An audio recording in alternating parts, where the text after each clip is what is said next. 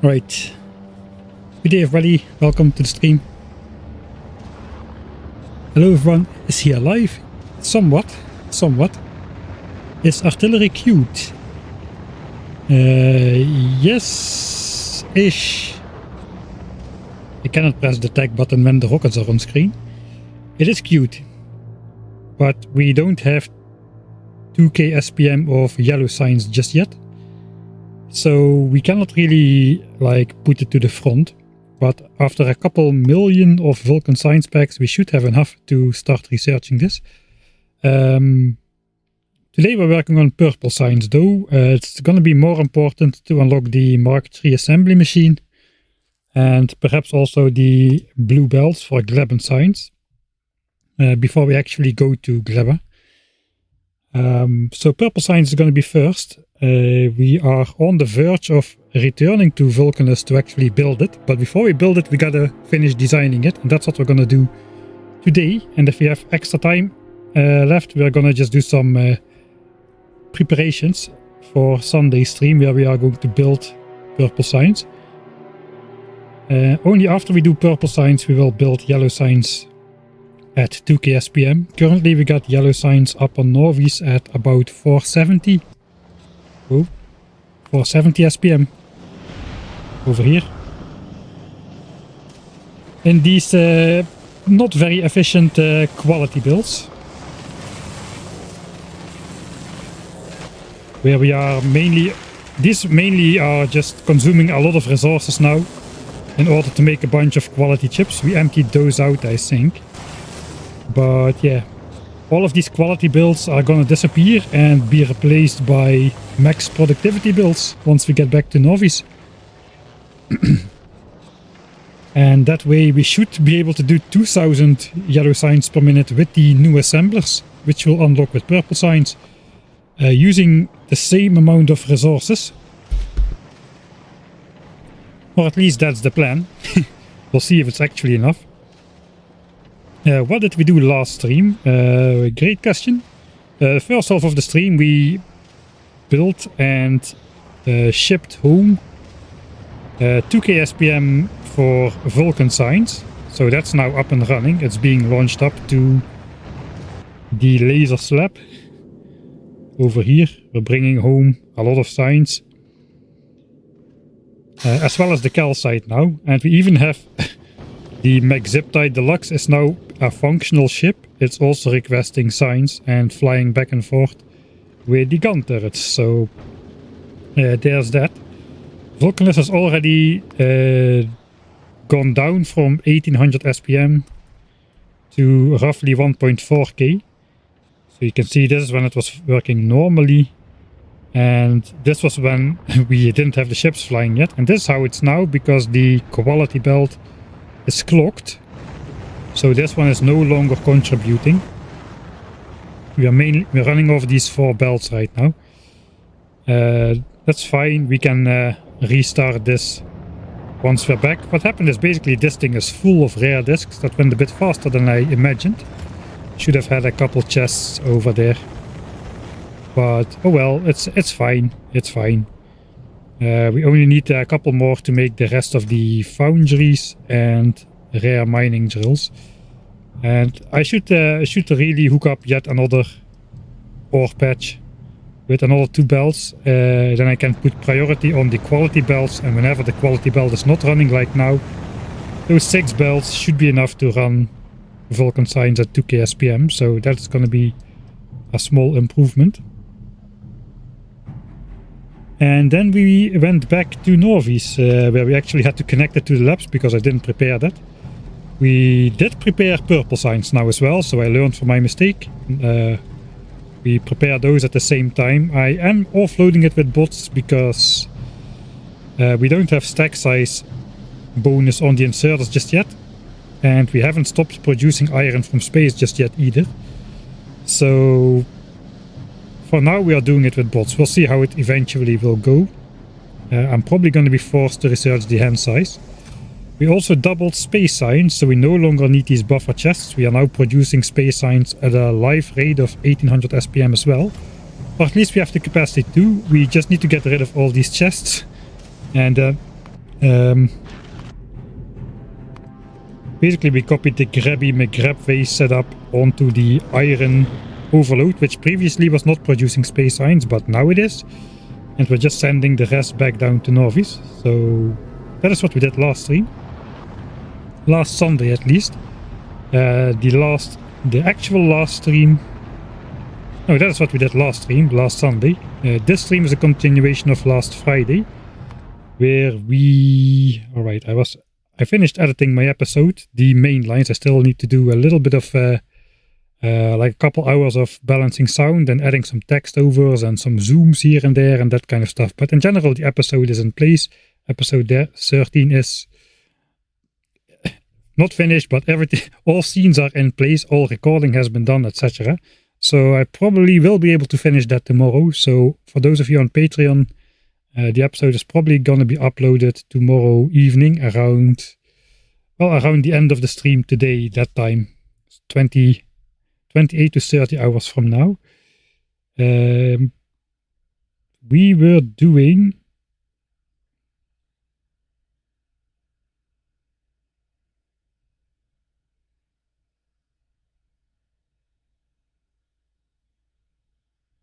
Oh no.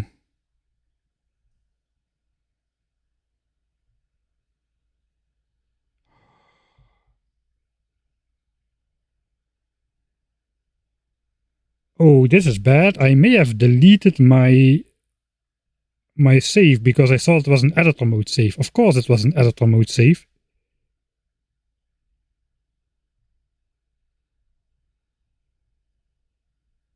No, it should be down here somewhere, right? Don't jump scare me.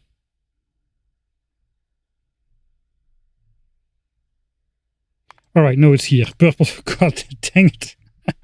I thought I just deleted my purple science save. I have the blueprints, or at least most of them, in the blueprint book, but yeah. This was where we are gonna continue from today. Is this gonna be a YouTube video? Yes, the series is being made at the moment. I'm just a little bit behind, just a little. We're gonna catch up. So yeah, this is our Vulcan. This is the same sign, the same planet in the pre-Sunday stream state, so the science packs are not really connected yet to any rocket stuff. We haven't been on Orvis yet. We have been designing purple signs though. This is the... Let's go over the designs we already have. We have a lot of stuff already. This is my lovely, wonderful design for purple signs and rails. As you can see, we need 4 bells of each stone, sticks and steel incoming to make the rails. Don't ask how this is all pulled off. We are pulling it off with inserters and feeding it some sort of direct insertion into the rail assemblers, which then put the rails in the science assemblers. And yes, we do need all these inserters to keep up, or at least actually no, we need less inserters now, at least for the rail output. I think the rail output can use only 4 inserters. Now we slowed it down a bit, but we do need all inserters for here. I think we're just going to keep it though, because it looks nice. We've got that twice, and this then should make the 1800 purple signs per minute with the help of some speed and efficiency beacons. Okay, so that was that's the hideous part. The next two parts look a bit easier. So that's rails completely. Rails is only basic resources. It's not rails completely. We didn't make the steel foundries. Everything that's basically molten iron. And we didn't really make that yet. Like I am making all the steel. Wait, I have a memory of a goldfish. We have a blueprint book somewhere. Right, it's here. Let me put that on the bar. We won't need that today. So we do have steel. Steel is about this big. It's actually, I put it somewhere, maybe over here, in a rotated fashion. That's all the steel we need for purple signs. It doesn't look so bad until you remember these are foundries and they are way faster than furnaces are. We also have iron sticks for rails. That is this setup over here. So rails is actually complete and stone is being made from some sort of cursed recipe thing. I'm currently using a constant combinator to randomly feed in the LDS recipe, and that gets rid of all the molten copper. We can do this with a belt with one piece of LDS circling on it, or perhaps twice. So we don't need to research circuit network to achieve this. This is basically making stone from calcite, and we're throwing away the copper. Just like you normally would throw away the stone, here we are throwing away the copper. We're basically just using calcite either to make iron, copper, or in this case stone. That is the resource we want from this. It also means none of these designs have productivity modules, because we want to generate as much stone byproduct as possible, which is kind of surprising. Was kind of a surprise to me that I thought I was going to use max productivity here as well. But then I'm just shooting myself in the foot, because that means I'll produce less stone as a byproduct, and I'll just need to throw away more copper to get the stone I need. More copper and iron. So we might as well just put efficiency modules in there and go for low power. So this is the furnace setup with the steel. We got the stone bricks over here. Unfortunately, those cannot be made in foundries, so we have to use the old-fashioned furnaces. There are productivity modules in here, since this requires actual stone. So we do want to make the most out of the stone, since that is our limiting resource here. So we got the steel, we got the bricks, we don't have the red chips just yet, and we also don't have the red chips and green chips for productivity modules yet. So the red chips and green chips and I guess copper cable is the last missing piece, and that's what we're gonna work on today. And then we just have to jigsaw puzzle it all together into a functioning setup that also looks a little bit nice, so we'll have to figure out how to fit it in with our existing design. So that's the plan. Thanks Stylish Hobo and Petole Musa for your subscriptions, thanks a bunch. Have you had issues on Norvi since you left? No, actually we haven't had any issues between, not before we came back, unless you count military science running out of bricks as an issue. But we have been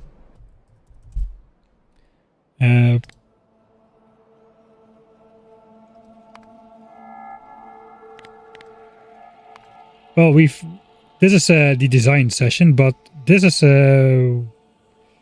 I should load the actual save. I need to save something, so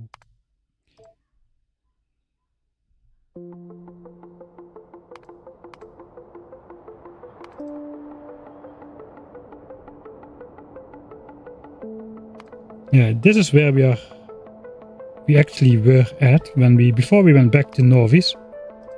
Here we arrived back on Norvis. So when we arrived back on Norvis, right here we come, there's the planet.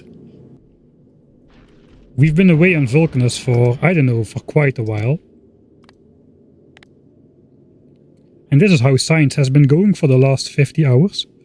Of which we spent at least like 20 to 30 hours on Vulcanus, so it went exceptionally well.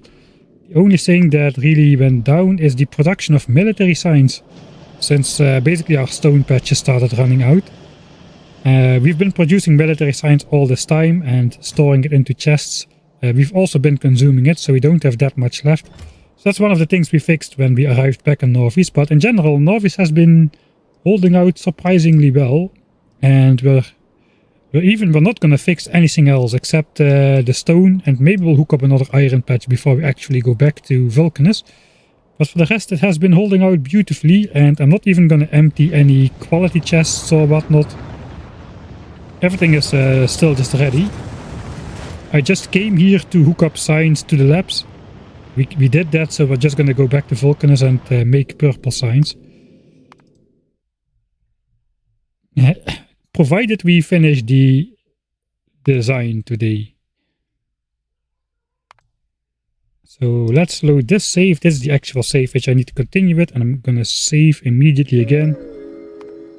So it's at the top of the list.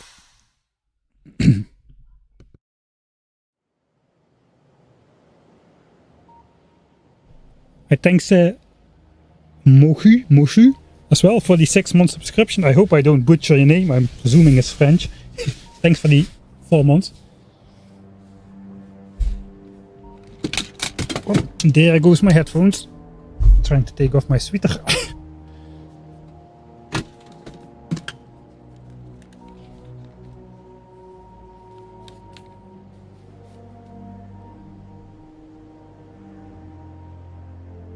Didn't you wish you were researching something other than lab speed 4? That is why we went back to Norvis, so we could connect Vulcan science to the labs, and now we're researching coal liquefaction in the playthrough.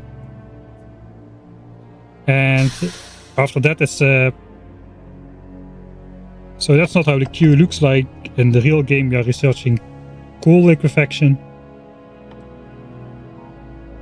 And we have a lot of technologies queued before artillery. Probably not cliff explosives, because we used the demolishers for that. Ah, Turkish. I don't know how to pronounce Turkish names. I know some Turkish, but a lot of the words are pronounced not as I would expect they would be pronounced with my Western stuff. So, merhaba et teşekkürler for subscribing. Thanks as well, Swifter Sonix, for the Prime subscription. Right, let's actually get started then. Right, I just gotta get back into the designer groove. All we have left to do is the red chip and green chips.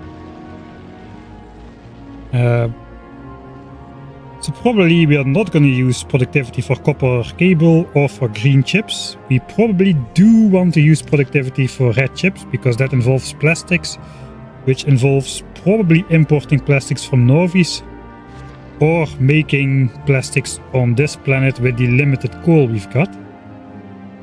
I mean, we don't really have limited coal, but coal is projected to...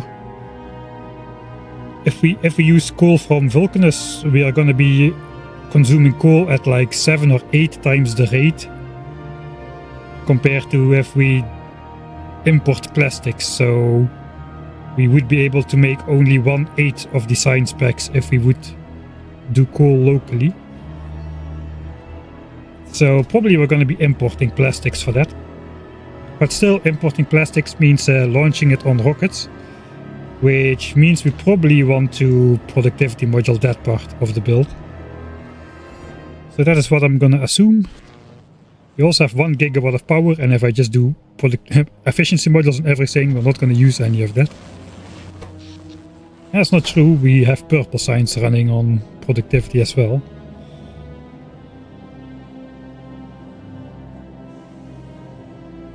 Space farming.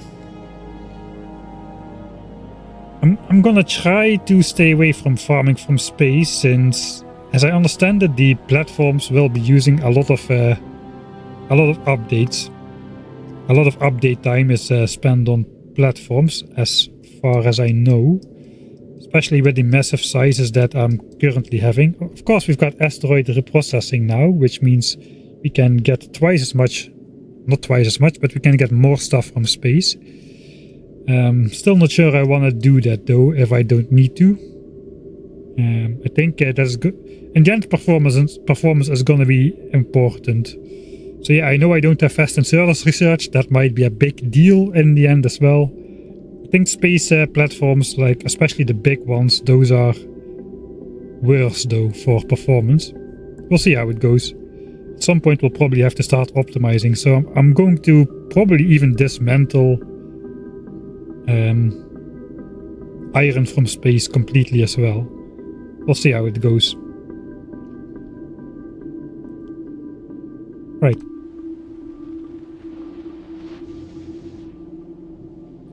I have my Excel ready, which is gonna tell me how much red chips I need to produce, and then we can start making a design with beacons and whatnot and see how this all turns out. I got a decent design for copper cable on Norvis. We can see, maybe we'll use that here as well. but perhaps we'll do direct insertion too. The one we have on Norvis is basically this thing. If it's uncommon quality, produces 15 copper cable a second. Or we can add one speed module. I think that works as well. I think it's time to throw away my inventory. I can get myself a new one. Alright, that's better. If I add one speed module, yeah, we have 15.8 from a regular foundry.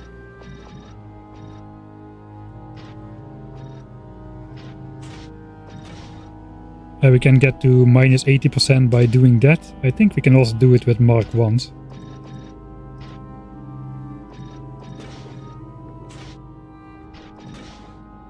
$76. So this is precisely minus 80%. That might be a good idea. And then we just have 8 outserters. Those can keep up with 15 items a second. And then just side load it onto I guess a yellow belt is enough for that. So that is one design we could use for copper cable. I'm not sure we're gonna do that. We'll see how it goes. If we thing is, only red chips needs to be beaconed to speed it back up, probably.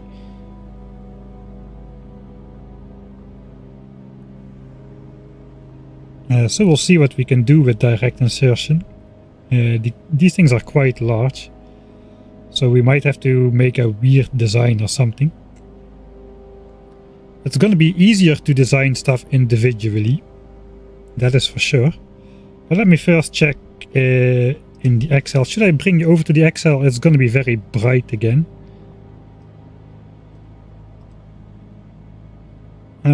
I guess I'll do it. If you're watching in a dark room, the screen is going to turn very white in a second or two. There we go. Ouch. Sorry about that. Alright, so here's my purple science calculation. We've got this, my Vulcanus plus purple build, everything all together, but we're now just interested in the purple science part. 1800 SPM, 1800 physical science packs turns into 2124 SPM on Norvis in the labs. This is the amount of rails we need. 15 yellow belts of rails, which is why we do direct insertion-ish for the rails for purple science. Electric furnaces is gonna be just under half a yellow belt, same with productivity modules, because of the 36% productivity bonus we've got going on.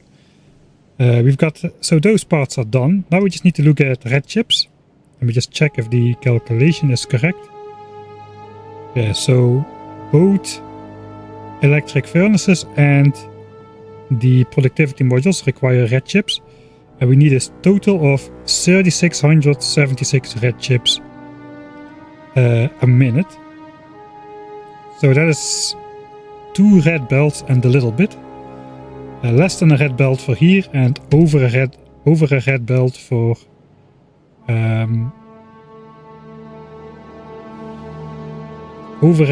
for electric furnaces. I think we can just produce all of them in one go and then just distribute them.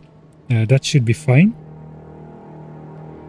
Then these red chips are gonna require 3700 green chips. It's only slightly more. We need 2 green chips per red chip.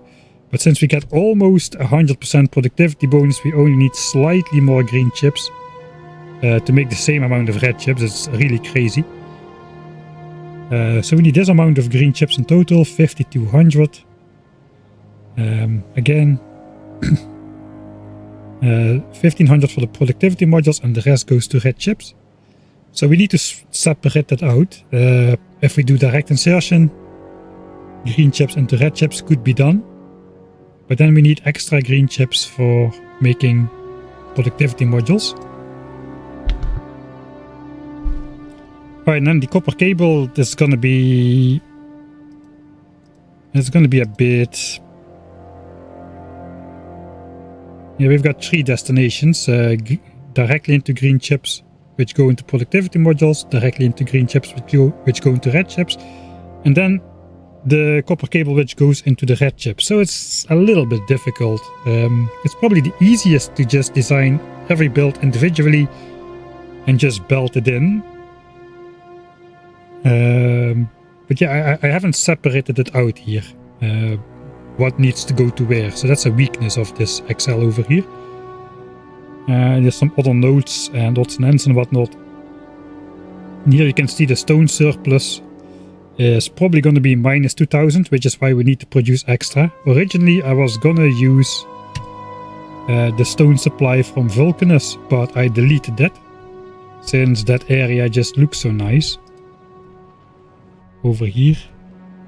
I just want to keep this now, and I want to keep the stone flowing on the belts being dumped into the lava. So we're gonna make new stone for that. Alright, I'm not gonna switch back to Excel anymore for the rest of the stream, so you can take off your sunglasses. But those are the numbers I'm gonna be referring to.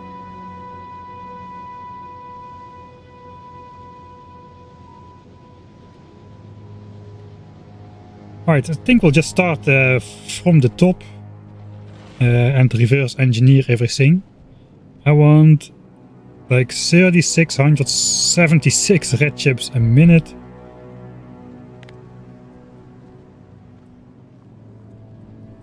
If we divide it to seconds, it's 61.3 a second. If we would use this setup, I don't know if we will, but that would be 4.3 a second from those things, which is probably too high. But that would mean we need 15 of these things.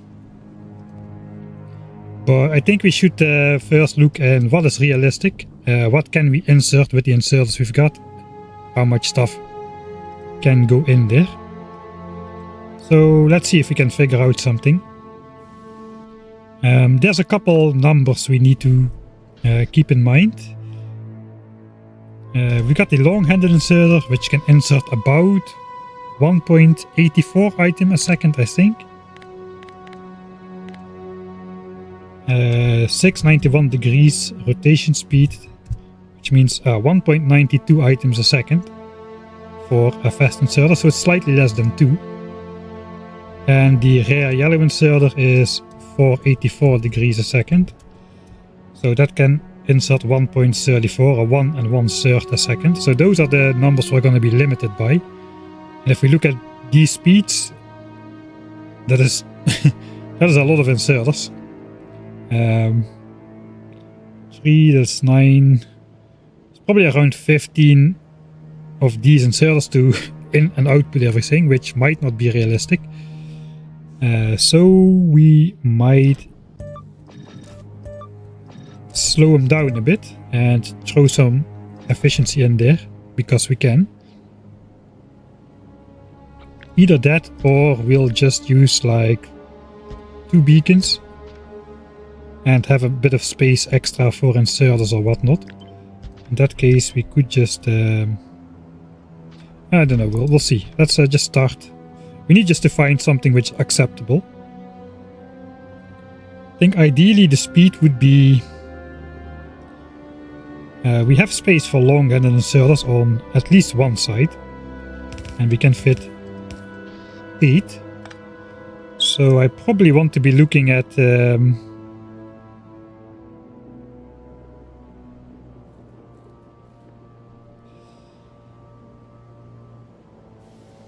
I don't know what I want to be looking at.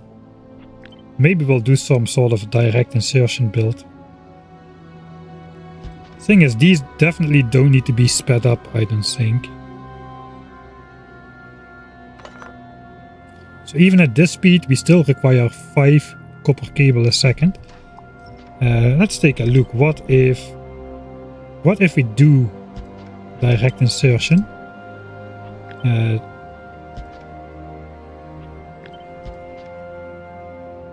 Technically, we can do 4.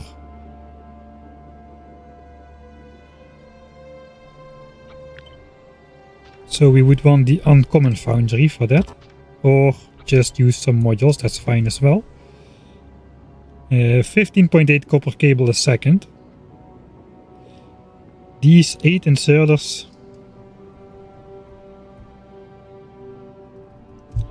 can do 15.3 items a second, so this is slightly faster than it needs to be. If we divide this by 2, it means the maximum speed of this guy needs to be 7.6 copper cable a second of insertion. Currently we're at 4.94, so maybe we can do 3 speed beacons. We're at 6.89. I don't need to use like the best quality. If I use uncommons, we're at 7.17. That's quite close to this number.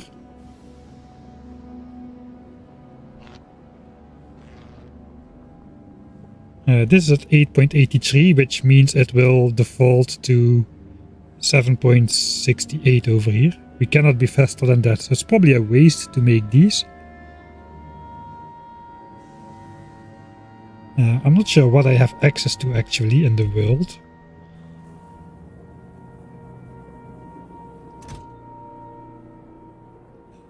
We got some uncommon ones in here. We still have some on the spaceship. Oh yeah, we've got loads of uncommons on the spaceship. We don't seem to be having that many rare ones at the moment. So maybe I should not design around rare machinery here. Or maybe I should design around rare machinery and later upgrade it. That might be the thing to do. Just like we're gonna upgrade the assemblers to the Mark III assemblers eventually. So yeah, let's do design around the best we've got available. Alright, 7.87, that's pretty close. I mean, the efficiency module doesn't really do that much at this point. Efficiency is kind of an all or nothing thing. If you are at plus 700% power usage, then lowering it to plus 640% isn't going to do all that much. It's 15 megawatts, now it's 17 megawatts, so yeah. Doesn't really have a point.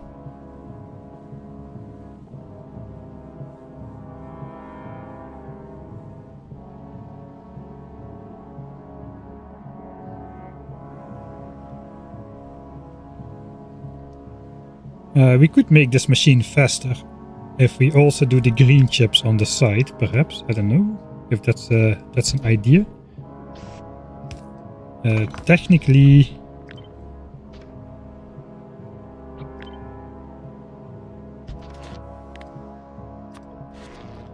we need half as many green chips as red chips, so this would be a viable option.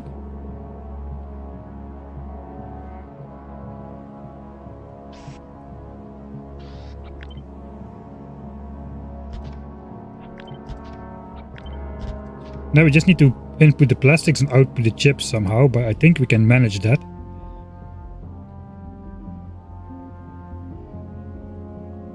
So I'm just going to pretend this has the 7.68 a second speed. That is what we're going to be counting with.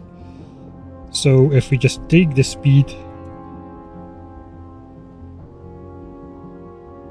and we take this 3676 red chips a minute, that means we need 8 machines. Oh, almost exactly 8 machines, so that is perfect. So we need to build something like this and copy it 4 times. That means it's probably okay to have this a bit suboptimal in terms of beacons. We can afford to waste some beacons. That's going to be fine. This thing now needs to be faster. Oh, it's going to be a bit hard to calculate if how fast it needs to be.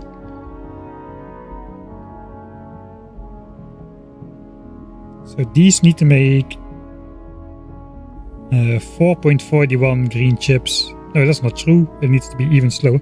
I think that we're just gonna do this experimentally because kind of seems like it's a bit too hard to calculate in game without spreadsheeting in the background. So because this is not running at 8.83, it's running at 7.68.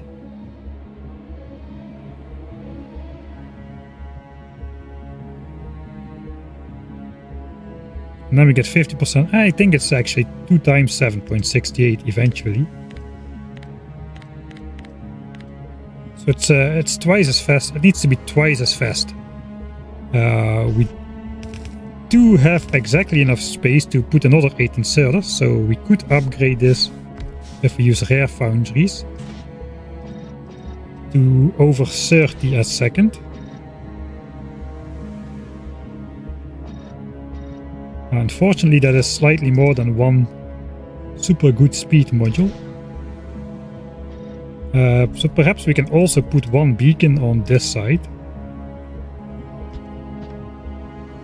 Now it's 54 a second, so that is way faster than it needs to be. 43, okay, we can go back to normal foundries if I just put one beacon there. 33 a second. And then we'll just put efficiency modules in there. The good ones as well. Now we just need a copper line like input, so that could work. Okay, so now I just want to test this with infinity chess because there's a little bit much mathematics going on in the background. Let's see what comes out of here. If we look at production, we are not producing any advanced circuits at the moment, so we will be able to see what this does in a vacuum. So yeah, let's just put some infinity chests on there for the other stuff.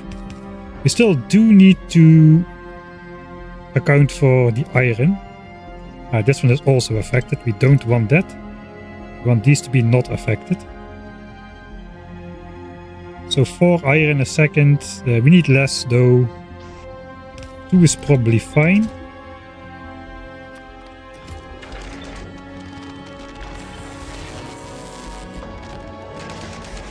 Alright, and then we'll just put an infinity pipe with molten copper on here.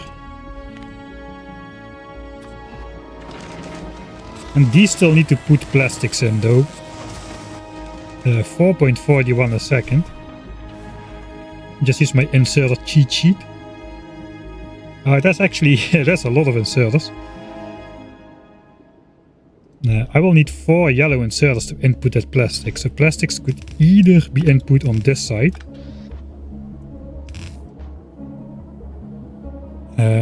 We need to output with, we need to output something like this as well. And that could then just, I don't know, meet up somewhere over here or whatever. We'll figure that out later, but that could be a thing. And then we just need to void whatever comes out of here.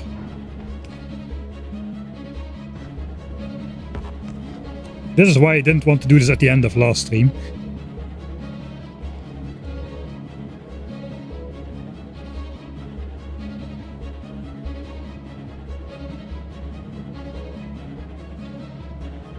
What have you done with the series? Aching for new episodes. It's a lot of work, man. It's a lot of work to make. And the new one is coming out next Friday. You could always join on Patreon, of course. I'm gonna upload tomorrow. I'm usually 1 week ahead on Patreon. I try to be, to not lose my mind.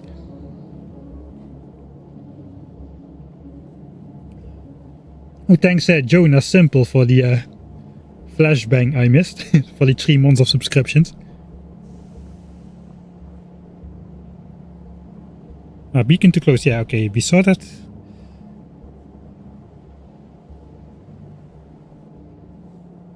I think this is gonna be fine.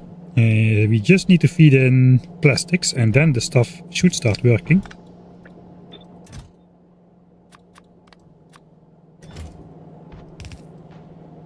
So here we go.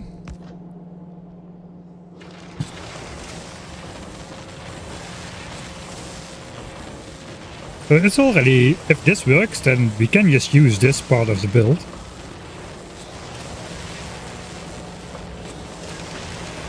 Question is, I think we are inserter limited here. Everything is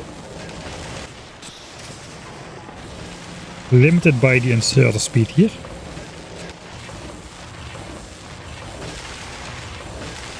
So this machine should be slightly faster than the inserters can keep up with.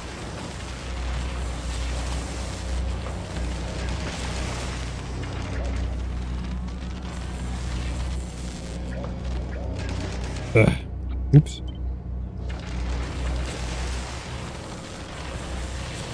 I just wanted to showcase that if at any point copper stacks up in here, it's gonna disappear. Okay, guess I won't be showcasing that.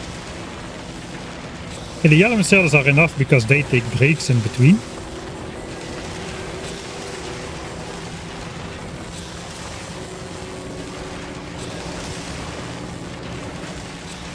We do need all of these, right? I think now it's gonna stack up in here. These 3 inserters cannot keep up. Or can they?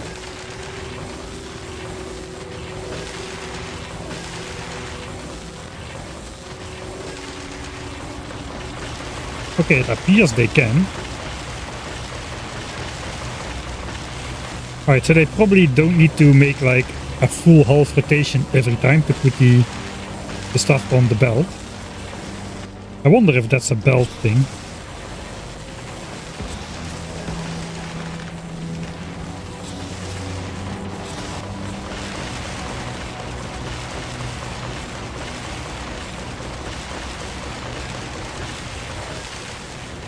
I don't know why that's the case though.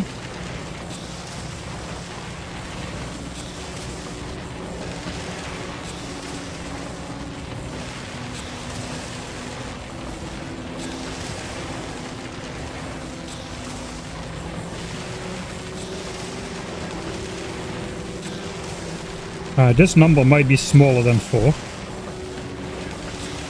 Alright, it is smaller than 4, so that explains why those are keeping up, I suppose.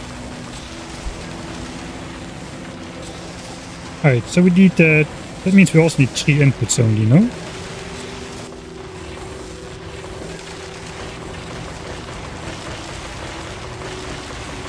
Yeah, that doesn't really change much though.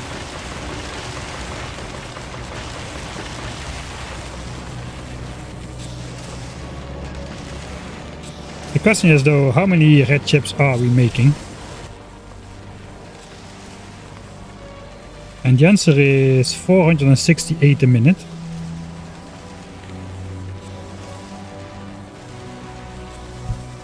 .8 per second. Alright. So if I now grab that number again, the amount we need, 3676 divided by 60 divided by 7.8. Okay, so if I make 8 assemblers and feed them, I should be slightly overproducing red chips. I always like to slightly overproduce. That's not true, but in these kind of productivity situations, it's always useful to slightly overproduce because of the irregular productivity bonus triggers. This is for purple science, yes.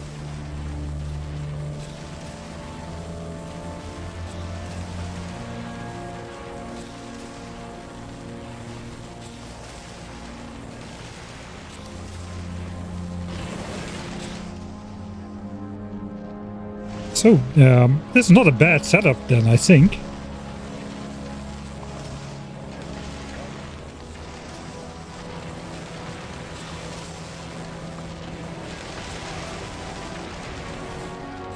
Alright, so let's stop this.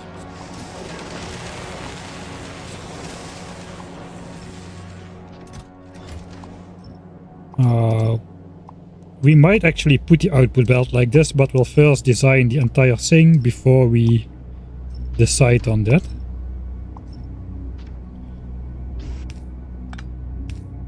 Let's put that in the corners then. Okay, 3 inserters of this, fine.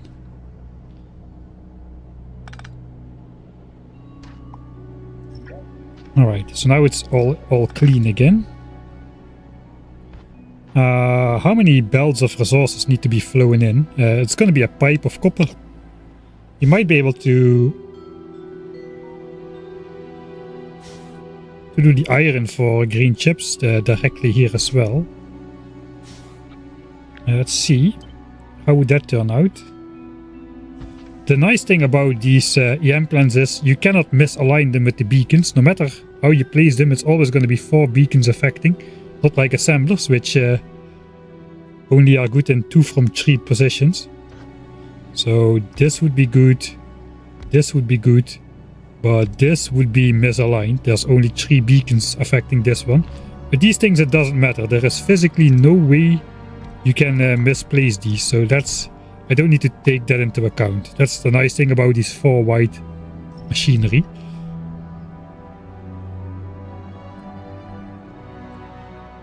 Alright, so I do need to worry about the amount of plastics that needs to come in. And maybe about a belt of iron as well. We'll see. I'm gonna check the numbers real quick.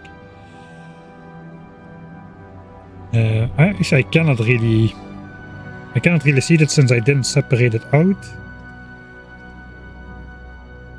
But I could just pretend. Yeah, no, you know what? It's probably just easier to actually just do this. Alright, that is too slow. So it looks like we do want this to be affected by a beacon. So what do we need?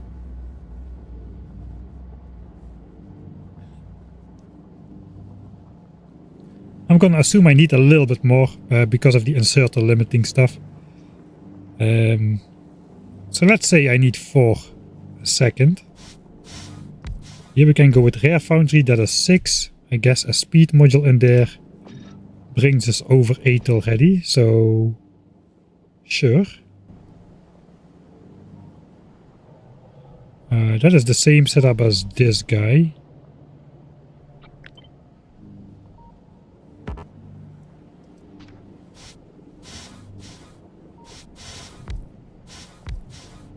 So that's it. That's 8.88.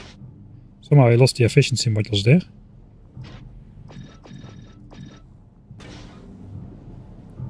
This is minus 80% again. Okay, this is too much.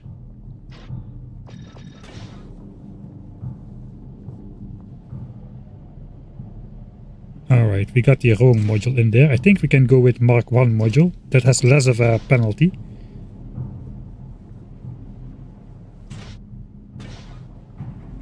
$7.91. I think that's gonna be good enough.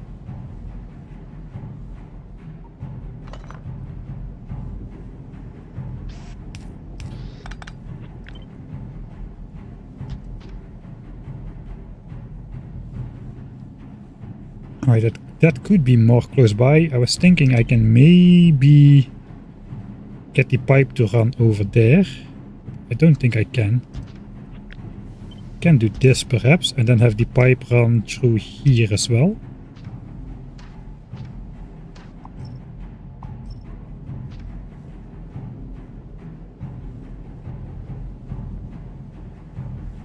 Alright, if this is not fast enough, I can speed it up with better modules. That's not a problem.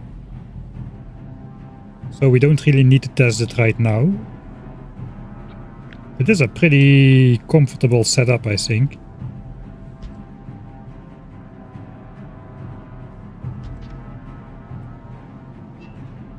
We do need to stretch this out a little.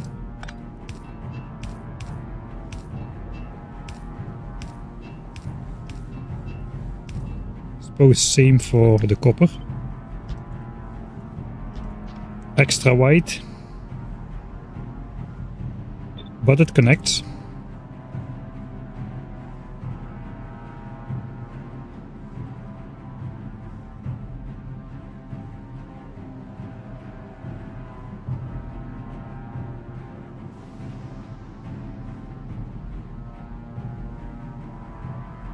I don't want the beacons closer because I don't want this to be affected. The green chip machinery, they don't need to be faster.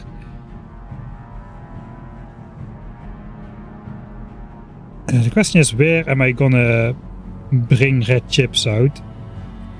Don't really have space to bring it through the build anymore. It could go out here. That would be acceptable, I guess. I kind of like having it come out on this side though. It was looking not too bad. We can actually do that.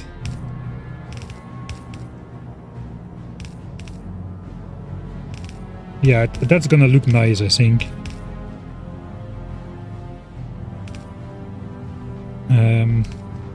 So now I don't need to worry about how much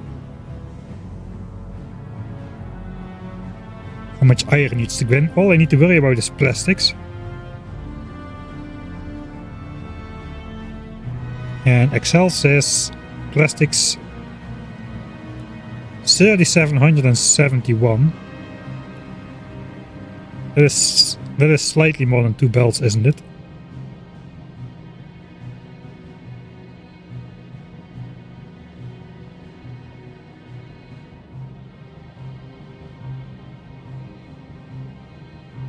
Oh wait, the 7.6 a minute was 2 of these assemblers, so each of them was doing only 3.8. Right, then I see where it goes wrong. I need to copy this entire setup 4 times, so we need 16 red chip assemblers in total, not 8. It's slightly annoying because we need slightly more than 2 input belts of plastic. So I guess we want to save that space for plastics, which comes in here, and then that later can join. Like we can have 4 belts of plastic incoming and separate it out over 4 equal parts. Right, so we are not doing this, no belting. This is just molten iron and copper. We need to copy that a little bit more. And in terms of red chips, what is going to come out? It's going to be also slightly more than 2 belts. So I suppose we'll also have to collect this into like 4 parts and then do some splitting on it.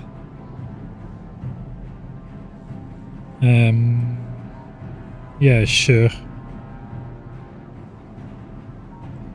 I'm not entirely sure yet how that's gonna go. I do like this wavy pattern though. So that's probably what we're gonna do, at least up until this point. We do still need some power lines in here.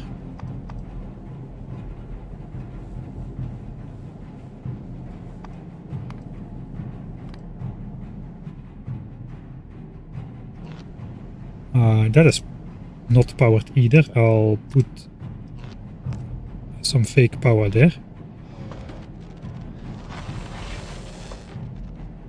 Alright.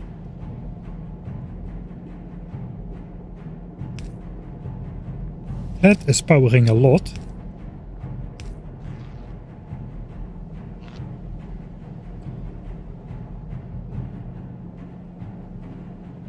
I guess it could just be a grid. That would work. A little boring, but sure. That powers everything except these, but those of course are going to be powered by the next ones. Because these don't exist right now. Oh, the beacons are not powered, so that is an issue. Which means we probably can do something like this.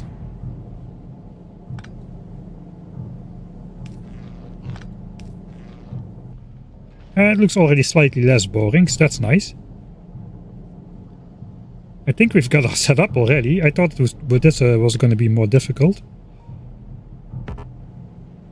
Right, we cannot copy paste the beacons because those are arbitrary.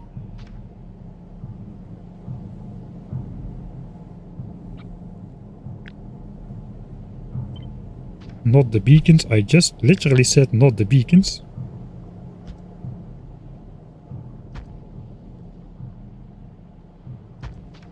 Right.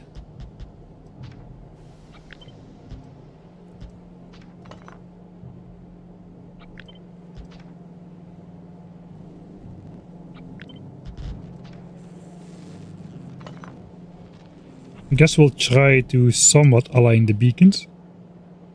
Can put one in the middle here. That should be symmetric then. Yeah, I think that's it. And then we don't need this part.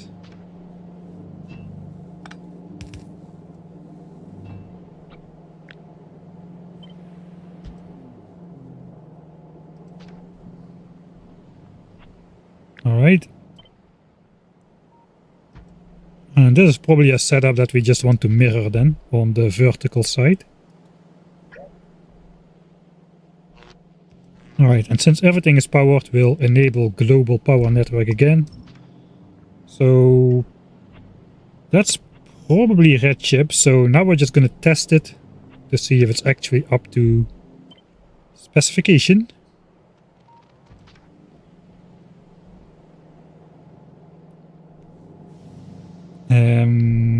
I still need to do this.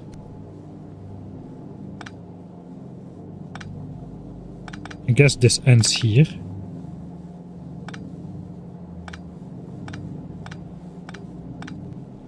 That's the second plastics belt.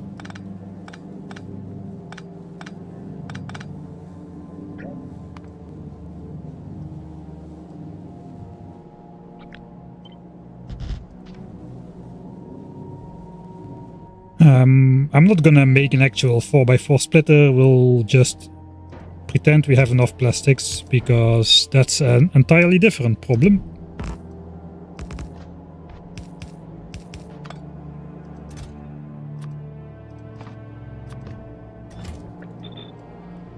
Alright. And the rest is just copper and iron.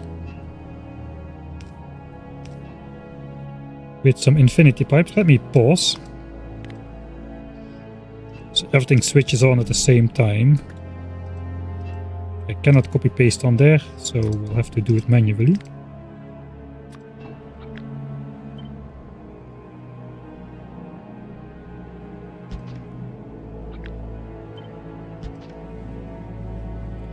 I did not collect the red chips yet.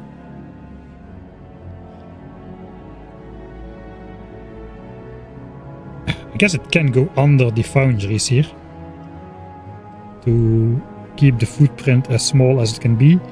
We'll collect 4 belts on one belt.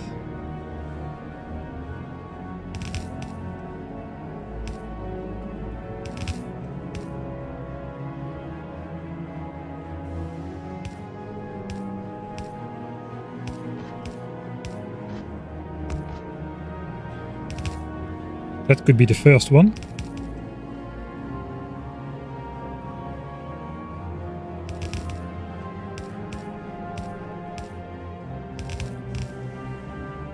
This one needs to go the other way.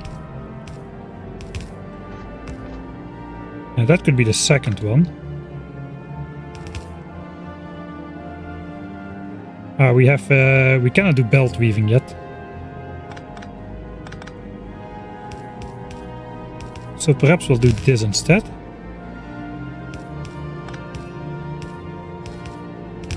Then we have pre-balanced those as well.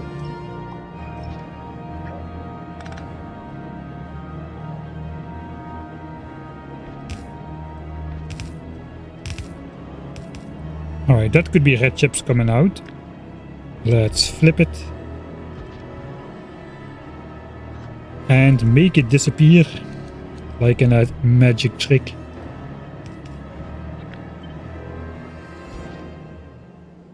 Alright.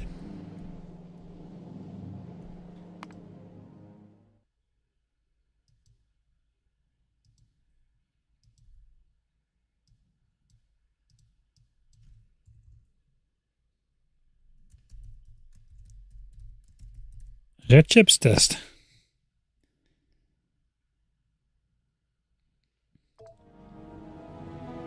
Can't the top row of beacons? No, they cannot, because they're already at max distance.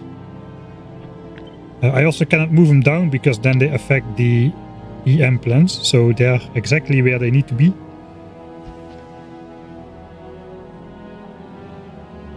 Right. Here we go.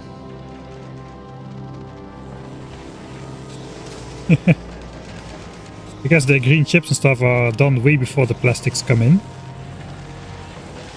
So the magic number we're going to be looking for, and it looks like I missed something. Okay, we'll reset it.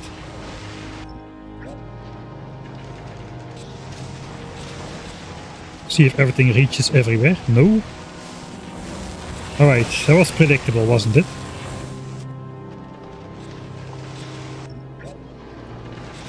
First we'll look if everything reaches everywhere, and then we'll start looking at if we are producing what we need to. Alright.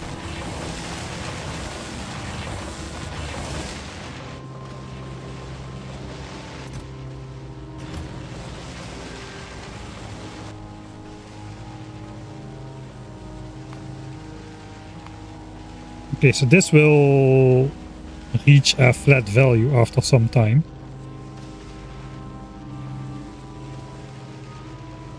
Wait, it's this side, the production side.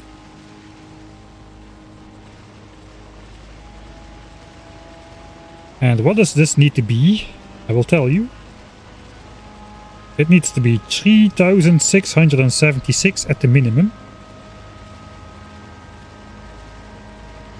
And we are at 3740, so we are about 70 red chips a minute above what we need, which is good. Slight overproduction. And then everything will just back up, and then one of these red chip assemblers is gonna be active only some of the time to match consumption. So I think we're done with the red chip setup. That's a sweet looking red chip setup, man. I didn't think it was gonna be so nice. I'm glad we went for the direct insertion. That is kind of the way to go, right? With the fluid, I'm still getting used to it, but with iron and copper now being a fluid, direct insertion is kinda very powerful. It does become a lot easier when you don't need to max productivity module everything, that's for sure.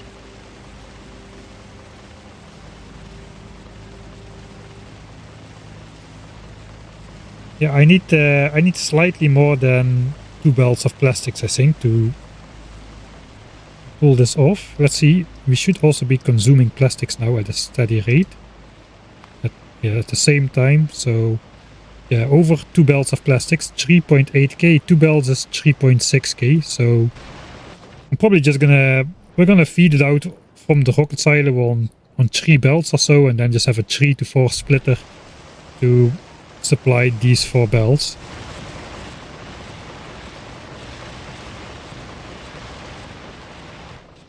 I didn't think about that, but we need to extract that plastics from the landing pad. We can do it either with inserters or with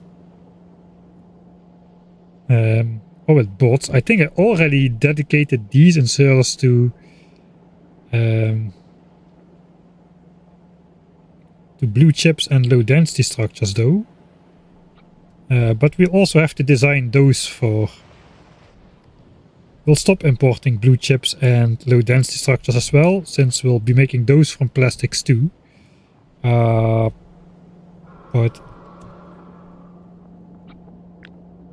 that's only 1 yellow belt. This is 1 red belt of plastics extracted. That is 2 red belts of plastics extracted.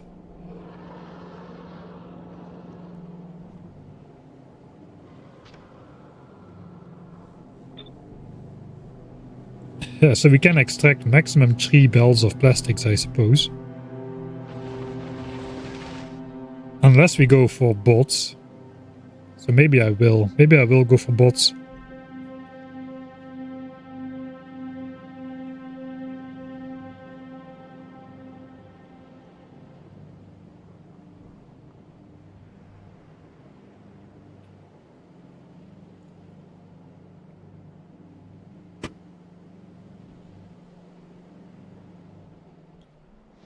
Yeah, in terms of mega basing, you normally don't want yellow inserters or long-handed inserters. You want as few inserter swings as possible, and you want those inserter swings to be as fast as possible.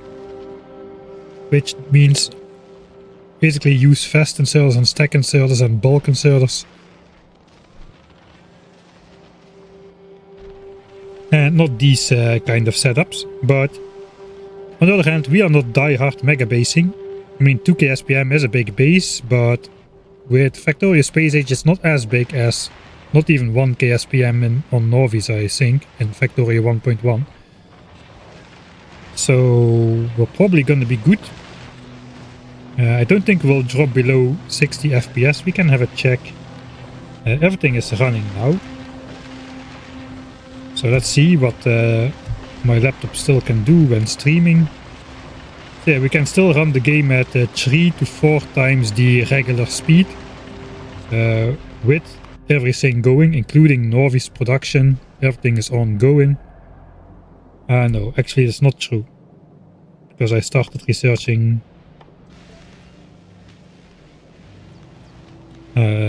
something else. But still, yellow science has been ongoing and military science. So yeah, even at this point, we can still run the game at least 3 times the regular speed. Which means I can build a base 3 times the current size, which we have going. And I still should be running at 60 UPS. So that means everything is probably gonna fit at 2k SPM. Everything is probably gonna fit within that 60 UPS limit. I know a lot of people are obsessed with UPS, and if you are mega basing, you should be. UPS is important at that stage, but it's only important for mega basing, really. The rule is really, if you have 60 UPS, then it doesn't matter what you do. If you have 60 UPS, you're good. The game runs at normal speed, no matter if it's as optimized as possible for UPS or not. If you have 60 UPS, you're good. The game runs at normal speed, so you can get away with this kind of craziness. The thing is though, if I were to transpose into a mega base, then of course this is gonna bite me in the behind, and I'll have to update everything. I will have to do that anyway though. There is no point in going for UPS optimization at this stage of the game, not just yet. We need legendary stuff for that to begin with, so everything needs to be redesigned anyway. Hey Ops.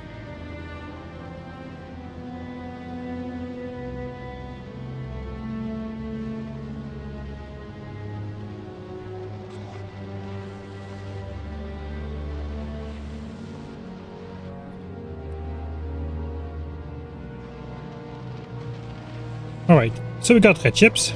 That's what we did so far. With direct insertion. That means we still need green chips for productivity modules, but that should be relatively easy compared to what we've got going on here. We might just be able to just do this.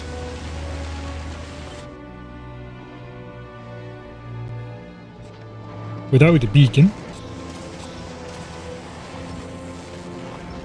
Because we no longer need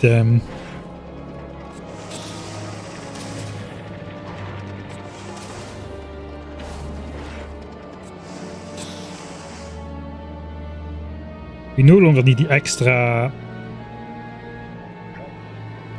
speed, because we don't input copper cable and red chips here. And in fact, this is the exact ratio apparently. 12 copper cable, 12 copper cable.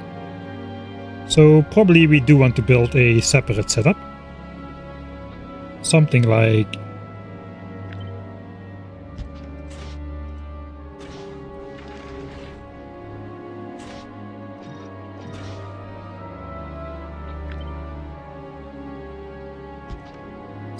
this.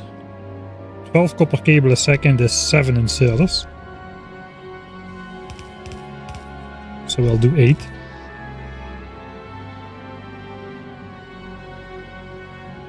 Wait.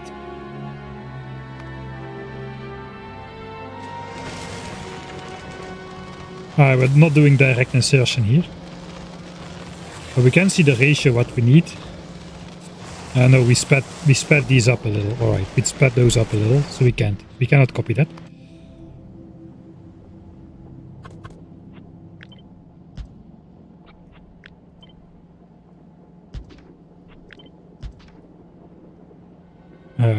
We can still speed these up a bit.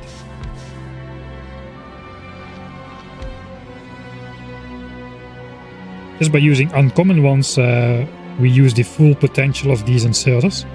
How many green chips do I need anyway? I only need more green chips for productivity modules, so the number in the Excel says 1471, which means 24.5 a second. This potentially does 7.8, which means pi assemblers almost. Yes, it's actually too fast. So what if it was not... what if it was just boring old regular quality? Then we would be doing 6 a second. Then we would need slightly over 4. Alright. Okay, that's not nice. So we'll do the uncommon variant. And there is our overproduction integrated in the system already. That means we need to input... We need to output...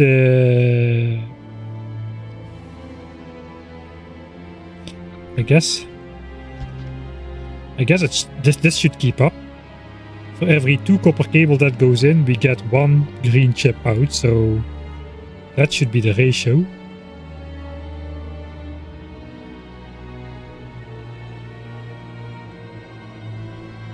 And 4 regular inserters should be able to do the iron. Which means we probably want to switch that over. Have the iron on the other side. 5.2, so we gotta use the 1 speed module configuration again.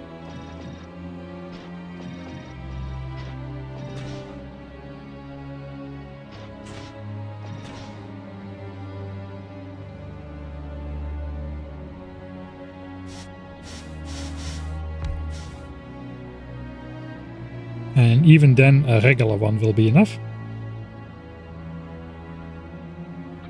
Alright, so we probably want to mirror that. Could also mirror it the other way instead. Then we can... I don't know. It doesn't really matter. I think we're gonna do it like this. It looks the nicest. Let's move somewhere.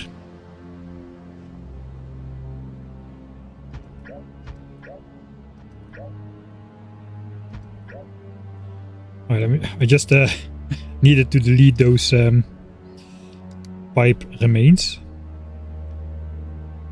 Then we just need to output... Oh yeah, we need to output 7.8 a second, huh? Forgot about that. So we need a little bit of space for that.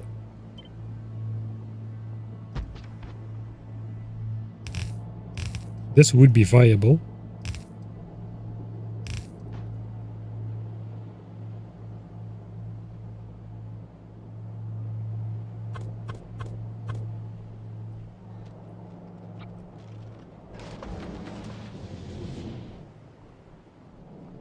Here's my...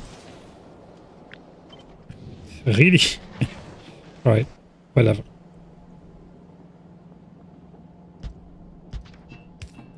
I wanted to copy this part.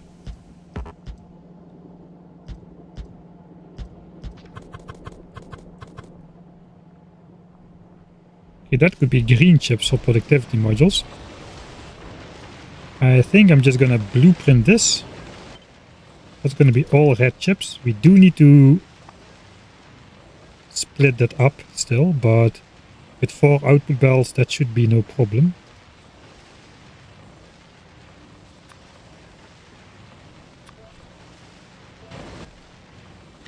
Put it in there.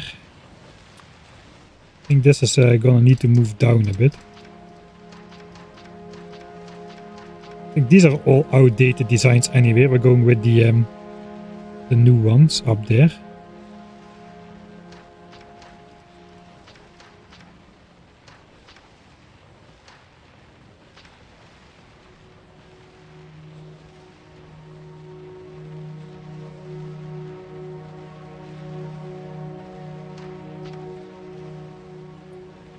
Alright, so what do we got? The silo area, that's already built. purple signs area, furnace area, bricks for furnaces. We are relying on the blue belts for that part. Productivity modules, alternate productivity module design, which I decided against. The sticks and the steel for rails and furnaces, an alternative, which I decided against. Right, we got the no circuit network way of setting a recipe instead of this. And now we just added red chips, and I suppose we're about to add green chips. As soon as we test this one as well.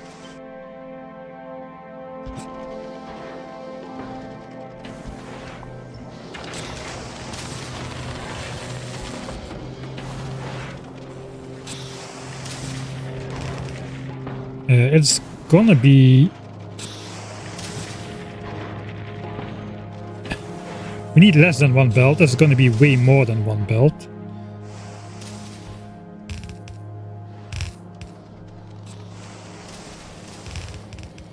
Oh, we can do something like this, perhaps.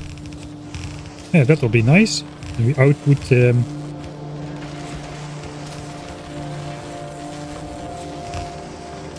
on both sides of the belts here. That could be the belt for productivity modules. I think I'm gonna approve that. That's gonna be green chips. Okay, that was easy. I thought it would be way harder. Red chips, green chips, copper cable is integrated. Are we done then?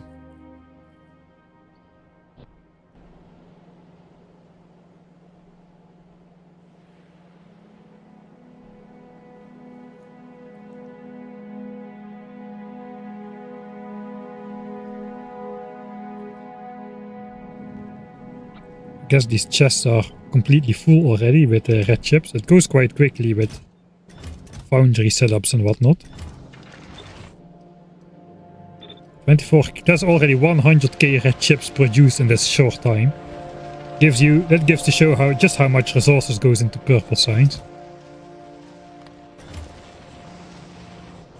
Alright, so now these infinity chests are no longer infinity chests, but we're actually producing them. And we just need to hook up all the stuff. And somehow connect it together in a series of blueprints, which I then can build on Sunday. The bingo thing should be pinned in the pinned comment as well.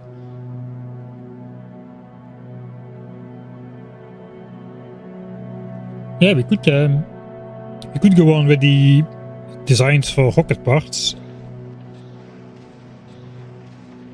Because currently we are importing those. It might be good to make those as well before we actually puzzle purple signs together, just to see where everything goes in the world.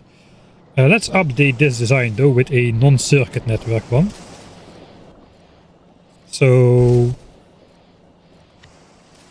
just to reiterate, this is for making the missing stone for purple signs. It should be fast enough. As long as it can produce continuously. Which it can, and we're just getting rid of the copper by putting it in here and then resetting the recipe. We do need these pumps to do that kind of thing. We just need to set the recipe in a different way. Instead of doing it with this thing, we should use the belt thing.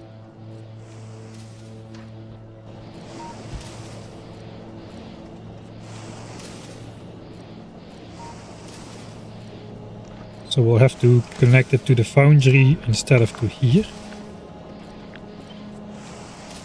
The DJ plates, we can actually make 4 of them. So this is set to read the belt on pulse mode. So every time LDS enters this belt, we'll send the low density recipe for 1 tick to the assembler. And then it will set the recipe for 1 tick. It will collect a bit of copper and then void it. I'm not sure how many actually we will be needing. So let's let this tank fill up with copper. I now deleted the circuit network stuff, so it's gonna fill up and then this is just gonna back up. Okay, now we are backed up with copper. It's not getting reset. So let's just see how many of these we need. We'll put it on the inside of the belt.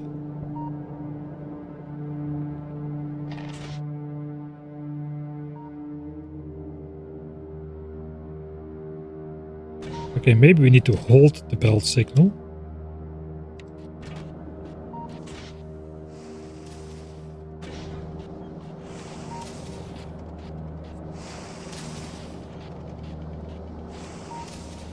I think this is going to be a little bit sensitive to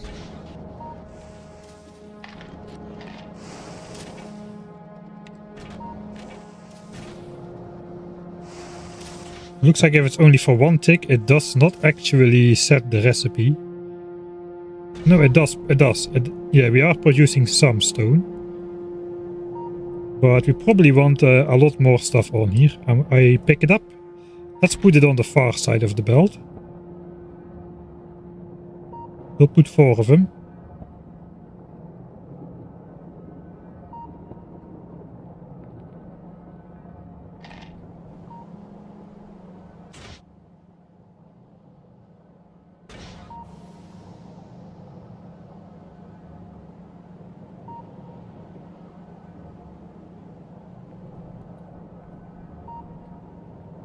What I think is happening now is the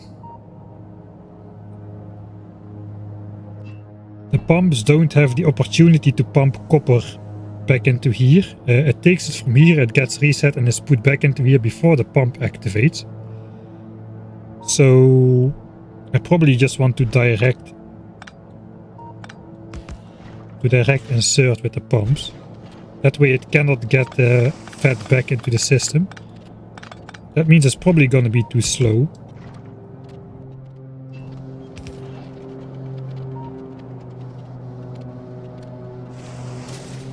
Okay, we are producing again, but I think this is not up to speed. We could try to pulse it way more often now. Let's put a couple ones on the inside of the belts as well.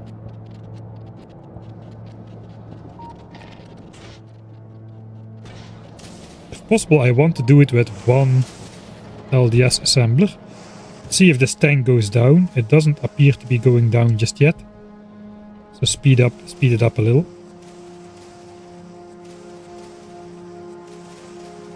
Alright, so far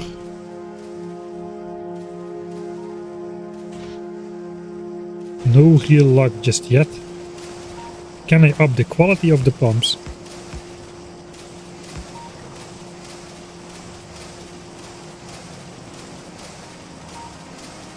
It does seem to help for some reason.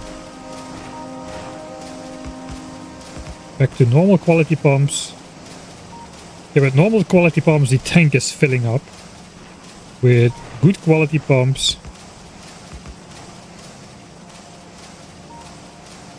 the tank is getting drawn empty. Ever so slightly, but it's working. I think if I put too many LDSs on here, then we are going to be shooting ourselves in the foot, because the recipe is going to be on for more than half the time. Could try putting a couple more on there just to see what happens, and then just downgrade again to normal quality pump.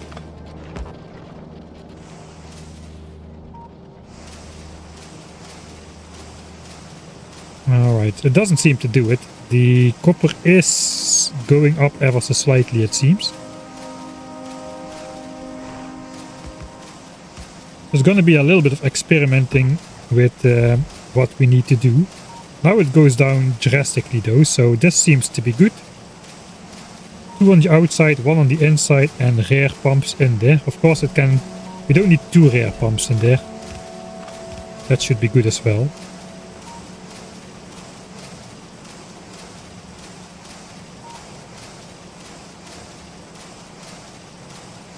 Or is it?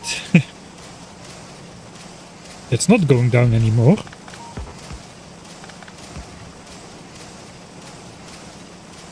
Okay, apparently this is working better. I'm not exactly sure. I'm not really mastering the new fluid mechanics just yet. But it looks like this works better. It's like 2 one-way valves in serial, so maybe that makes it easier for this pump to fill up again. And that seems to work. With one it works as well. The tank just stays a bit fuller, around 5k. Guess it makes sense. It's not really going up. It just stays around 5k. How more fluid there is in there, how much more these pumps can pump. So if the pipes are only 20% full, less fluid per second or per tick goes into these pumps, which means we are pumping less fluid in here per tick as well, I think. I think that's what's going on. But this looks stable as well, so we should be good here. So we can update this one as well. Man, it is really going quickly today. Fresh mind. I guess we'll update this blueprint.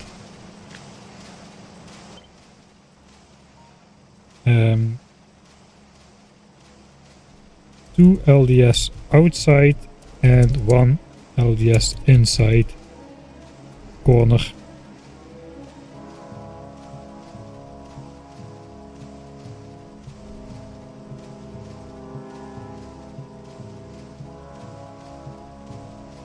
Each DJ disc.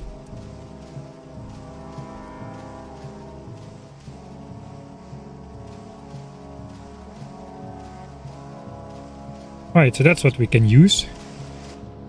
It's a little bit cheesy, but on the other hand, it would take like 25 to 30 copper plate assemblers to, and then just toss the copper plate in the lava to achieve the same thing. I think this is a funny enough setup that I'm gonna use it. It is in the game, so why not?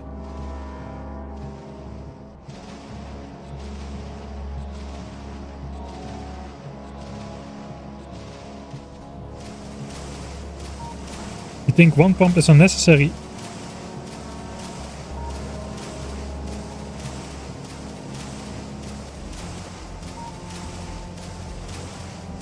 Apparently so.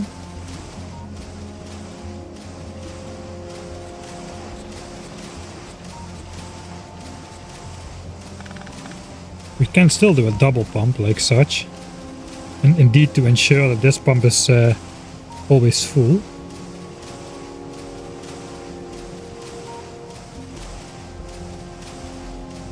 Let's do the double pump thing.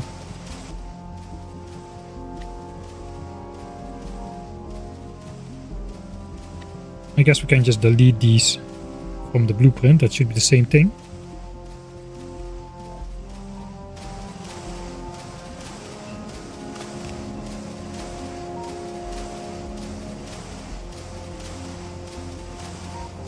Alright, we don't need to build it in that configuration. Orange sign spec, let's use 2 inputs. Alright, orange sign spec might actually be a better recipe. Let's slow down. So LDS. LDS uses 250 molten copper, but the sign spec actually uses more, I think. We can do the same trick with the iron, I suppose, then indeed. I forgot about the orange sign spec. I know, the molten iron is for these things. This uses 200 molten copper. Actually, that should be worse. LDS should be better then. Because more copper will go into this machine. If we get a signal for multiple ticks in a row, this will max out at a higher value than with orange signs, I think.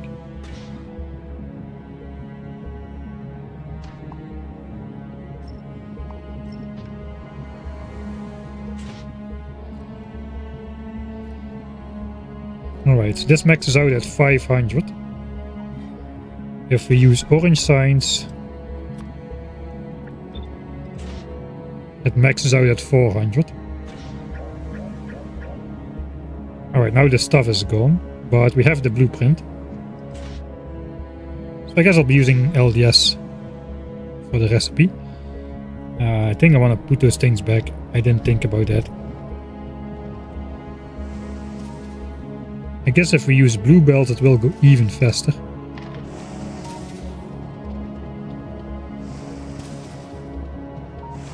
There's a little bit of randomness to it, of course. And I might accidentally synchronize a couple of the ticks, but it's looking alright. This is very flickery. Okay, tank is going down. Yeah, now it's sticking at around 6k. So it's probably slightly less optimal than we had before. That's fine though. That is okay then. Right, let's go through it once more to see if we didn't miss anything. So purple signs is getting rails. And rails is getting these resources. We've got something for steel. We're not having lava from... We still need to make the molten iron and molten copper, but in general the steel setup is built and that needs molten iron. The iron stick setup is built and that needs molten iron as well. Stone bricks are gonna come from the lava stuff. I have it over here. That's the bricks. Oh, the bricks are for furnaces. The stone is gonna come from lava as well. So we got the bricks for furnaces. We got the steel. We just made the red chips. The red chips have the green chips. The plastics are coming in from the rocket silo. So we got everything for here. We just made green chips as well. So we got everything for here. I think we have everything then except for this process where we actually will be using the molten copper. I guess we want to design that as well. Because that is going to be location dependent, as we want that to be close to lava, presumably. Oh yeah, this is the science thing working actually. I forgot I had that one. That's going to be a nice break screen eventually.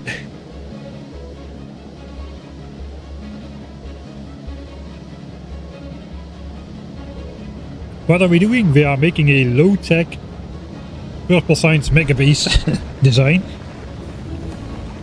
And we do not have circuit network. That's fake news. We don't have it. We also don't have fast inserters or any hand size upgrades to our inserters. So things are looking quite funny compared to what you are used to probably. Right, so I reserved quite a bit of space, but all the builds fit in here, so that is nice, I would say. I guess we'll check out how much molten copper and molten iron we need, and I probably want to overfeed that a little or a lot, because everything else is slightly overproducing as well. Until it backs up. Right, for the molten iron figure, that's going to be a bit tougher. Such a big difference between iron and copper. I've got 270k molten iron. So let me hear your guesses in chat for how much molten copper we will need for Purple Science. With 270k being molten iron.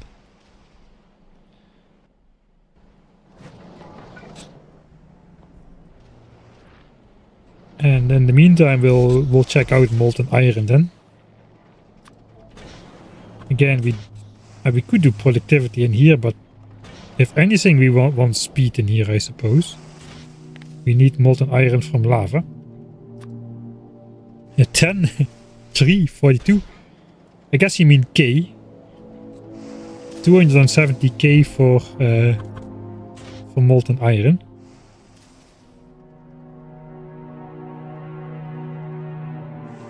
I mean, 3 to 270, that's a bit too much of a ratio, I think. It appears to be around 30k. So about 9 times as much iron as copper. It kinda checks out, I suppose. Can I see raw somewhere? I don't think they do that any with the circuits are considered raw. Actually 42 was the closest answer, that is correct. Oh, thanks Links SL for the 100 bits accompanying your message, by the way. I kinda tend to miss that whenever somebody grabs my attention like that.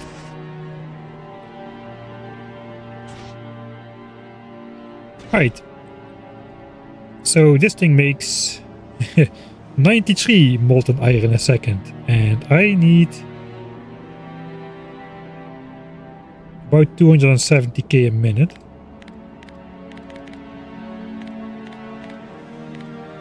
$4,500 a second. That's like 50 of these machines. Holy moly.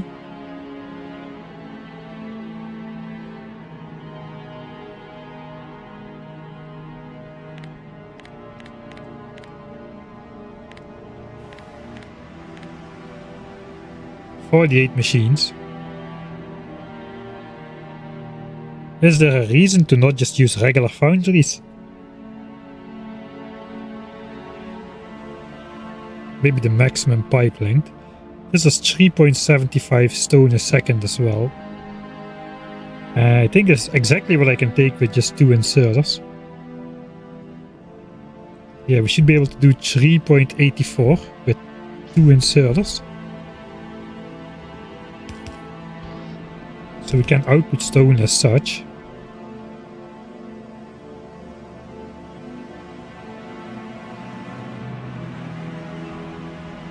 And have iron flow out like that. If we keep the iron compact, then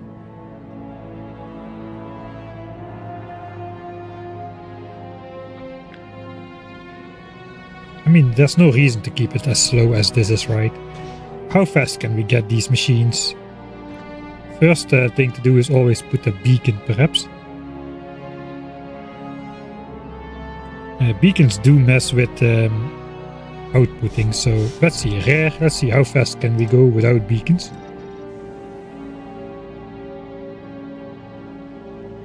$17.5 stone a second.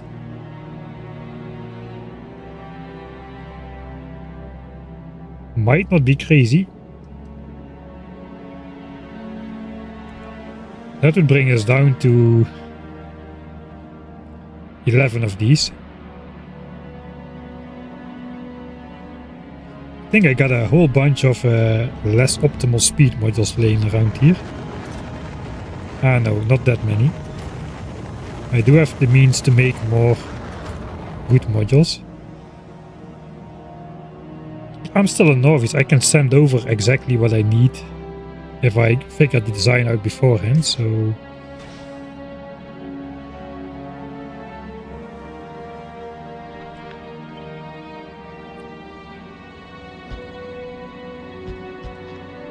Again, this is 15 a second, the 8 inserter thing.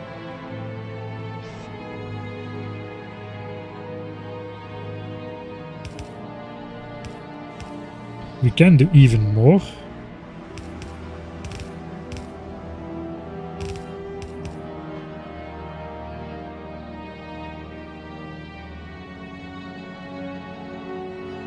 Right, so let's say this is the maximum feasible, I suppose, with some belt routing in there.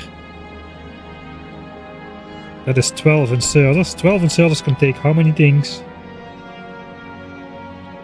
23 a second, so we could still go faster.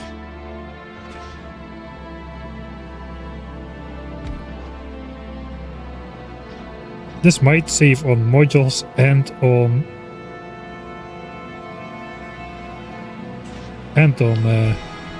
assemblers. 28.4 though, that would require 14 inserters. Technically it's possible, although it does create like a belt imbalance if we do that. Or does it? No, we can simply add one more belt to the mix, like completely separate from the rest. And then we have 7 separate belts of stone flowing out. I guess this is gonna have another beacon. Unless we do this.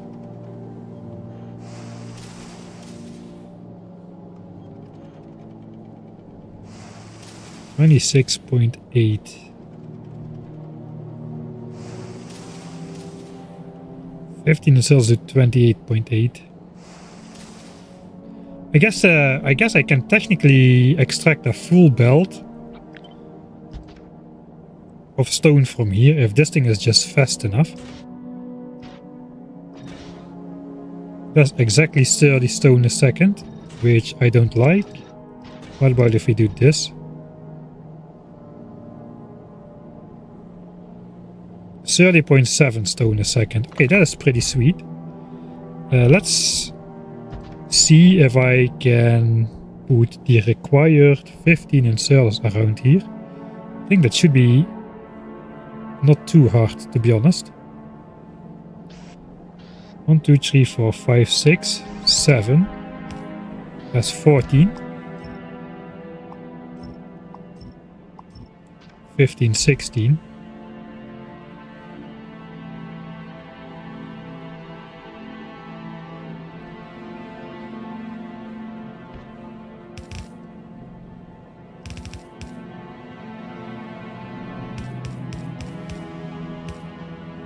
And it's all gonna be on one side of the belt.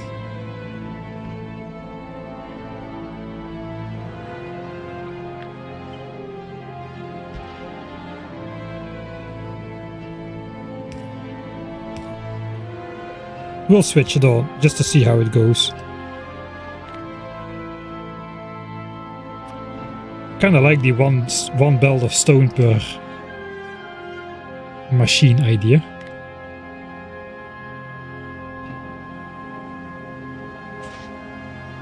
Alright, and calcite. Oh, calcite.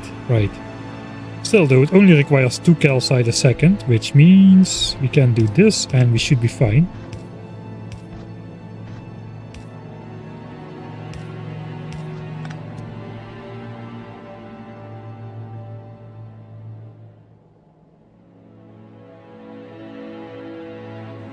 Come on. I'm out of infinity chests, I think.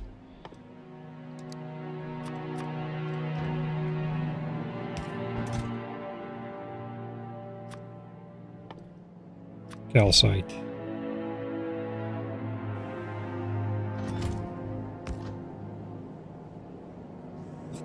I mean, it uses... it only uses 16 megawatts. It's not that bad.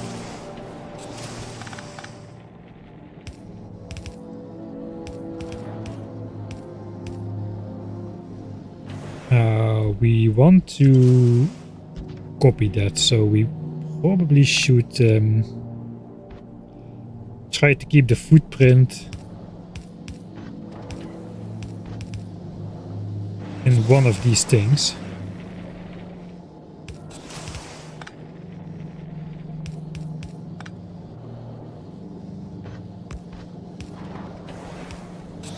Okay, so that could be a full belt of stone coming out individually.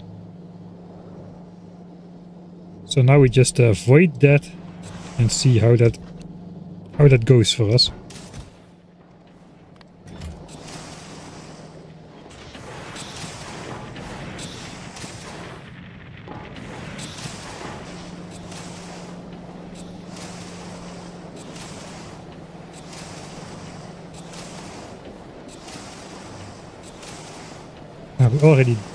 We already made Gleba.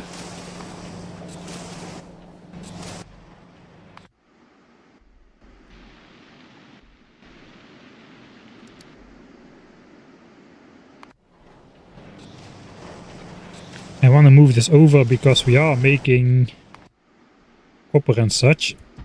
So let's do this. Then we need some actual power in there.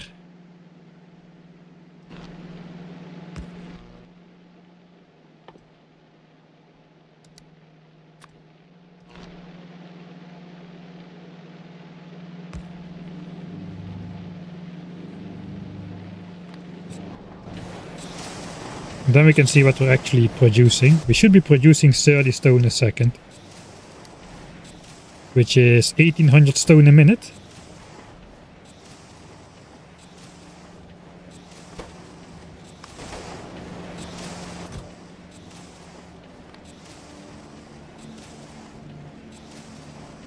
Yes, I should remove it. That will be full in an instant.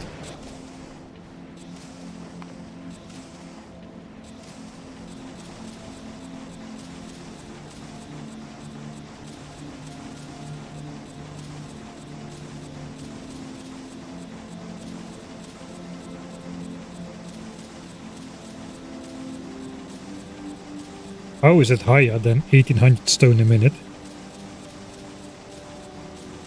I'm throttling it through one belt, so that shouldn't be possible.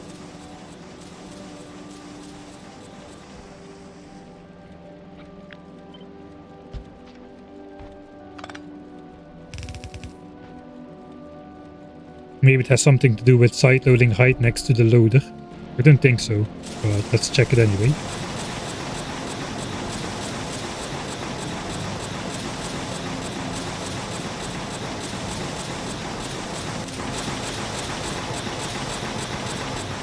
Alright, so this is stuck with stone. It should be stuck with stone, because it's faster than 30 stone a second. You can count it like 30 stone a second though.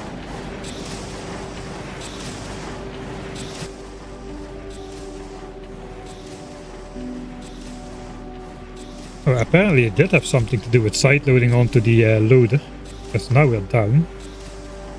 You can see the difference. Now we're flatlining at 1800 stone.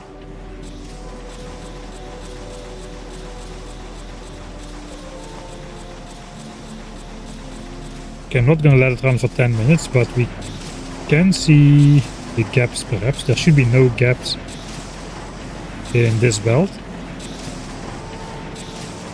Right. So that's an okay setup.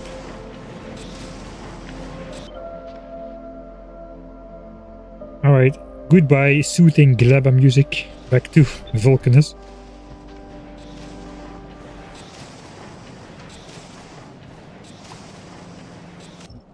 I think then this is going to be our setup.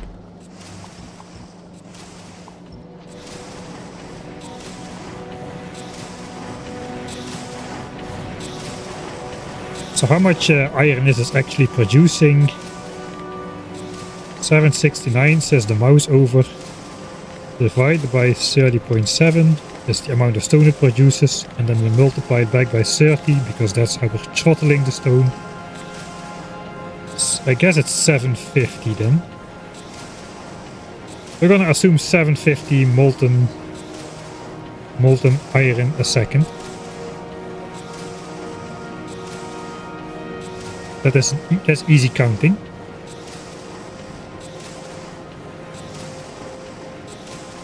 Alright, and how much did we need per second? It was 270k about.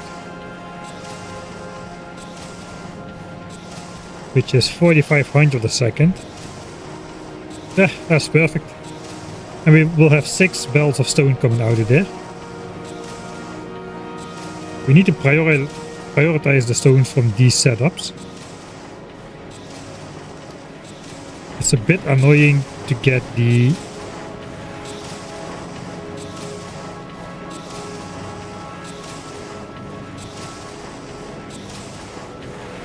calcite in there.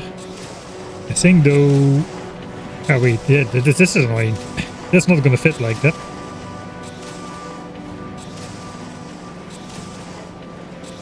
Not if you place it in a row, it's not.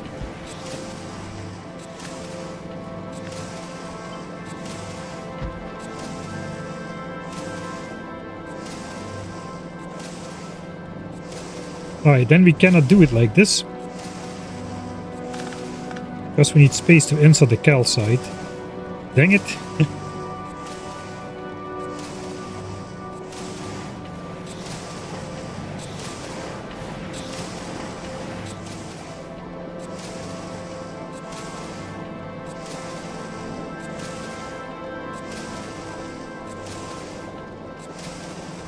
So this is the same space as this part over here. I do have one inserter too many. Space, one space between the beacons and the foundry. Yeah, I guess we could do that.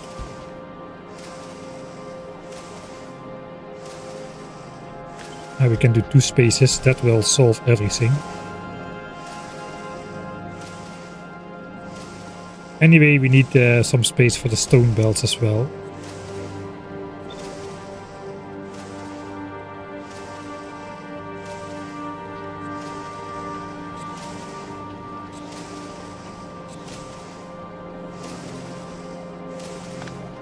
I kind of would like it if this was not necessary.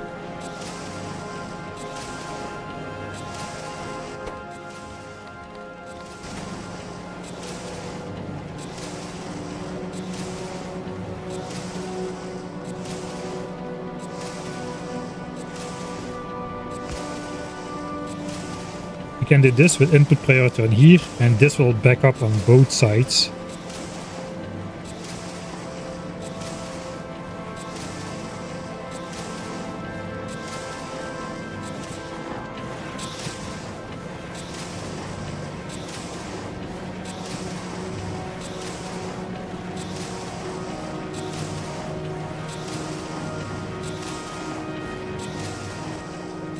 Then we have space to insert calcite over here.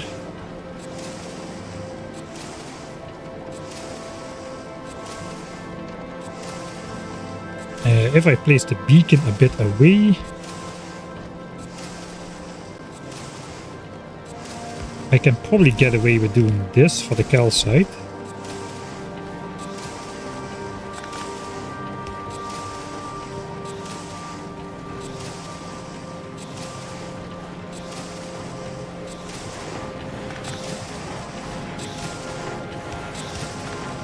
Let's keep it going there for now.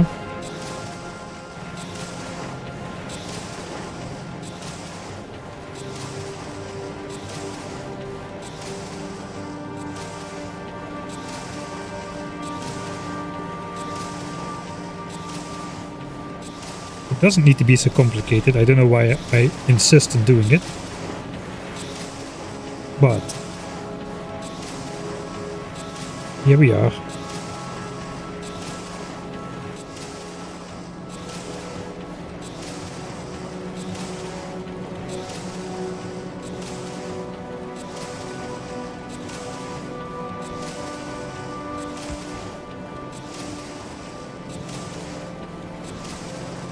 This doesn't work. That doesn't work either.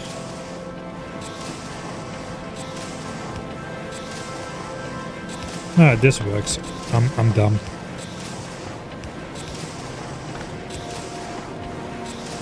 Alright, so we can have the calcite come in parallel.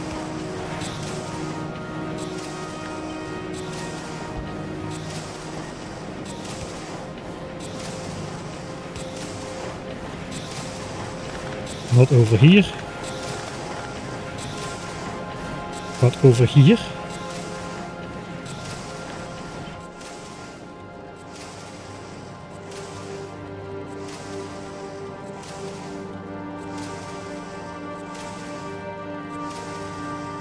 Yeah, we do need a 4-tile white space, but this is still pretty compact.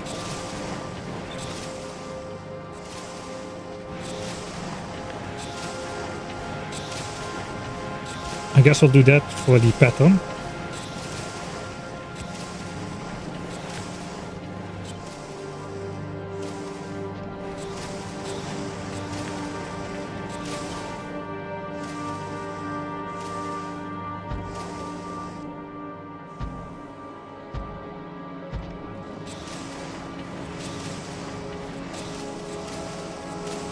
That should make stone belt. That should make all the 6 stone belts.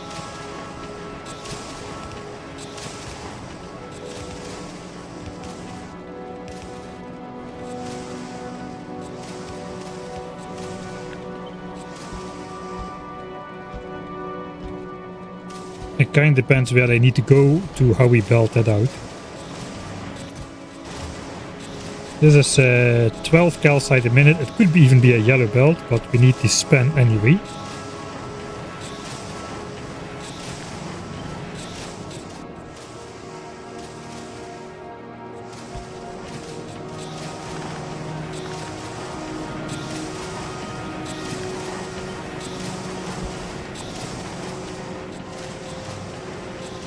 So in theory, that's enough molten iron for the entire build.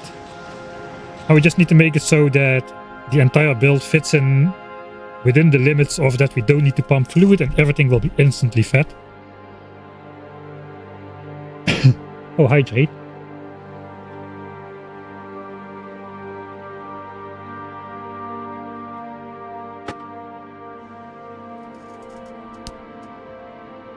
Ah, don't forget the power lines, alright.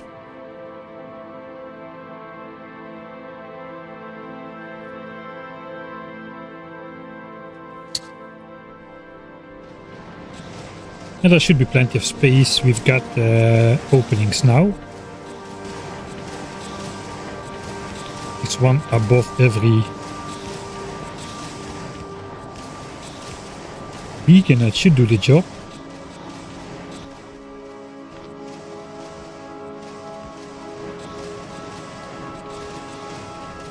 Ah yeah, everything is still powered here.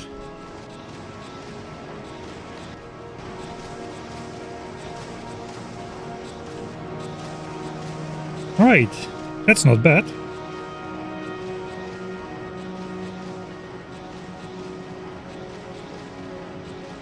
Let's again copy this to Glava.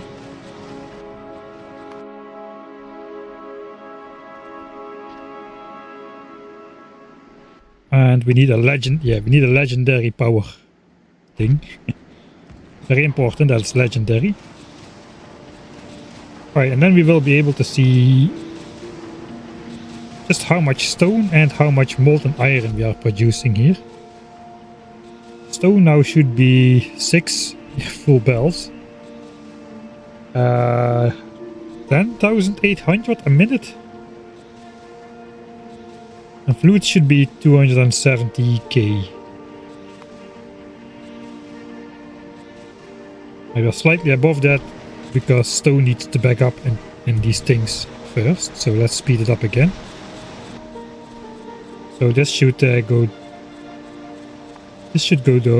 down slightly after these fully back up with stone.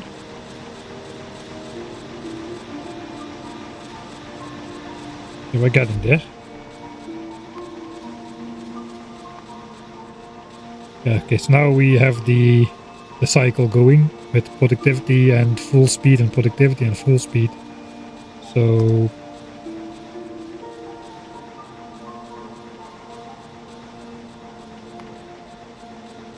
I guess we'll leave this be. We can come back after a little bit to see what's going on. Yeah, we want that stone. That stone is going to be used for purple signs. Purple signs eat so much stone. It's the reason we are building it on Vulcanus in the first place. Because we can get the stone there. On Novice we already struggle to keep military signs supplied with stone. Even though we are producing military signs at less than half the rate of all the other sign specs. And purple signs requires just an order of magnitude more stone almost, so holy moly. The reason the 2 pumps didn't make a difference for LGS is because, oh, finally I get it, because the other input is iron.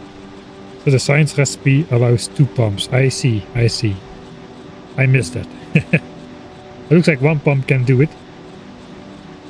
So I do want to test that, but I'm not gonna. I'm gonna be strong, don't test stuff. If it works, don't fix it.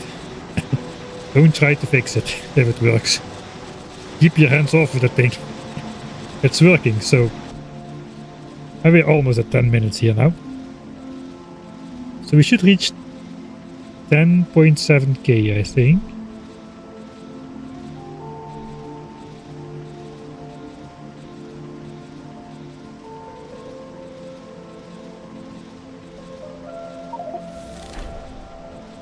Oh, 1 million utility science packs. Looks like we can expect that at around 388 hours in the game.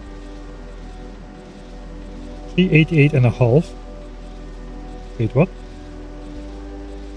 I guess the timer is off because of editor mode.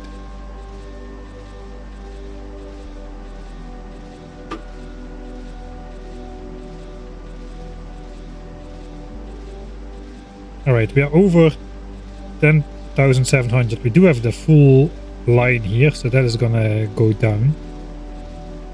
Should be 10,800, I think. Fluids, yeah, 270k, so that's perfect.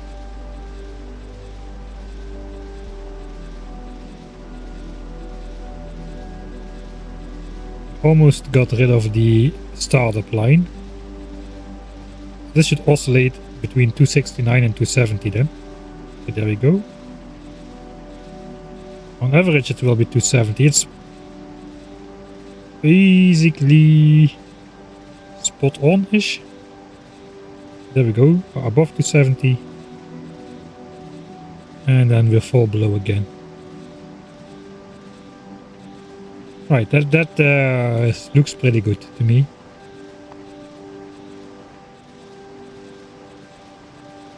Same here. Okay,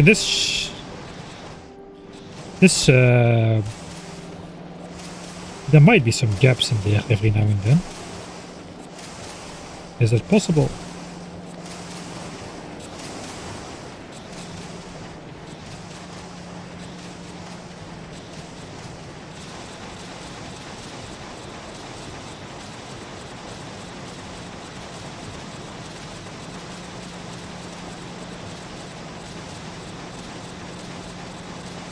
That does appear to be solid. It doesn't really matter. I don't need every single last piece of stone all the time from this, since we are overproducing extra stone anyway by a little bit. So it's good enough. It looks perfect, but even if it's not perfect, it's good enough. So sure.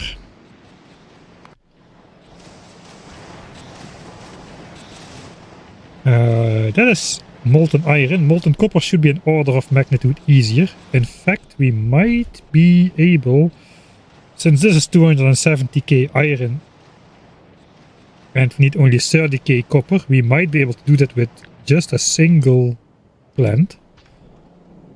Which means we can put it below here and we should be good. Let's just copy this once more.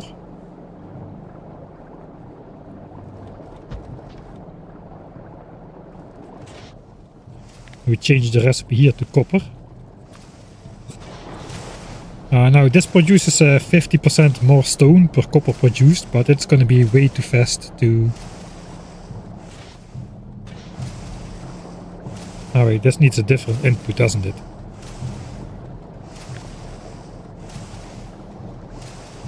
Ah no, it just needs to... Wait, what? Okay, this should be deleting stuff. And we just simply need to not connect this. Now it's being deleted. Right, so how fast does this need to be? If we need 30k copper, is 30,040 divided by 60, 500 copper a second. Now it does 750. Oh, that is really close. That is really close.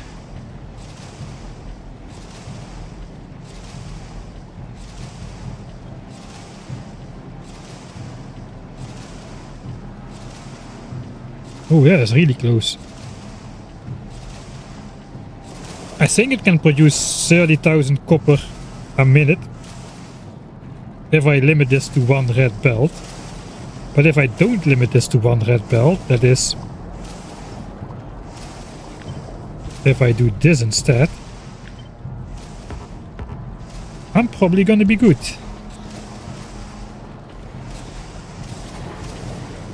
The 15 inserters, they can do 1, 2, 3, 4, 5, 6, 7, 14, 15. They can do like 15.3 stone a second.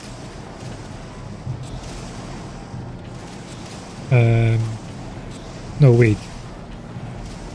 Am I wrong? Oh. I should need 16 inserters for that, don't I? Yeah, I'm not sure how I'm doing it with 15. Probably some better non-180 degree turns from the inserters for belt loading, because 15 inserters normally only do 28.8 items a second, not 30. 30 point something.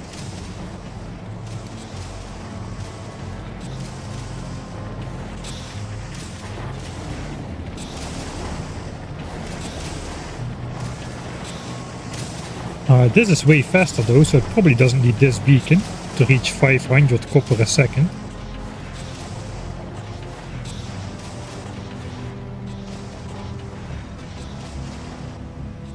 In fact, that's 423. 494.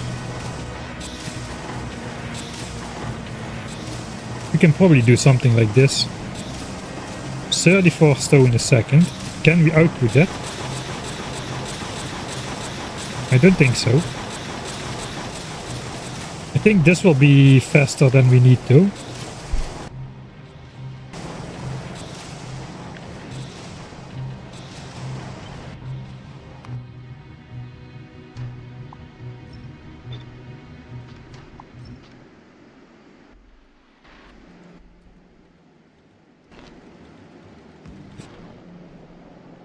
Okay, so now we're interested in the copper.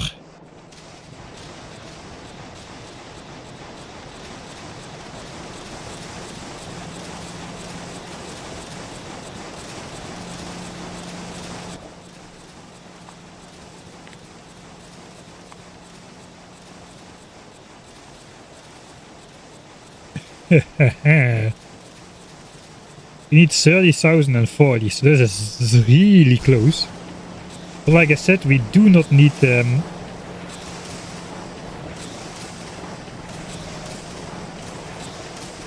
we do need the beacon on the south side, so we actually have space for more inserters on this one.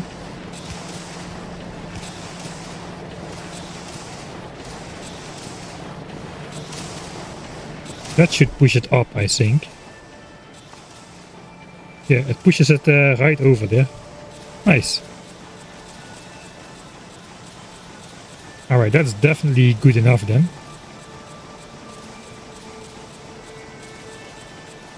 That's all the copper we need for 2k purple signs a minute. Crazy. One machine. And it's not even like massively beaconed or anything. It's just like, I don't know, it's weird. Space Age is weird. But that's definitely fast enough. So this is that's gonna be our design. Minus that thing. That's gonna be molten iron and molten copper from lava. And stone.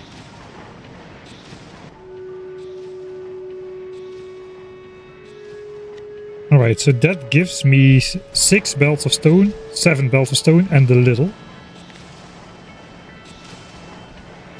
That gives me 12,600 stone plus a little bit, because copper does a bit more than a belt per minute. Purple signs needs, let's see if it actually matches up. We also are producing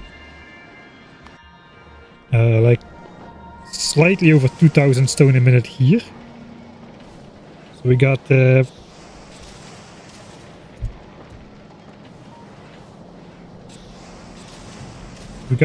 slightly over 14,600 stone a minute. Purple signs should need somewhere in that order of magnitude at least. Let's check that. Stone.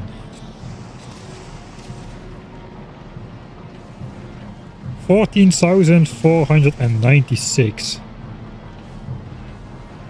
Alright, I think we're there. 14,496 is less than this number. And we are producing slightly more than this, I think.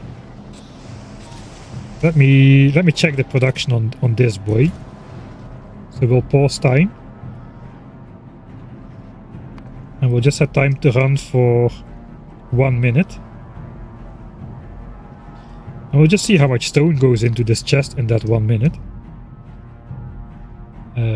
Tick, custom, ticks, speed it up a bit. So we'll see if it is more than 2000 stone, we are golden. It should exceed over here. Okay, we are. So this looks like 2200 stone and scraps. So we are producing enough stone for purple signs now. Like we are overproducing like half a yellow belt or something on all of this stone combined. Which means... it probably means I can delete one of these over here. I'm not going to. This is fine. But we do need to prioritize the stone being consumed from the molten copper and iron we're actually using compared to this over here. So I have 7 belts of stone outcoming. Let me just check. We've got 4 belts of stone coming in here and 4 belts of stone coming in here. So that screams to me like throw everything in an 8x8 splitter and be done with it. Actually, no, wait a second. This is blue belts. So that's not good. We probably don't need 4 blue belts. It looks like we need... yeah, looks like we need 3 blue belts. Oh yeah, this is 3 blue belts. It's 4.5 red belt. I think this for rails should be a bit less than 4 belts then.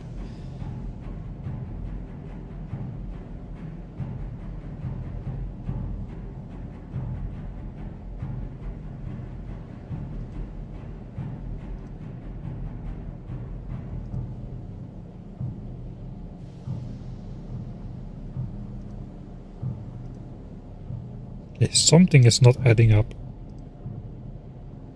No, it is adding up.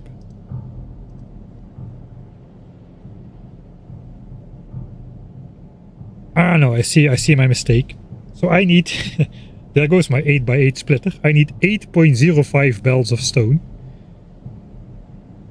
And that is that... 14,496 stone a minute figure. So we cannot do it with 8 belts of stone, unless I maybe put good productivity in stone bricks. Currently I've got Mark 1 productivity in there. If I put Mark 2 productivity in there, the rare ones, does my stone requirement drop below 8 belts? It does.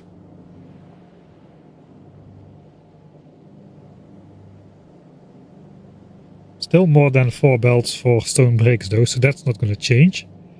But if I change this design for stone bricks to put in the best productivity modules I've got, I could do everything with 8 belts of stone. 8 red belts of stone. Is it worth it? You got 1, 2, 3, 4, 5, 6 full belts coming out of here. And then we got 1 slightly over full belt coming out of here.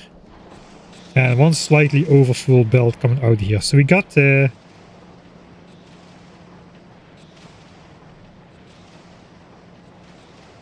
I just have to combine this into a blue belt. And this as well. And I can just make a 8x8 splitter in blue belts. And that should automatically balance correctly then. So no, I don't think I need to change that. We can just keep it as it is. And that'll do. So now we got the molten iron and the molten copper. It's quite a small design actually. And it does appear that we can perhaps route this calcite through to over here as well. So we can align those builds.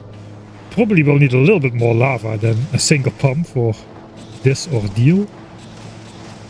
Kinda looks like we need 1 lava pump per machine, as this eats up 1k lava per second, which is almost a full pump's capacity.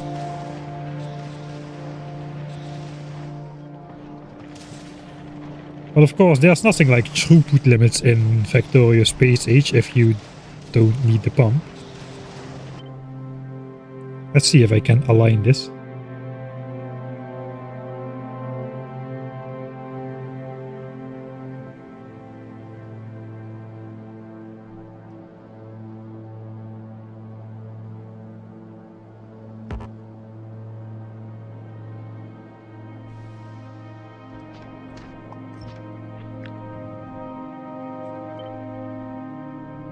Okay, so we are already starting to puzzle it together then, I suppose. That's going to be molten copper. All is going to be molten copper. This does need to be not connected though, because this is the molten copper we'll actually be using.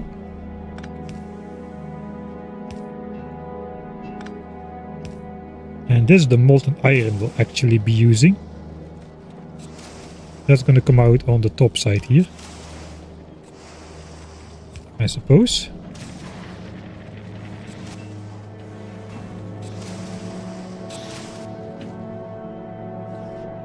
And then just this calcite chest can be replaced with this over here. We can place it a little bit more close by.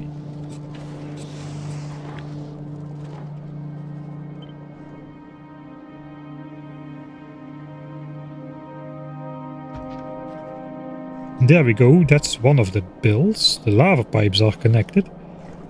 The fun thing is how much lava do we need? I don't think I calculated that, but we don't really need to. We can just keep adding pumps until we're good. It would be nice to have sort of a straight edge to place a lot of pumps on. We can do our rough calculations. This says 1k.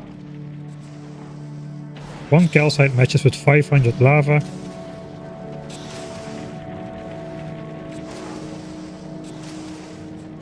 I think it's exactly 1000 lava if we assume 750 iron a second. So it's exactly 1000 lava times 6.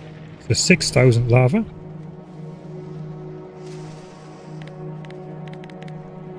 This consumes, I guess, 750. Need 500 copper a second.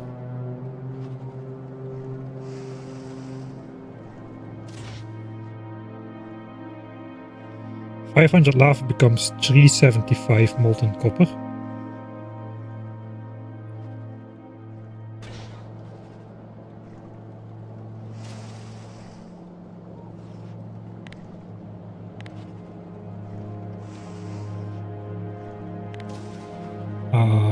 I cannot do math. Let's just I guess we'll count higher. 755 then. And 123 times 5. That is the maximum we could possibly need if everything runs at full speed. 7300. Which means 6 pumps, right? And a bit.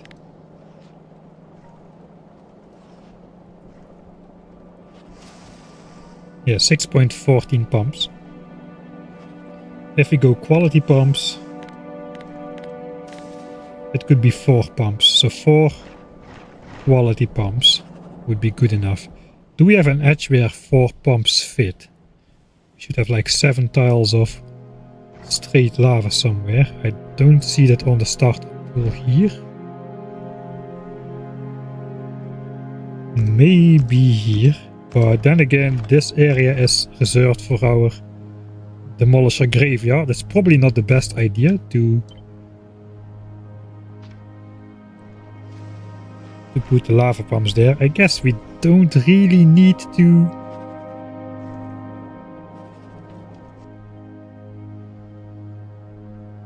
make it a straight line. It kind of pains me though.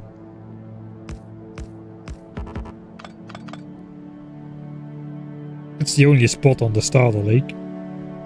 I guess we can do it. But I would like it to be close to my actual build. So maybe this spot is already okay if we can just hook in some other pumps as well.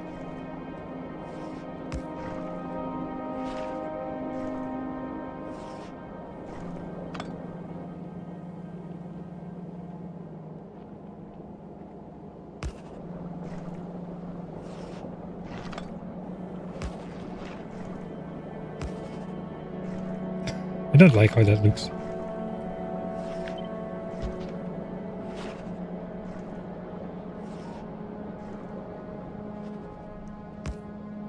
I guess this is a... Okay, it's editor mode. I can place them anywhere apparently.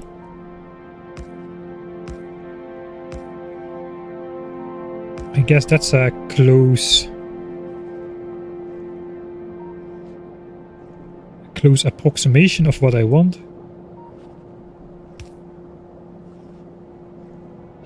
So that means the entire setup needs to go up one tile.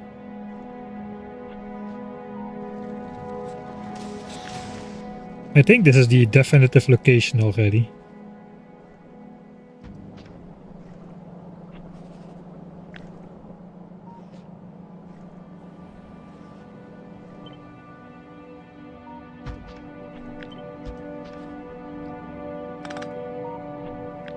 And this will have to move as well. We can perhaps...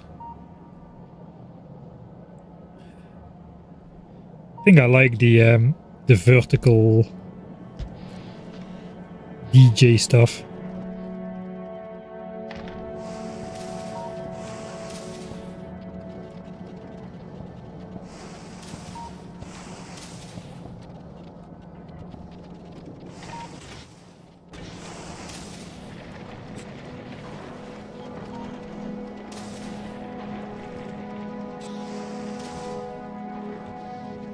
All right.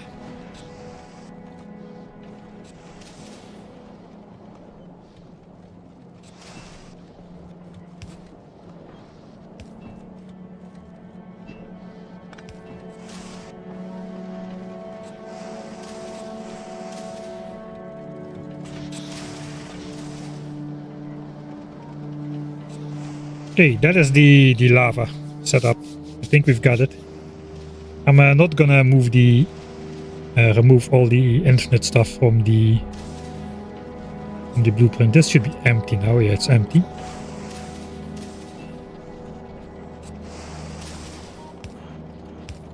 Okay, so now we can align this. And I suppose this is just gonna connect as such.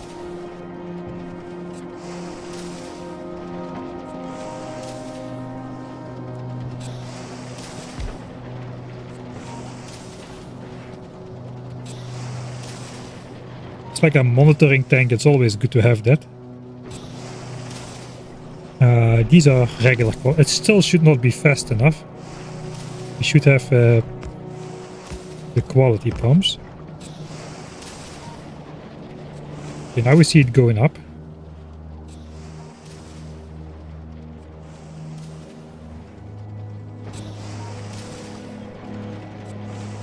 Okay, so here's our complete blueprint for the lava. I think that is fixed. It's in relation to the lava pool, which we actually have. It keeps the demolisher graveyard free, where eventually this big boy still needs to fit in.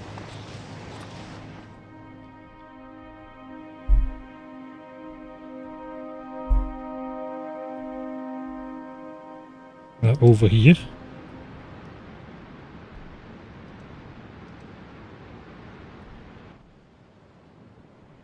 Okay, looks like it's going to be placed slightly more to the front.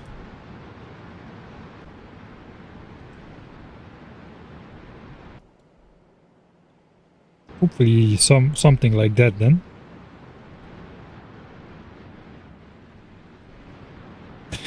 If it all goes well.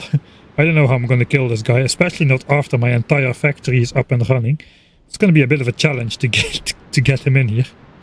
I suppose we have to keep that in mind when designing, that we have a clear demolisher part to get him into the demolisher graveyard at the end. Even that has to go into the design.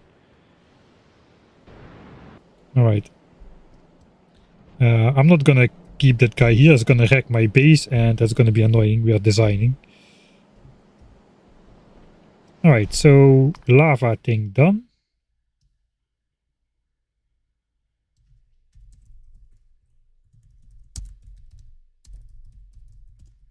So that is the fixed location. That is the first blueprint which we can make. Then it's actually gonna stay in place.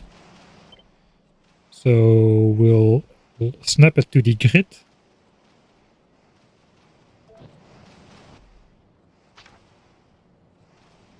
I have too many. Okay. That is locked in place. That is lava. I guess it's the molten stuff. It is all resources actually.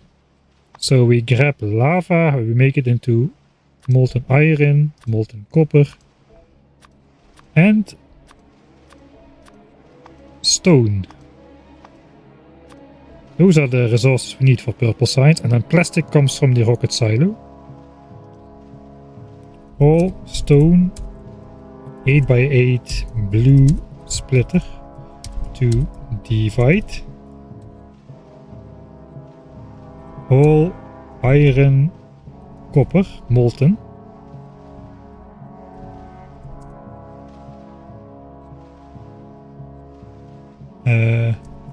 For rare offshore pumps. That's what we need. Okay, so now when I actually open this in my world, it will automatically snap into this location. So that means I can build that. Right, so that's the first part. I think purple science is located okay over here. So I'm probably going to want to make the connections now between this base resource generation through all of the designs which we made earlier. Get rid of the infinity chest and actually figure out where everything is going to go, so that it eventually connects to purple science, and purple science comes out and goes into these silos over here. That's the plan.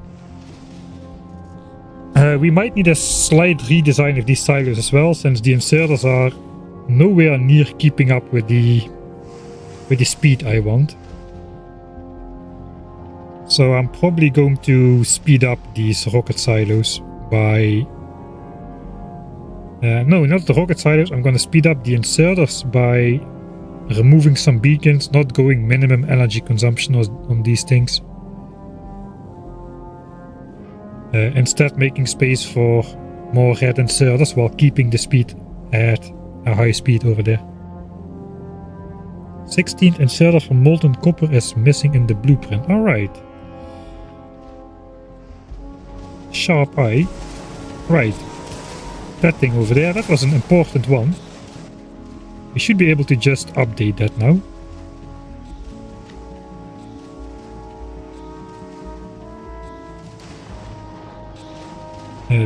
This one is part of it. That's part of it.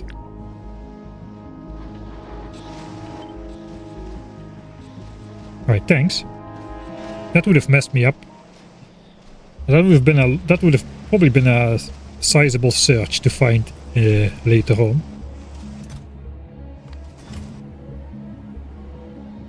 Alright.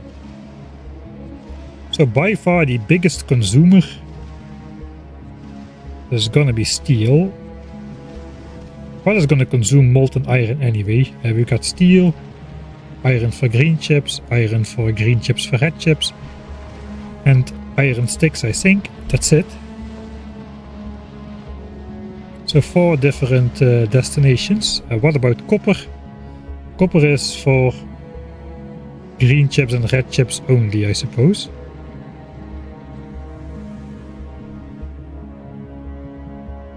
And stone can probably be done last.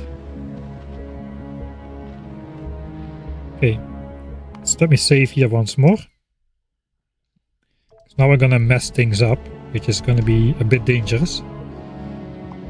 So this is the working science variant. This is obsolete.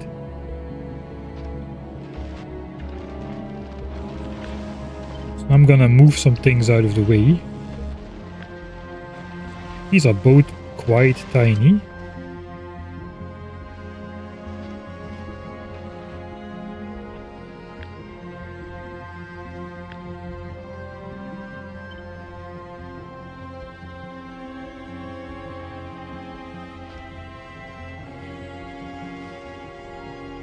It's kinda already in order where it needs to be.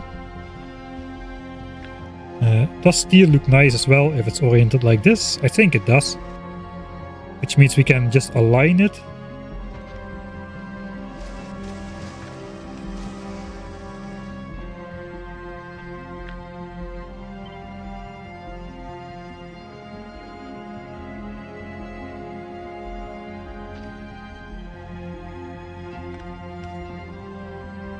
I'm not really sure how I should do this. Can I do it like this?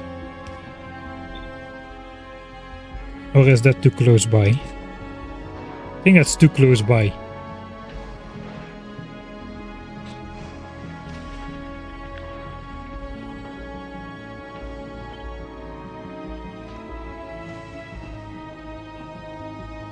I think this is too far away though. Maybe not, maybe that's okay. It probably is a good idea to move it one tile further.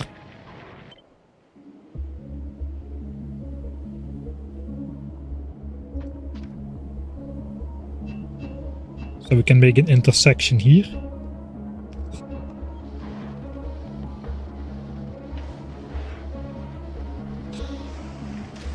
Alright, that's steel. Pretty sweet.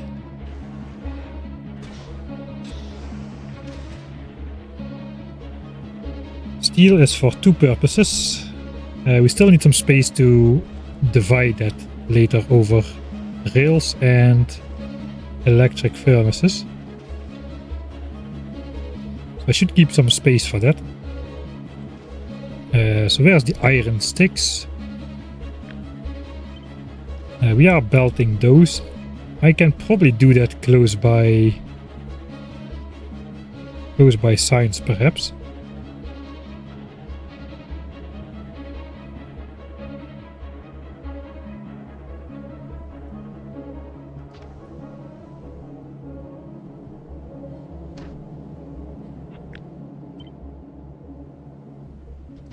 Alright, maybe it's first time to look how this stuff is gonna come in.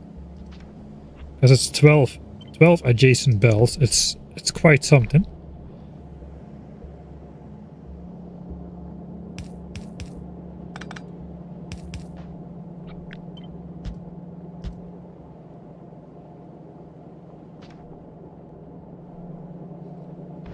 So like this, the belts come all in adjacent to the assemblers, so that could be a nice alignment.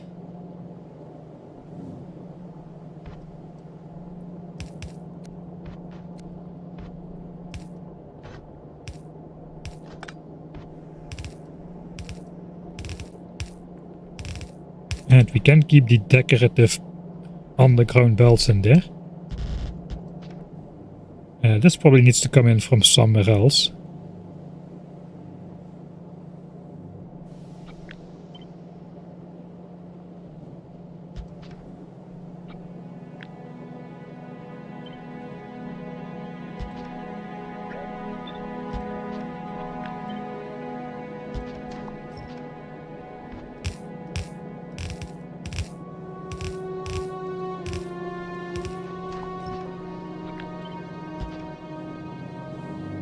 Okay,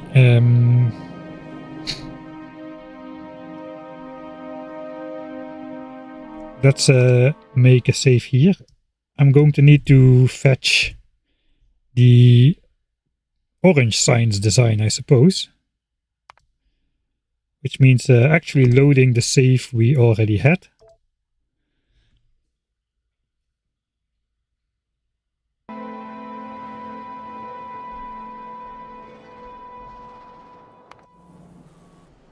And just temporarily making that into a blueprint, I suppose. Oh, we have got this stuff coming up here. And we got... Oh, I forgot I put rocket fuel here. Oh. Right. So, yeah. That exists. This is in the way for purple signs as well, isn't it? Why did I build it over there? It does look like I did mine out this entire copper patch. Almost. Looks like I missed that over here. This is still going. That will be out soon. There was 500k. 8k left. I can move this belt. It's not really a problem. That is for rocket fuel. Preferably I would not move rocket fuel, I think. It would be nice if I did not need to do that. Yeah, why is this not connected?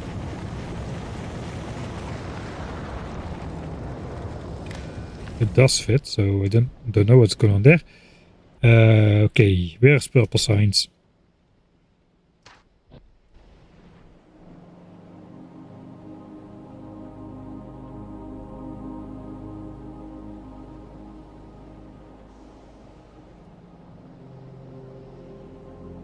think that is aligned like such. Alright, I can fix how that comes in for rocket fuel. It's not a big problem. I did hook it up to this sulfuric acid source. Now we're gonna keep that probably, but we'll see. Let me blueprint at least this part, including all of this, I suppose. Sure, that's a reasonable blueprint. Snap to grid. I just temporarily put it in here. And see how it all comes together now. Oh god.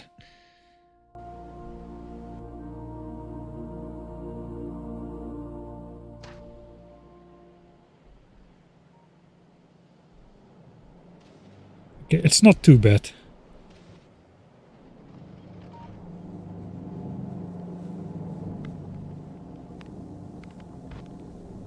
Yes, this is how science comes in at least.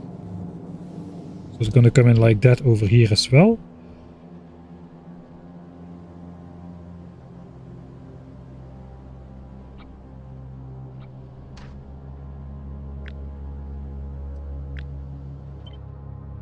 That snap to grid function is immensely useful. Let me put it on there.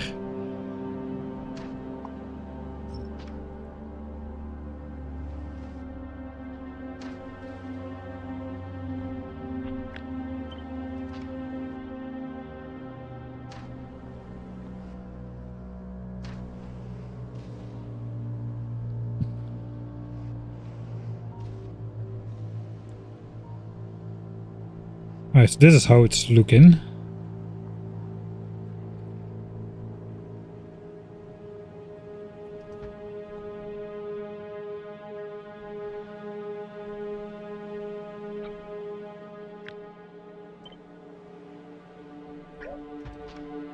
Okay, that's where rocket fuel is located. These are all coal belts. Temporary ones, I suppose. We're probably going to hook it up to a real patch, like one in the millions instead of one in the hundreds of thousands. It's probably going to come in from the south as well.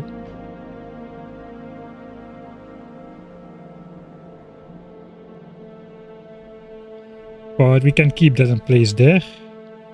And we can place this back.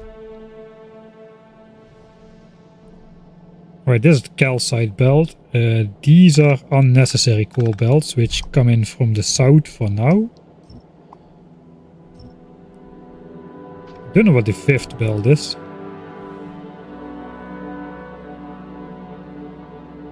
I think there should be 4 belts of coal. I don't know where this is going.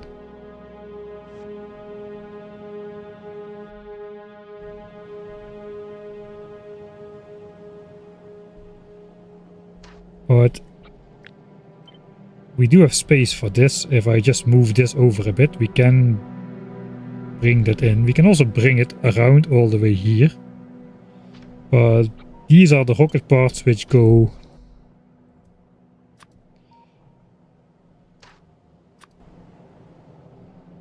Yeah, those go in here.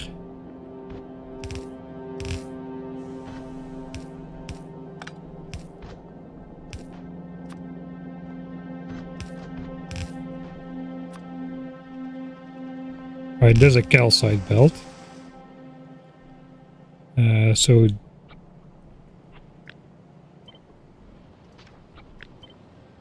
that all goes straight line, comes from the rocket silo somewhere over here.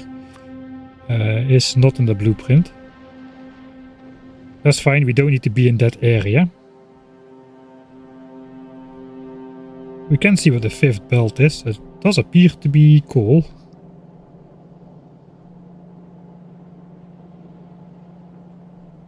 This goes in here. 1, 2, 3, 4.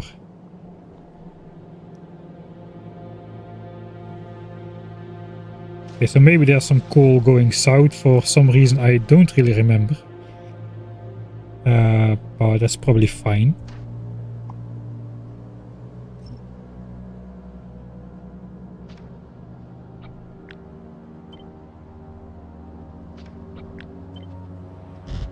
Okay, that's rocket parts, that's going to be science, which means we do not have space to make a 12 belt corner here unless we might actually, we might. Oh, maybe that's not too bad. Maybe it can come all the way from over there and align like such.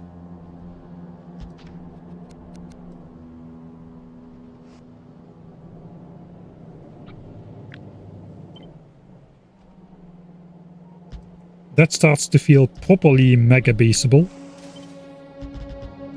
Kinda illustrates the resources going in purple signs as well.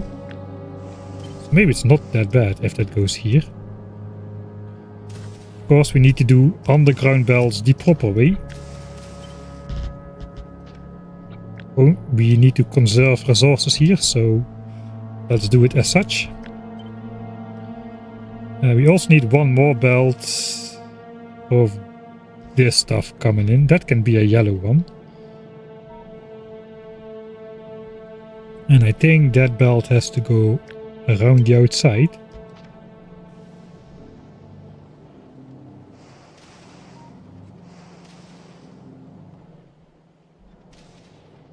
And it could be a yellow belt.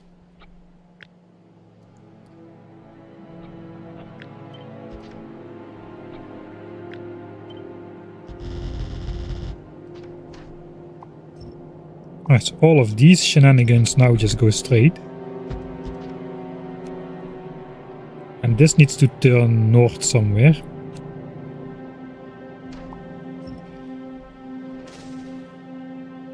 Ooh, we could have this belt in the middle. That might be something. In general, we need a 13th belt. I think maybe it's better suited to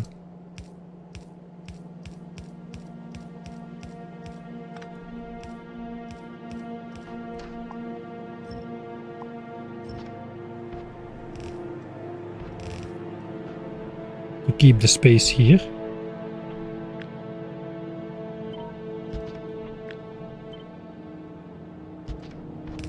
Have the yellow belt in the middle.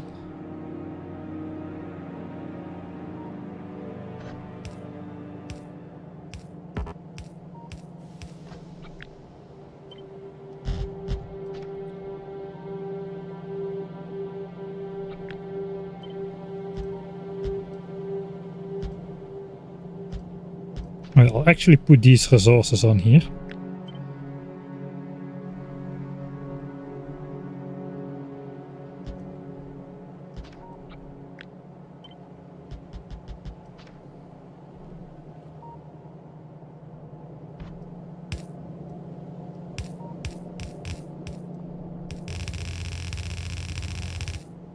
And we'll put the yellow belt in there for this stuff.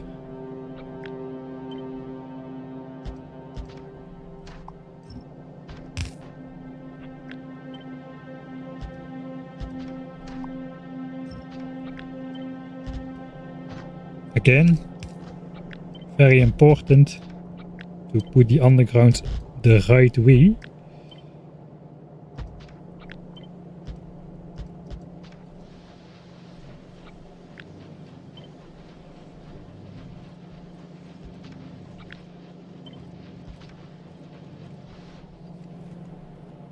Something is off.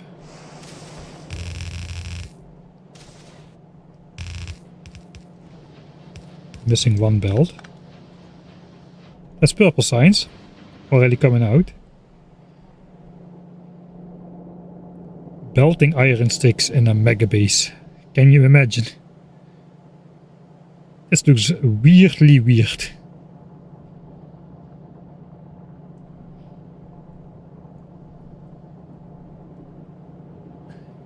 Yeah, we got quality coal to make some quality carbon to match the quality tungsten for the quality discs.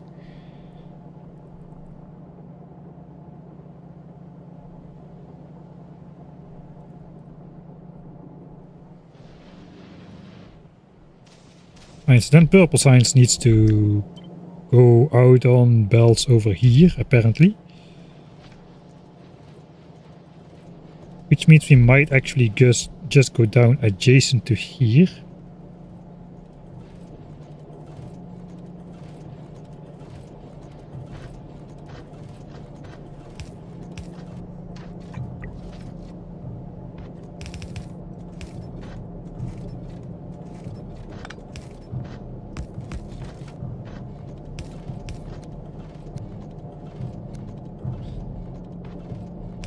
Sure, because we only have 6 length undergrounds. That's an entirely acceptable solution, I feel.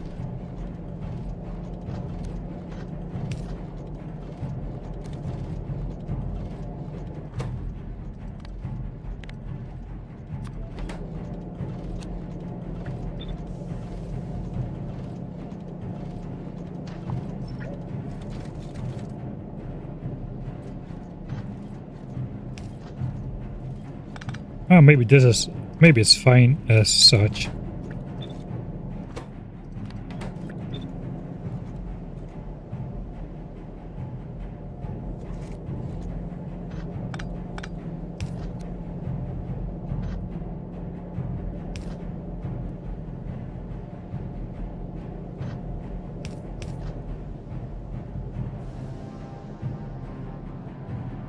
I'm not sure.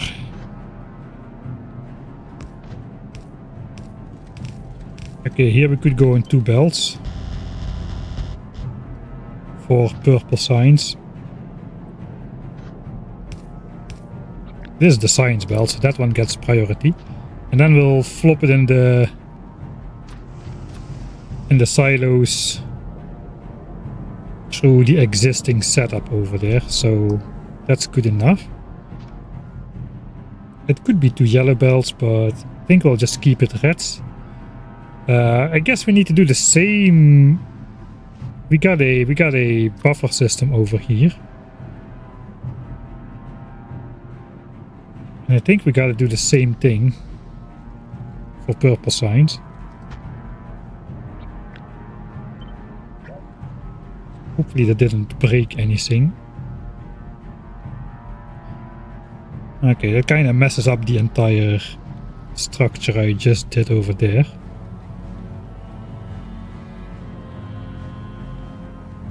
I guess this quality tungsten is temporary. We do have the 8 belt busting coming in here, so we cannot really go down.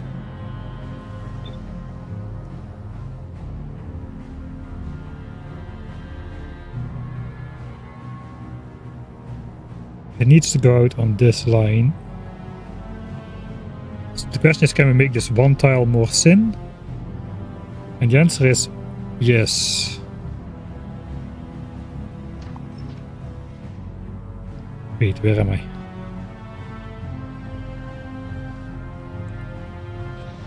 Why did I go over there? Alright, anyway.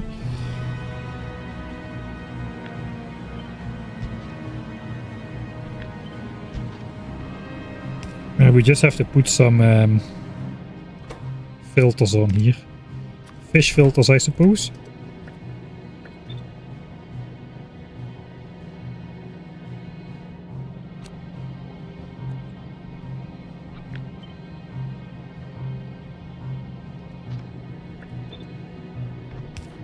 Guess we'll take that one there as well then.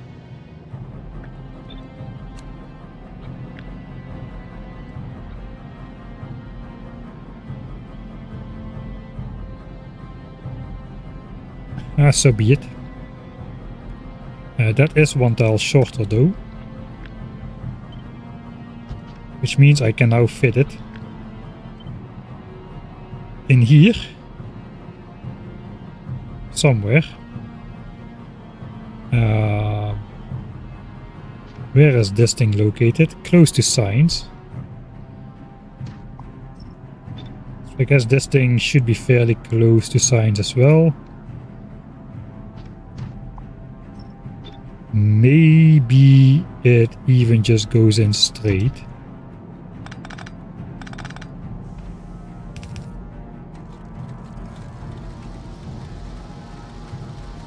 In which case I didn't need to make it 1 tile smaller now, did I?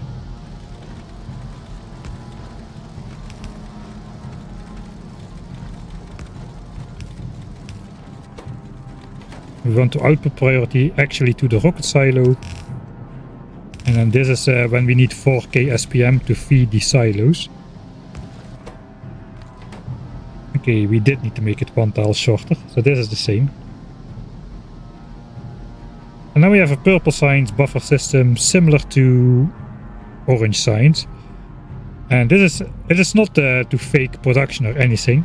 We are producing 1800 SPM, but because the rocket silos won't be launching all the time, we need to be able to load the rocket silos at like 4K SPM. So they'll be launching half of the time, and half of the time they're idle, which is when we're putting this 1800 SPM in some chests over here. So the production is always 1800 SPM, but the rate of transporting it to Novis oscillates between like 4K SPM and 0. Okay, this is starting to look okay.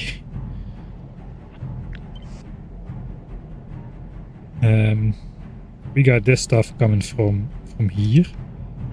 I suppose it's not active now, so let's just hook that up. This is also coming from down here, some rocket part stuff. Alright, so now we can design the actual purple signs build around the rest of the stuff. Kind of unfortunately, we've got the rocket fuel part in the way.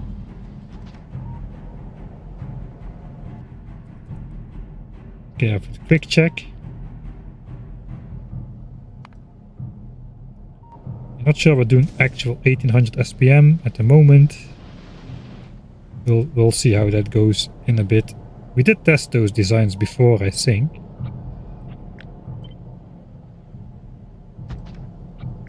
So it's at least gonna be a bus this wide.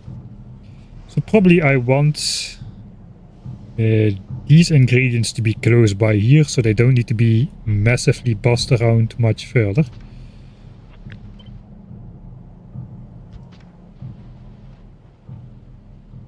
We got steel down here, that's gonna stay there.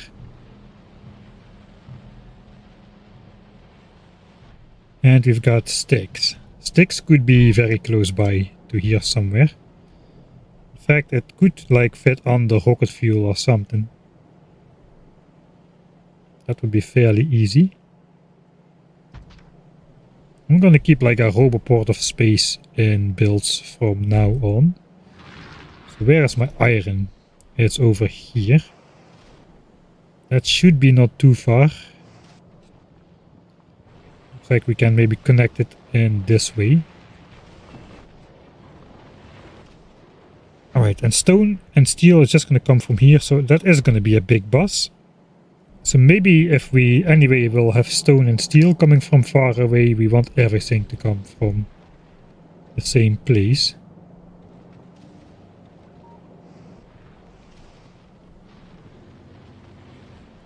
Kind of a massive bus. Maybe that's a nice thing to have.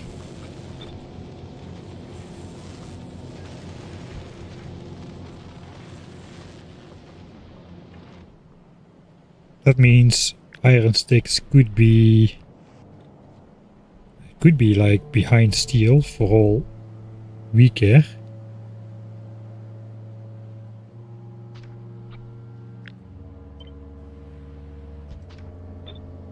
Let's use the same spacing on that.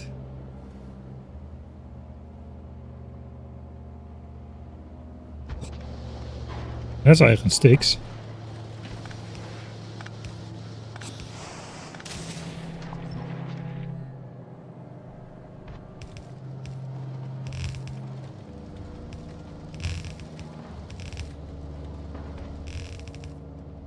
All 4 belts of them.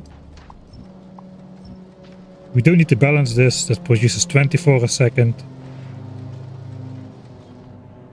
And it will go into rails on 4 belts as well, so that's, we don't need to balance anything there. The balancing will be done automatically by the fluids.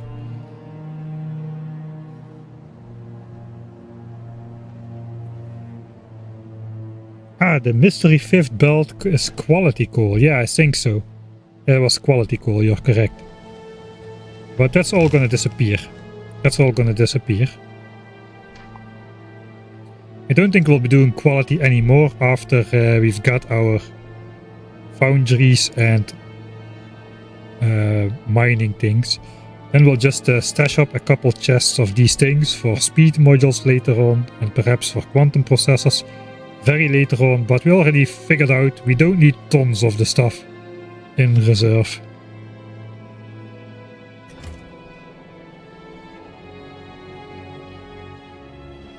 So we can get rid of all of that. Is this Vulcanus factory meant to replace Novi signs? Hey Dosh. No. I never made purple signs on Novi's because it's such a stone hog.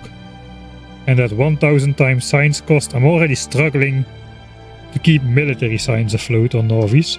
It has already eaten up most of the original 5 stone patches I connected to it. Over here on the cliff. This is how it was looking when I got back. That was my 8 belts of stone, 8 yellow belts of stone. Gone. Those are supposed to be full. Now we've hooked up, in the meantime, in the real game, we've hooked up like 2 new patches. But in general, it's if once you got foundries, the resource most in demand for signs, if you build everything on Novi's, becomes stone. You need more stone than you need iron or copper. Stone is going to be the main resource to keep purple signs afloat, because you get nearly no discounts on the stone count for purple signs. As both furnaces and rails don't accept productivity modules, and stone is kind of a direct ingredient in those. The only thing you can get is like 2 modules worth of smelting of stone bricks, whereas the foundries get like orders of magnitude of discount in comparison. So I'm kind of forced to do purple signs on Vulcanus in that regard, or I would need to push out massively to just to gather stone resources instead of just using everything. Only stone I would need. So it's not replacing Novi's, but unlike the other science packs which are produced on Novi's over here, purple science is going to come from space, together with Vulcan science, Glebber science, and space science. Military science just comes from the military science cliffs because it's a nice looking build which I didn't want to mess up. So that one is over there, but the rest is going to be in a typical beacon assembler array over here. Less to a slightly less typical science mixer to mix all the sciences. And once we need the other science packs which are missing, we're going to have biolabs, which is why they are missing, as this needs a complete rebuild at that point anyway. So anything done with Fulgoran science and Aquilus science is gonna be post biolabs. So yeah, that's the short version, short summary. Fast inserters don't exist, no. Neither do trains.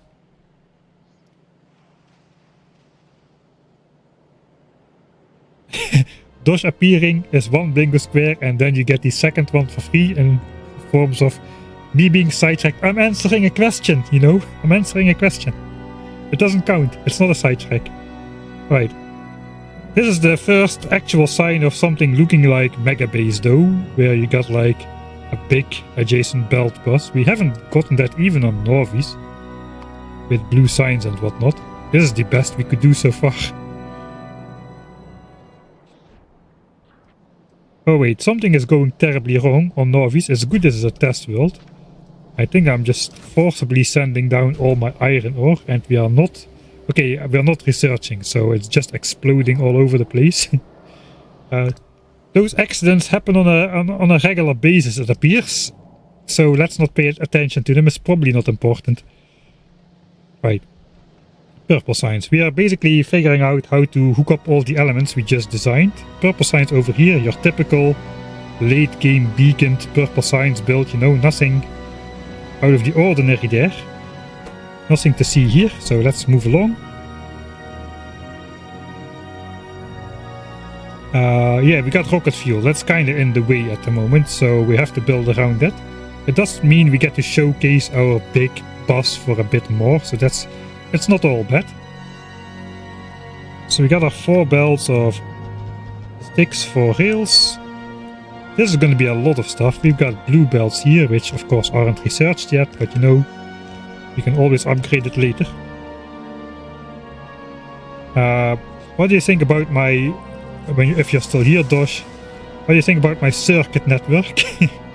I've got a circuit network. You might be guessing what it does. Let's slow it down so the pixels. So yeah, so basically we are setting the recipe to void the copper in here. Normally you do that with a constant combinator or some real things, but somebody had the idea of just putting it on a belt, and since I didn't research circuit network, and I'm gonna try to finish the game without, next to Fast and Service, this is now the new ore voider indeed, or the molten ore voider. Because we need a little bit of extra stone for purple signs. So basically you can get 3 resources out of these things. You can get copper, you can get iron, but you also can get stone and just void the copper. It's all of that just costs calcite, so it's all free basically, because calcite is infinite. So we are using it to make stone over here, to supply the missing stone for purple signs. And just to illustrate, I'm gonna need slightly more than 8 red belts of stone for purple signs, which is twice the amount we are currently using for military signs, I think. That is running on 8 yellow belts of stone.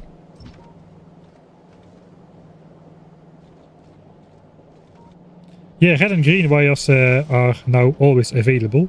You could get them before as well by just copy pasting a blueprint before you had circuit network, so I still have like 1 rail piece, like a blueprint for 1 rail piece somewhere, which I used to, now you can do it from map view, but then you could pre-align stuff to the rail grid before you actually research the technology of rail. The good old days when you had to craft red and green cables, red and green wire from copper cables and green circuits, man. No, those are not the good old days, they are the bad old days. Alright, we're getting a lot of steel out of here. Let me just quickly check how much steel we're getting out of here in the all holy Excel file. With hopefully no mistakes, because this entire build is going to not work if I've got any mistakes.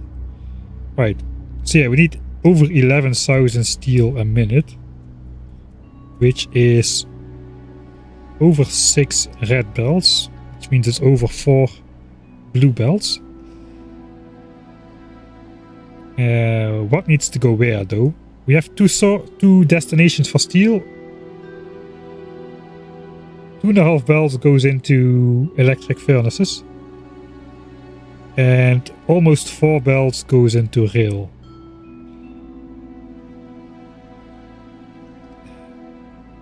Can I just throw 8x8 splitters in every problem and expect it to work? I think I can, as long as it says this throughput unlimited stuff on the balancer. So this one would work. We don't have yeah, we're just going to use this as a discount anything to anything balancer and hope it works. Got 5 inputs and 7 outputs, so let's pray and hope, I suppose. So that needs to be steel. And then 4 belts, 4 red belts go to rail. If I need slightly more than 5 belts, this is basically slightly more than slightly more than 4 red belts. Let's see, 1.87 steel a second. And I got 20 of these in a row. Okay, that's a little bit more.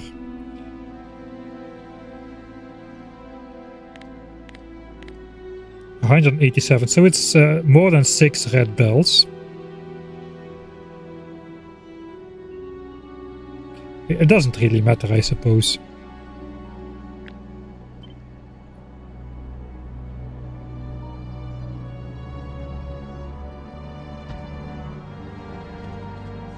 So that way it goes over this part of the build, so that could be something. And if I do it like this, it almost doesn't, it's almost not visible, right? That there's nothing flowing in there.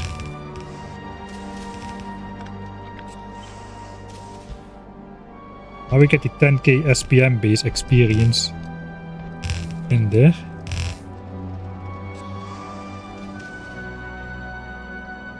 Alright, we need to go one higher. That sucks.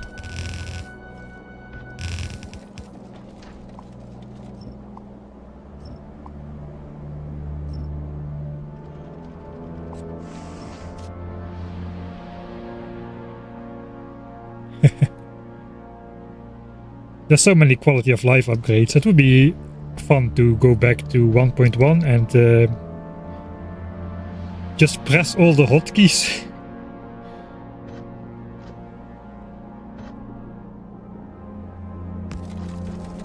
Maybe I can do this so all these belts look full when everything is backed up. I think that's alright. Alright, then we need 7 outputs. How did I organize... I think I organized this as well with 4 inputs. I know, this is just blue belts, alright, so... Sure.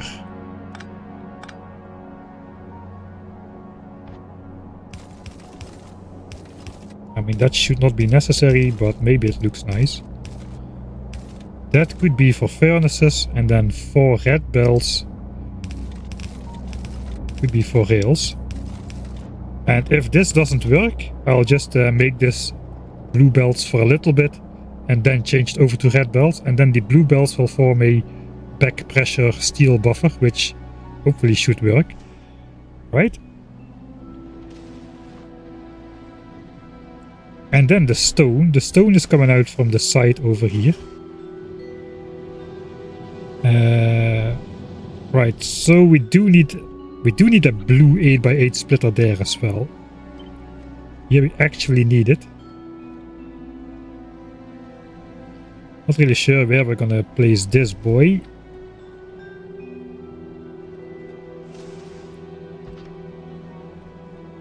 These are all red belts, 6 red belts, then we got one slightly more than red belt.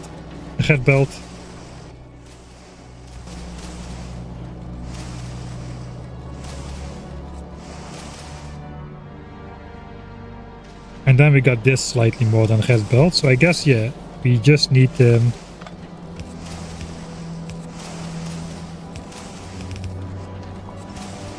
do this.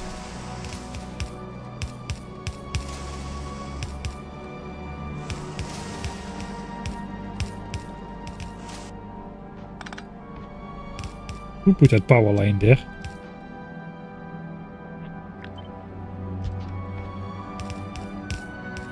Ah, I hate these one-tile lava gaps.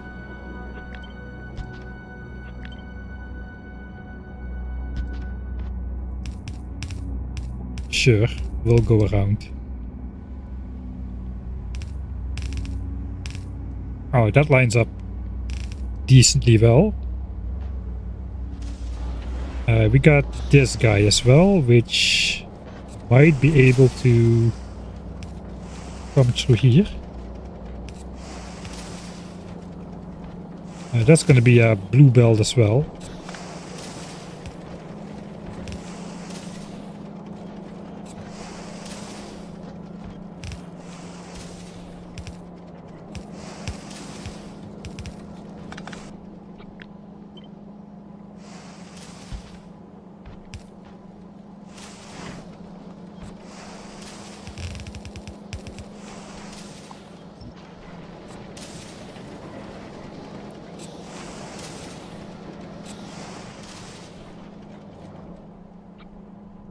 Oh, that's going to be a little bit messed up here. Thanks to that one tile gap there. Okay, so maybe we can place this in the corner and we'll just avoid that one as well. Something like that.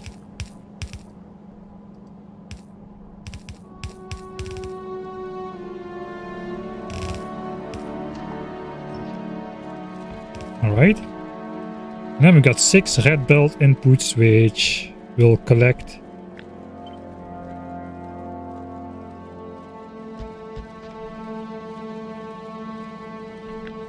over here or something.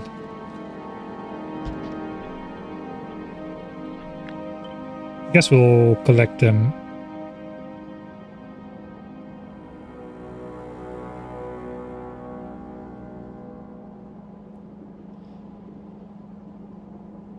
We need to bridge this somehow, so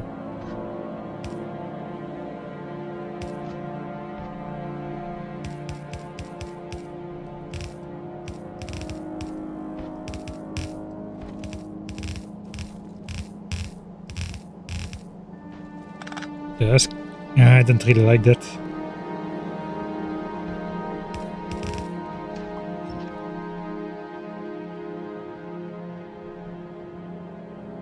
Slightly better. Alright. So why is none of this working? Because iron is no longer being voided. I'll put a void pipe.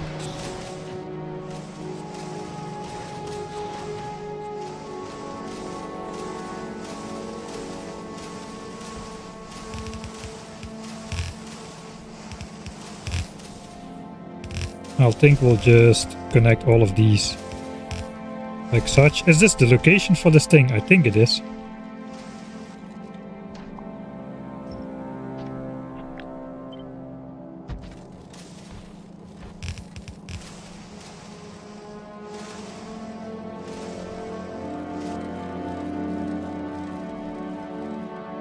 And we could place it 1 tile to the left.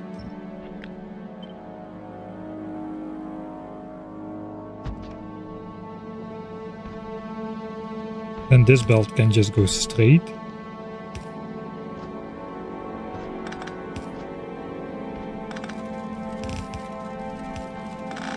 This belt can still just follow the lava.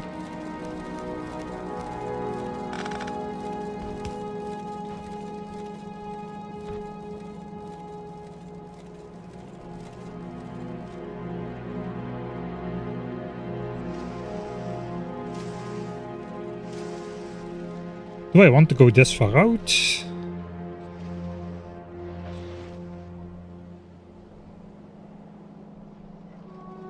Maybe we just go adjacent to that power line there. So here.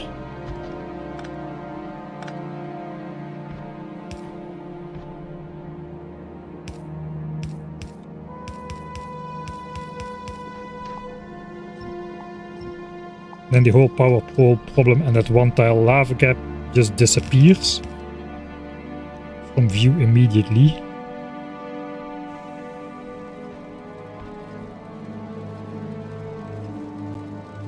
No. No, no, no, no, no, no. I hope I have enough control Z's. Okay, there we go.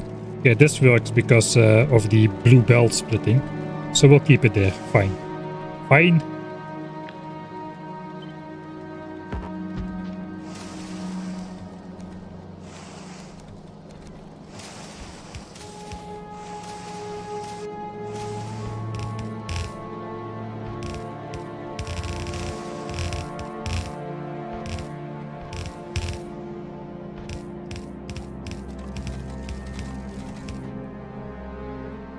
Alright. So that's our stone output. Hopefully that'll do. If not, we'll just upgrade everything to blue belt and that will probably be fine then. Alright, so now we need again the same. We need 4 red belts for rails and then the 4 blue belts go to here.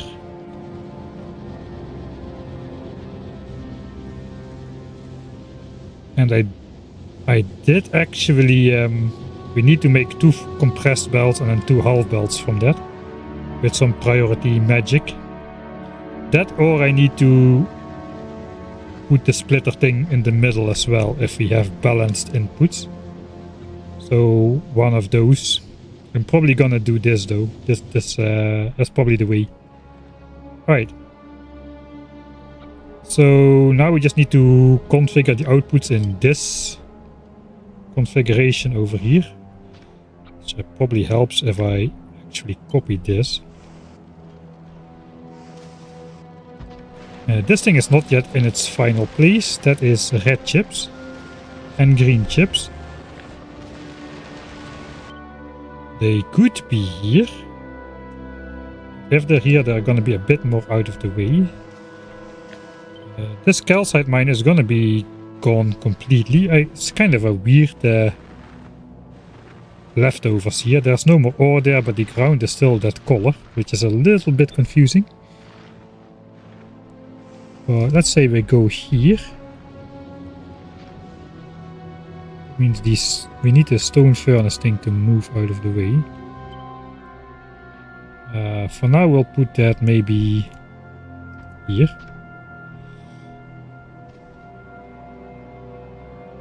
It's gonna be here somewhere, I suppose. But I'm not entirely sure yet where.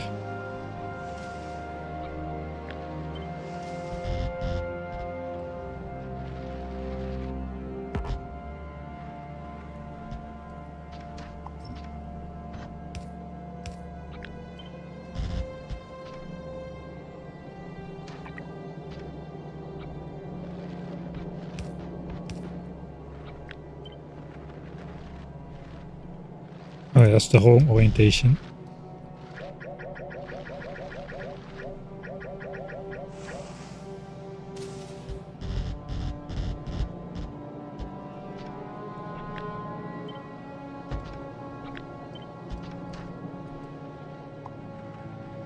Right, so I kind of want to keep the remnants of that patch visible, which is where we're going as such. Alright, we're getting there. We're getting there.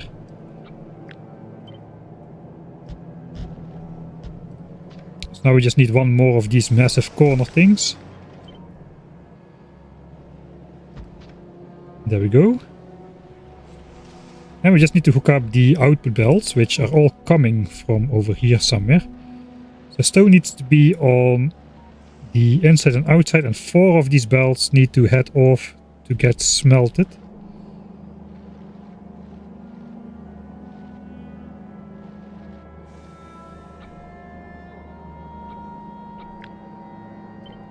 I'm just wondering if this works.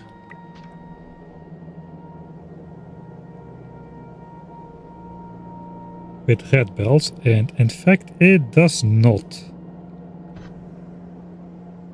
I think I already adapted this one for a red belt setup.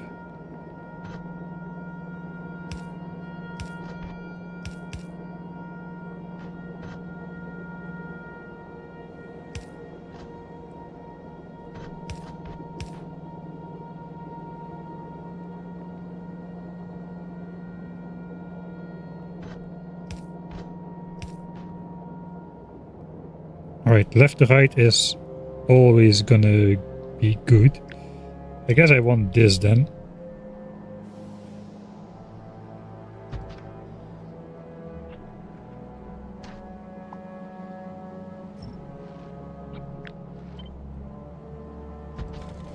I will upgrade it, but at least it will work in the red belt stage.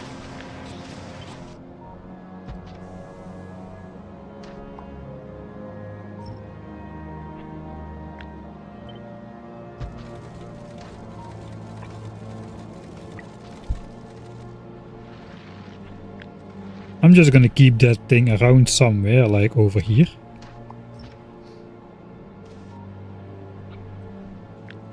Alright, so 4 belts of stone need to F off somewhere and get smelted.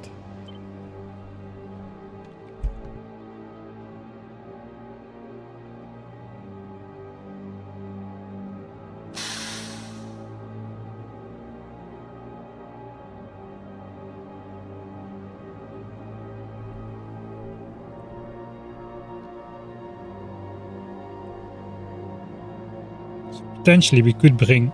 I don't think we can bring that back. We can perhaps smelt some stuff over here. It actually fits through this build, which is alright. And it does approach the base there, which is also okay. Sure, there.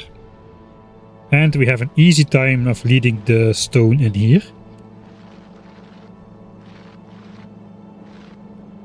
Question is, doesn't matter which belts, we're gonna need to do some more shenanigans here.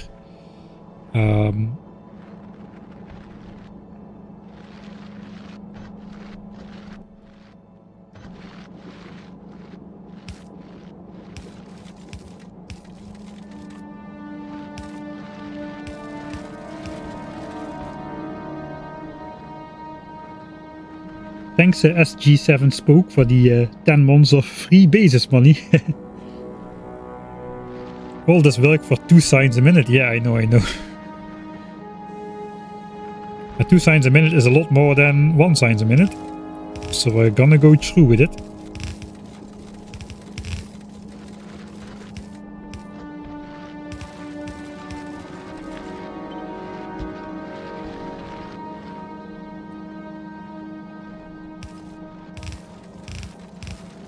A little bit tight, but I think we can make it work.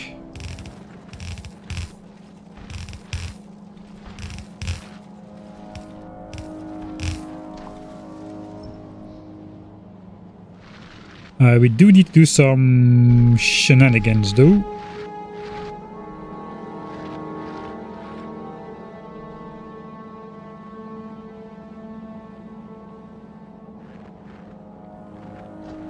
I guess, yeah, these already are side. They can, everything can go on all sides.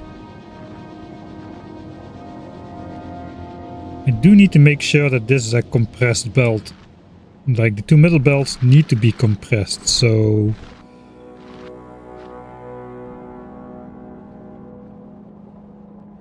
I'm not sure side loading is gonna do the trick here. Or, I mean one of these... I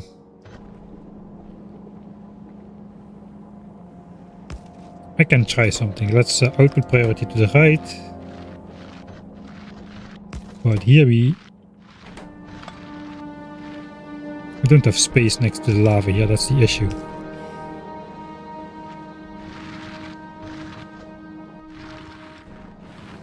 I'll do it with red bells, I'll upgrade it later on.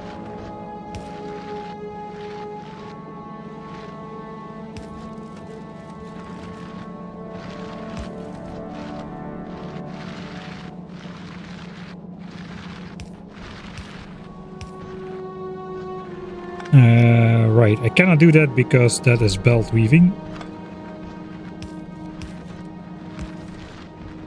Has to come out all the way here.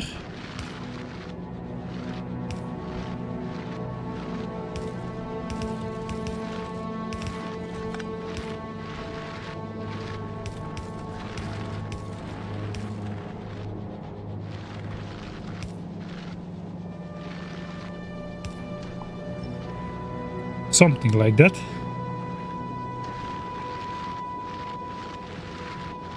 Alright, we got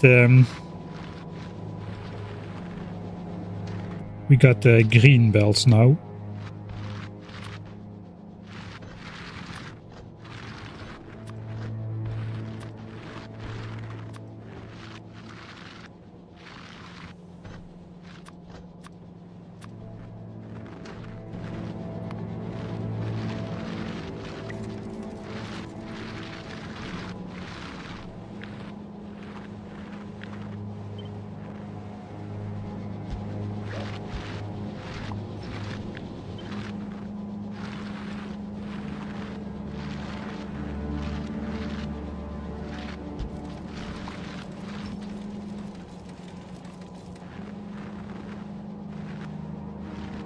Guess it's not beautiful.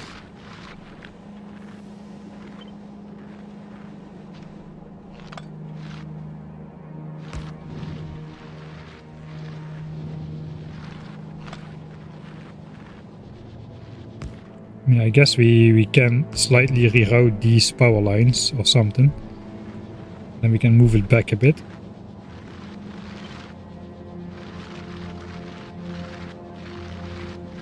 Oh, that's perfect. There's a one tile lava gap here, but this fits in there. Alright, we're gonna keep it like this then.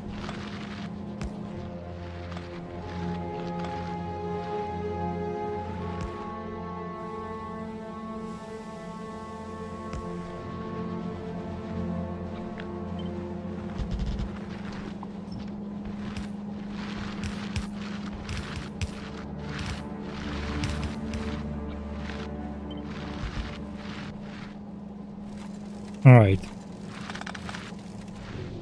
So now we should actually be able to see this work. Currently it's not moving because the belts were compressed, but that should not be the case all the time. So basically what's happening is because we're side loading, these belts should have priority, and we are side loading with a little bit of belt buffer here. So if we output priority, we shouldn't need to output priority, right?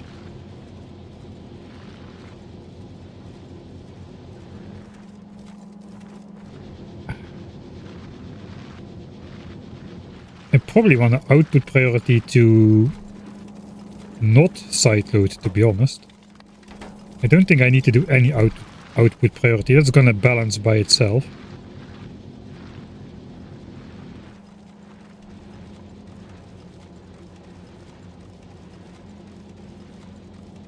I guess that will only be tested once everything is actually done.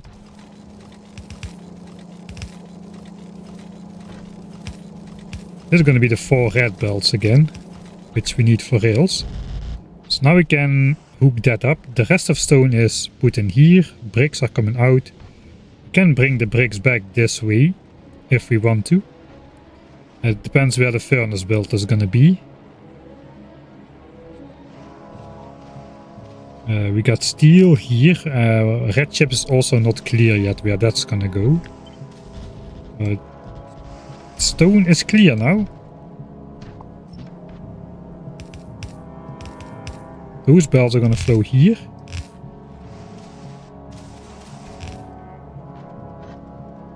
And then these belts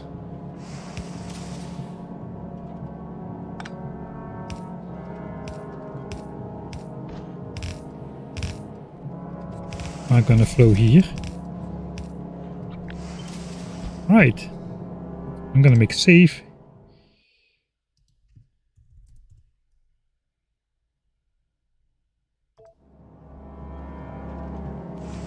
There are still some red belts on blue lane right before splitter.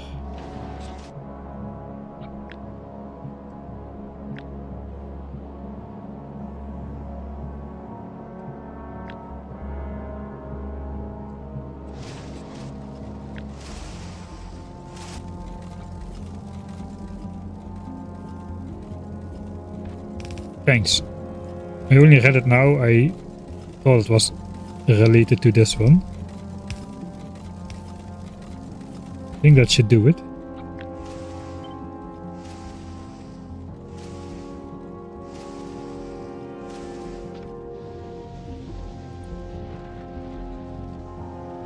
Alright. Then steel. 4 belts of steel are coming in here as well. I guess this we can hook up later. So I suppose let's try to align it the same way or something.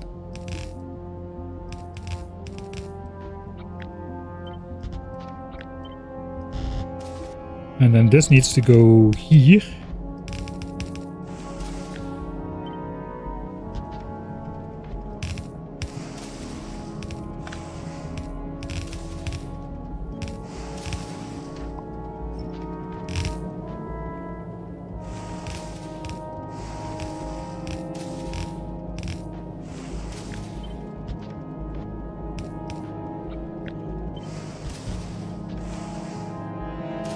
Right, that leaves only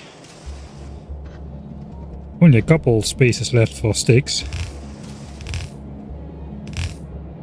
Those are gonna have to come in like that.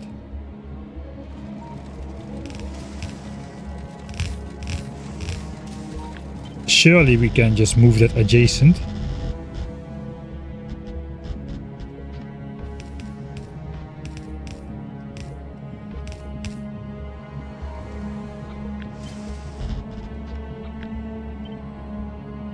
I don't know why we ended up with the 2-tile offset here, but it's fine.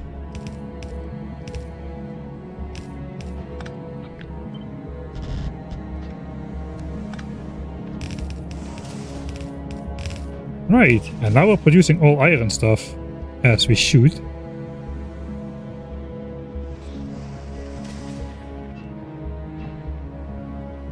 Except we're out of iron. I accidentally removed something, apparently.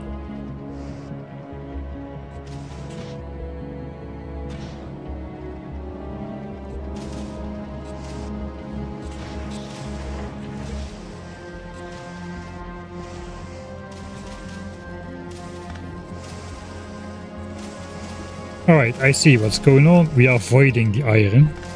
Let's not void the iron, and then we can actually produce some stuff. That would be nice.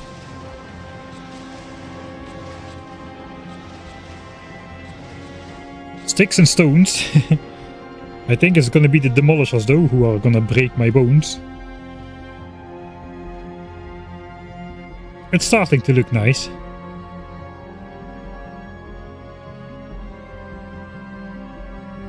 Isn't power infinite in a way in Vulcanus? Yes, but also... Yes, it is. I would just need to build more of this power plant stuff. There is still some space in here, which we can use to extend it. We probably already need to do so though, so... Infinite is still a bit relative. You do need to build it. But we could. I think we could. But if I don't have anything useful to put in the machines, why not efficiency and just cut down on the power?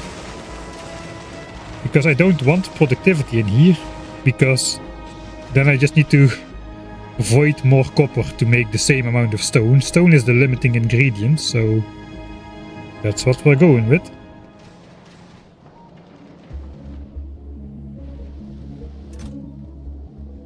$72k purple signs already, so not bad. I think this actually can just be like this. That can go, that can go. This coal is gonna come from the south. And this calcite is gonna come from somewhere, whatever. That's fine, we'll route that around somehow. That is not a priority. Alright, so all the stone stuff and steel and sticks for rails is in its place, as well as purple signs and rails itself. Now we just need to figure out where to make the productivity modules and furnaces, as well as the red and green chips, and I think it's just going to be in this area. I kind of like this belt being in the middle already, so this is probably going to move somewhere over here.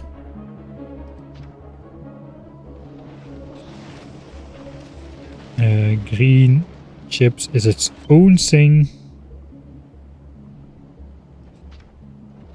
Red chips is the big one, so I suppose let's try to fit it in.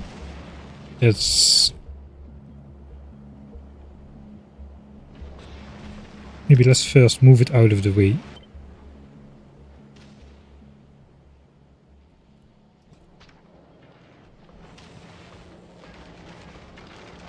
Let's see how this fits.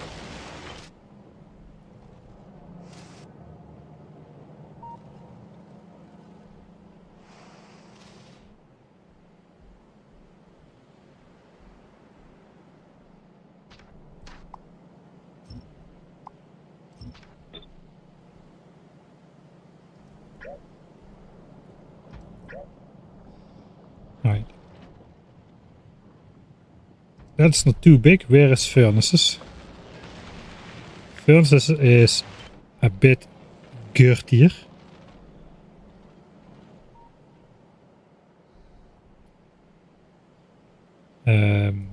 Technically, they could both fit vertically.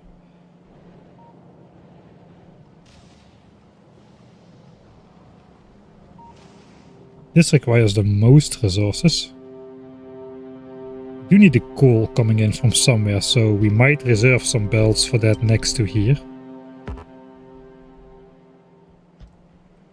I reserved more belts because I was thinking to mine this down south and bring it back up. That's probably just gonna go over the top or something, I don't know.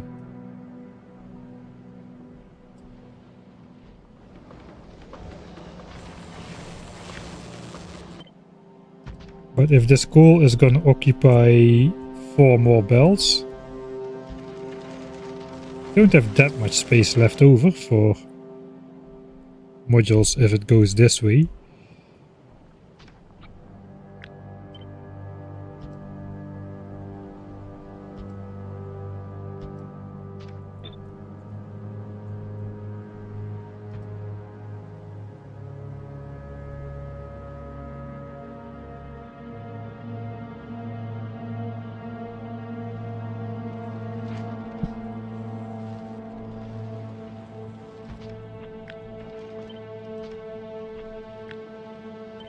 Alright, so what if resources come in from the bottom, and of course we'll also feed the furnaces back out to the bottom in that case. And then same for productivity modules.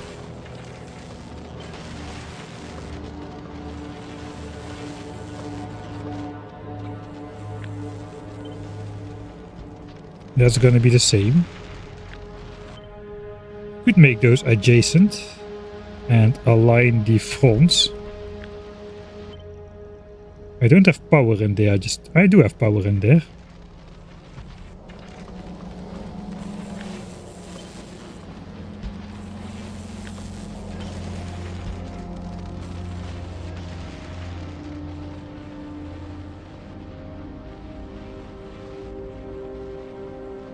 Right, probably I want to do it the other way around.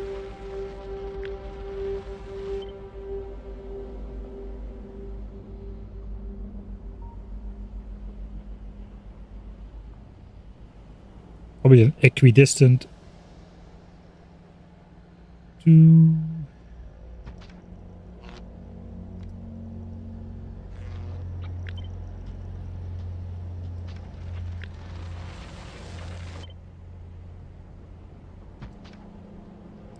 something like that. We keep some extra space to route more belts through if we need. Steel and stone bricks are gonna come from this side, and red chips from, I don't know, maybe from this side over here.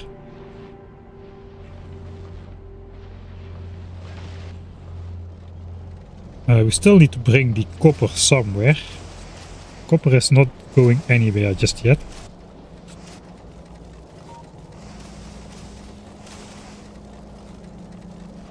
This could be the copper line.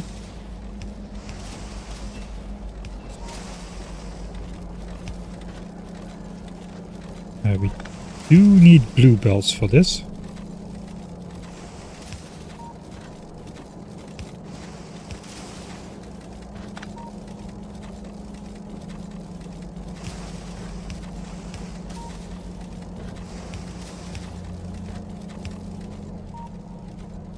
Okay, that's steel. Where's bricks gonna be? Bricks.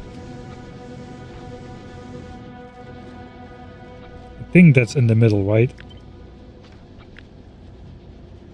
20 and 19. I guess that's middle-ish enough. So if we want to flip that around.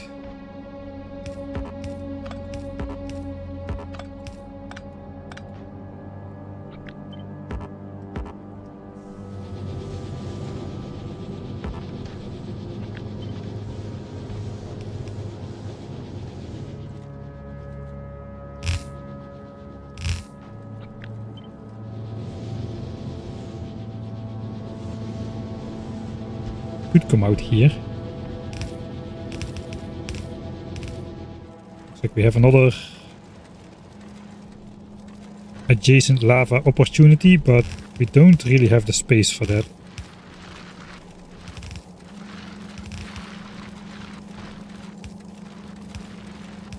Sure, let's make this extra confusing, because that's always nice. It kind of means we...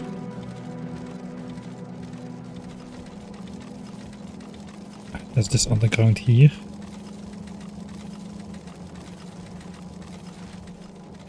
Alright, we probably want to go adjacent here then.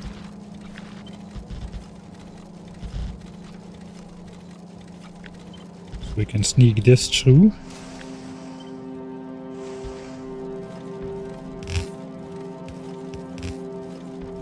See the product come back. Okay, now we're a little bit into the corner here.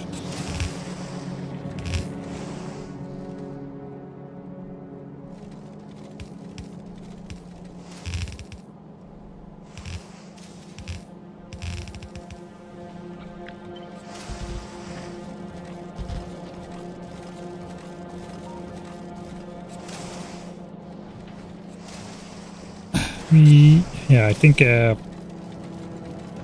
gonna underground this one instead.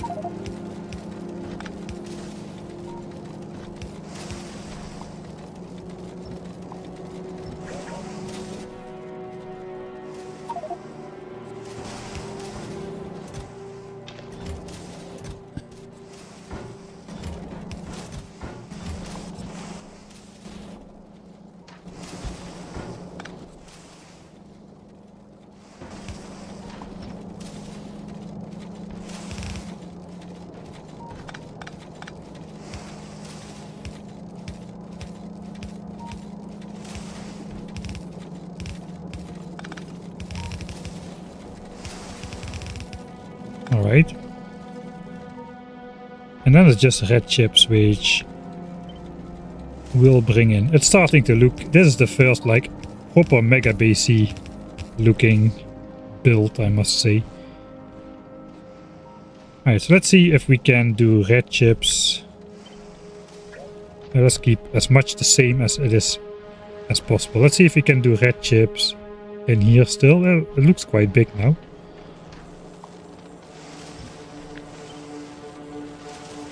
So let's minimize that.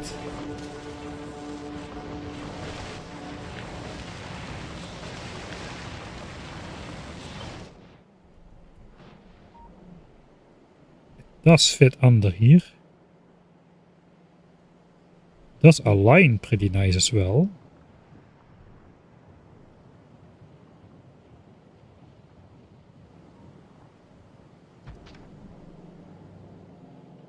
That's a roboport of space down there. It also avoids this for now. So that might be it. Then we just need to connect iron and copper.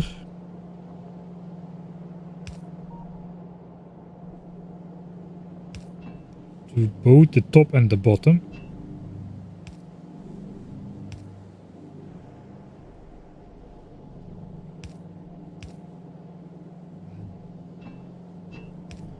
So I might want to put that in the build so we can actually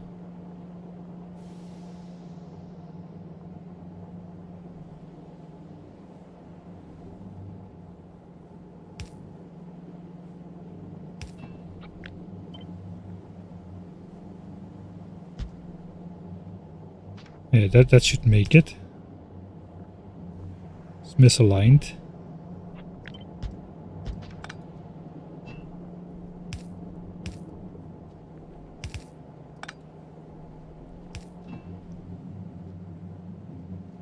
Right.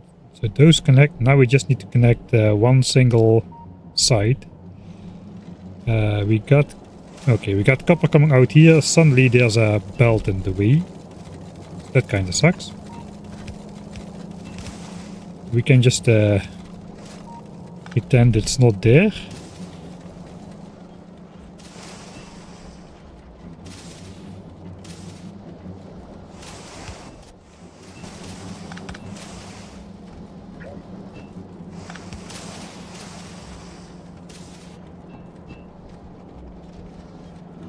Alright, now can we do this like every beacon or something?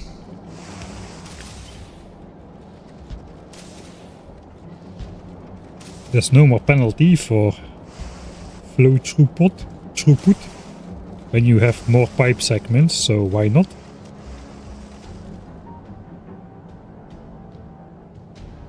Alright, this can just go straight, I think. But what about iron? Iron probably just goes straight as well.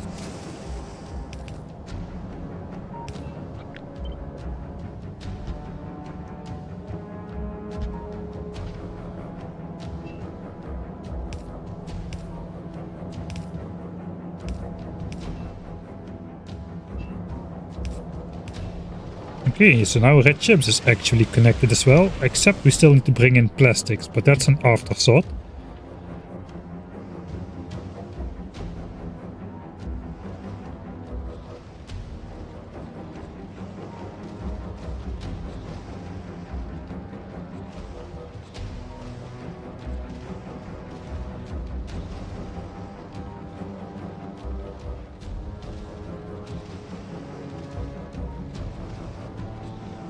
Grasp optimization protocol, you got me there. When I was thinking for 10 seconds, what the heck could you mean? No, I will not research fast inserter. I love how half the comments are about fast inserters, and I'm just doing belt routing. We're done with inserter stuff, we're now plumbing the belts in. Actually, factorial plumbing has become a lot more like plumbing with pipes these days. I guess that's good. Or at least that's something. Let's just do this for now. Calcite is an afterthought which we'll just put in somehow somewhere. I'm a little bit worried that stuff is not looking as dense as I imagined it to be. I guess I have to really connect everything and make everything work, and only then really worry about stuff. Currently we definitely don't have the stone making the rails, but that's because we're not consuming all the iron and stuff. We might still be spawning in a bunch of stuff.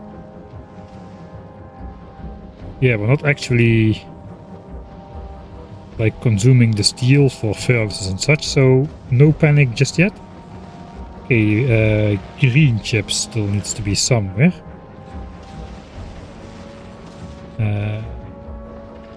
Would be nice if that goes above here, I suppose.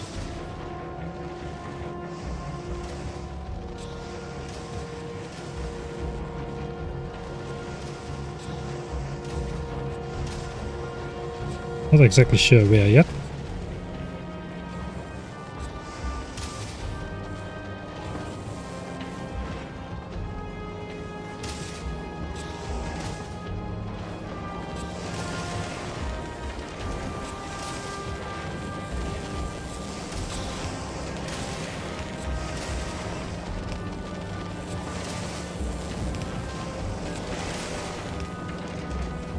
We need to get the resources through. Okay, there's 1 million purple science packs, and that we just made during the actual building of the stuff. Really?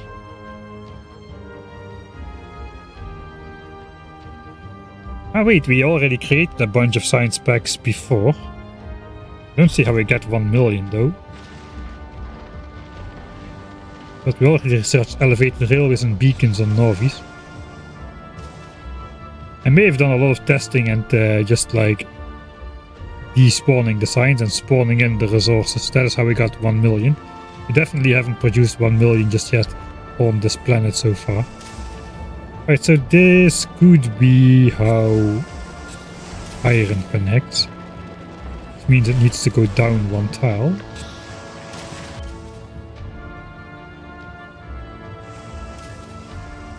And we could literally put it here.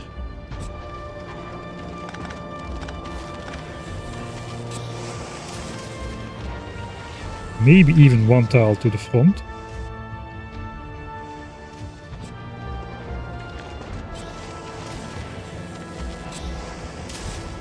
And then copper.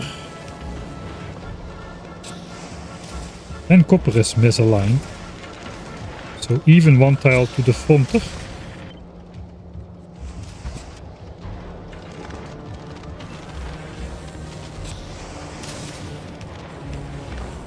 Sure, these inserters can lift the green chips over the copper.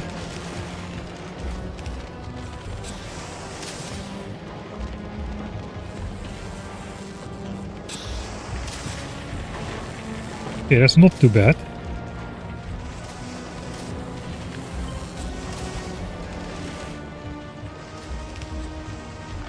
Okay, stop deleting stuff for now.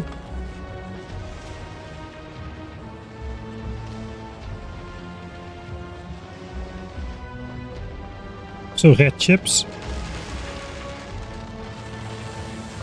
What if I just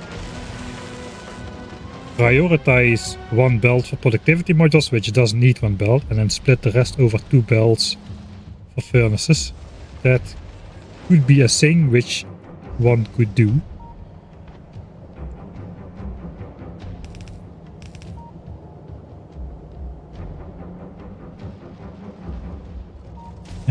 First though, yeah, red chips needs to come in here. At least the red chips for furnaces do. I suppose then the red and green chips for productivity modules will be on top of that yet again. So everything comes down. Alright.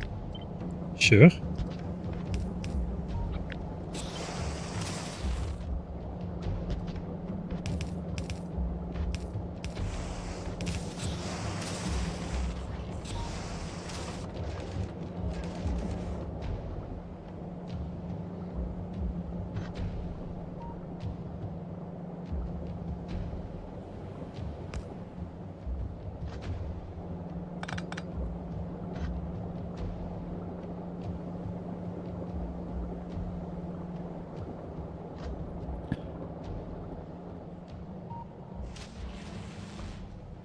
I have to do it some way.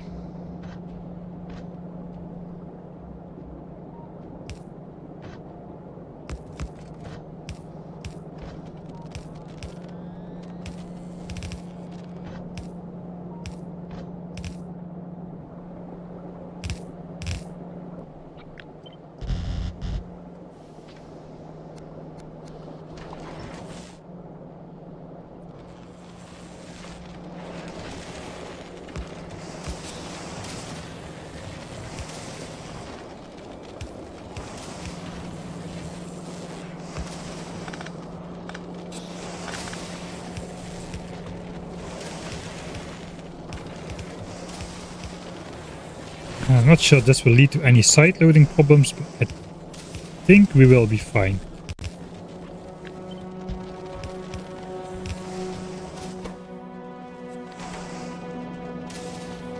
I'm not even sure we need to do output priority here, but we'll do it anyway.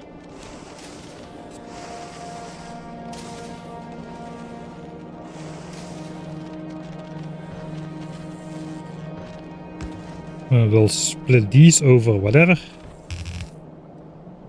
This might lead to some problems with the belt side priorities and whatnot.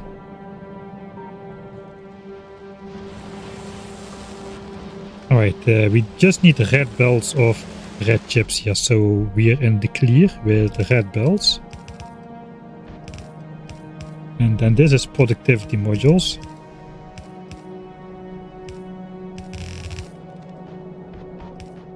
Which also will get the green chips.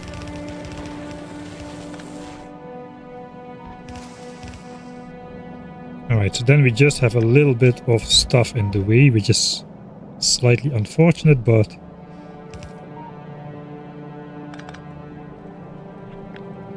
the radar needs to be in this. I'll just delete it for now. Let's put it somewhere over there. I guess this is just gonna stay. So be it. Alright, we've arrived with the resources. It is starting to look properly mega basey now. How are you getting blue belts before purple? I won't. I also won't get the Mark III assemblers before purple. Well, I can still design it so that it produces 1800 SPM as soon as I have the blue belts and the assemblers. And until that time it will just underperform a bit, which is fine, because we're doing a ton of Vulcan signs anyway. So we'll just save up purple signs until we have enough and then upgrade everything. And then I don't need to redesign everything again. Because if I would design it around what I have, I would be doing the same amount of work now, then research 2 tags, and I would have to redo everything again. Because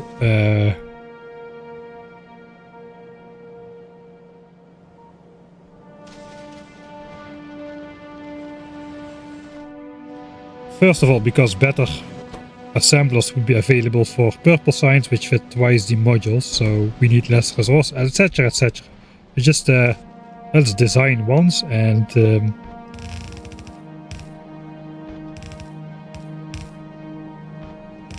call it good.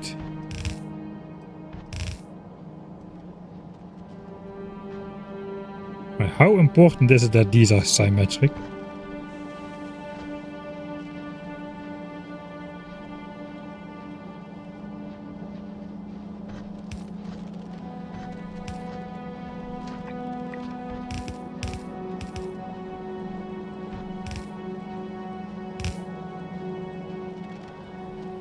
Oh, this one needs to go here then. This one needs to go straight. And this one can do the same stupid trick over here.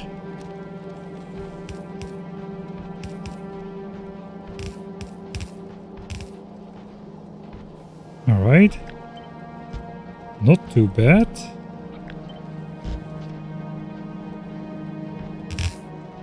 We're almost there now. This is then productivity modules. And I somehow even have red and green chips on the correct side, although that does not really matter.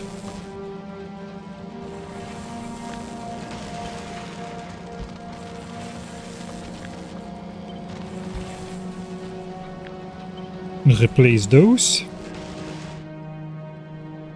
And then we just need to bring this in somehow.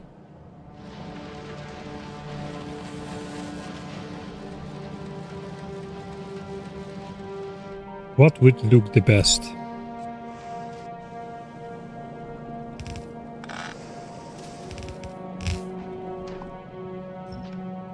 Probably this.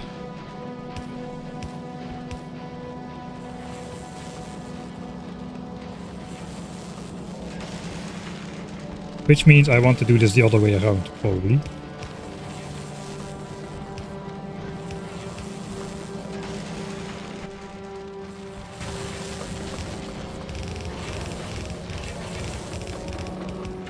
And we'll properly yellow belt this.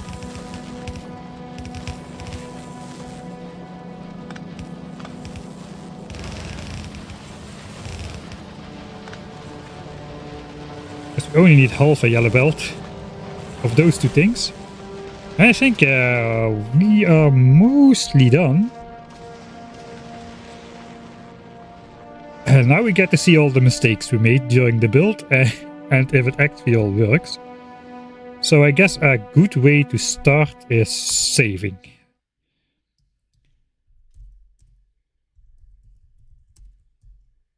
Might be done. We might be done with the purple science build. Before we reset anything, let's just look. That should be 1800 SPM, but of course everything was not set up as it should be, so I'm just going to start off by deleting and replacing everything.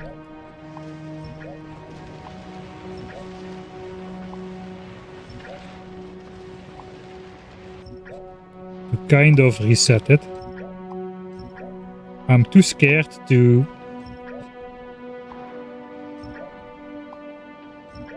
do everything in one go, although I maybe should. So we'll have some stuff on the belt still.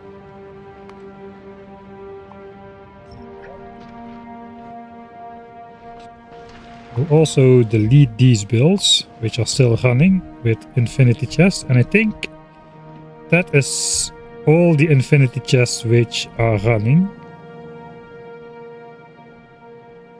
Now we just need to wait if everything switches on or not. And if the balance is good. Alright, so I forgot to do one thing which might be important. I need to prioritize inputs.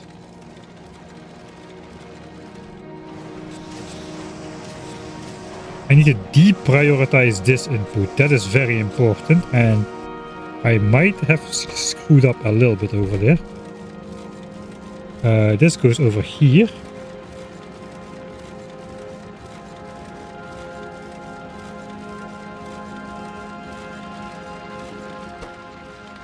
So if I input priority from this side,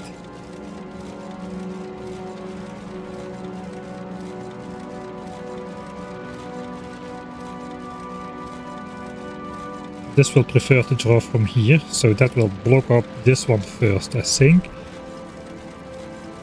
I could do it something here as well, but I think this is one of this 1 to 3 splitter things, so that probably messes with things. Right, and this has already failed because, of course, the LDS is on the belt. Sure.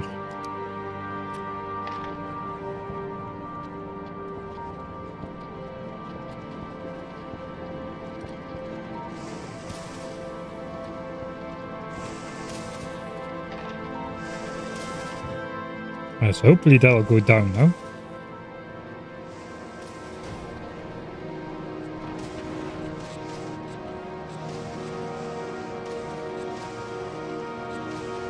I am not sure if this clogs up, if it will automatically unclog at any one point. If I stop producing purple signs, I think it should not clog up, but I'm not 100% on that.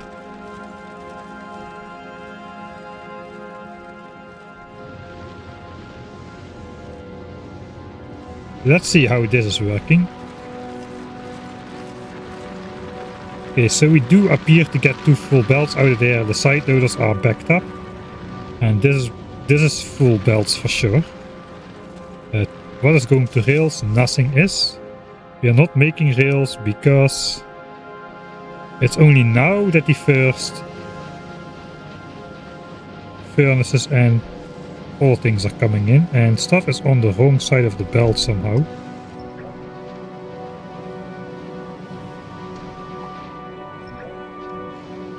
Probably because I didn't delete everything.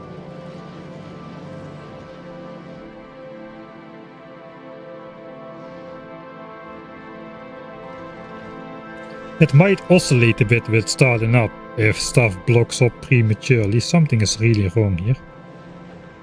Really wrong. Right. I see what is really wrong. Ooh, that is bad. I'll just let it go a little. Productivity modules should be on the, they are on the bottom side here, they should be on the top side here, and they are not.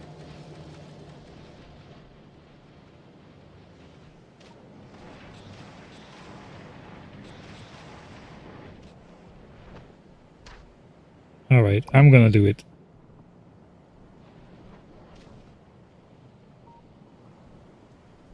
Maybe from map view.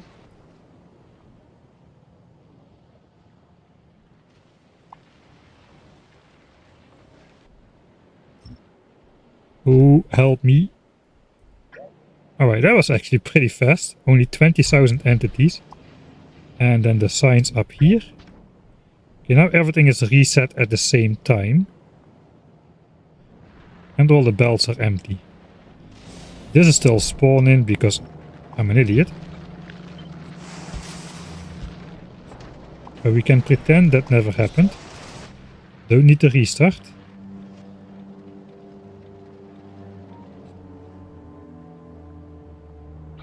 Let me just do a copy paste on here, see if I still see loaders. I still see 16 loaders. Where though? I'm probably... Alright, this is all loaders.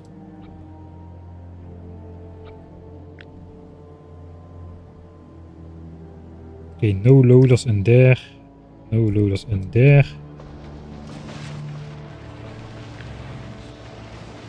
Okay, I see 4 loaders in here. That's not good. Ah, plastics. Okay, plastics should be loaded. That's alright.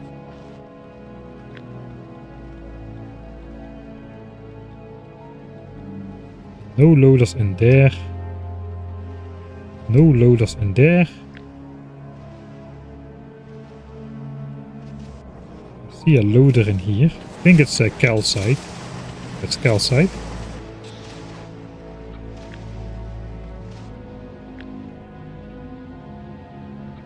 I think we're good. Fluid. The pain. I'm tempted to just test it.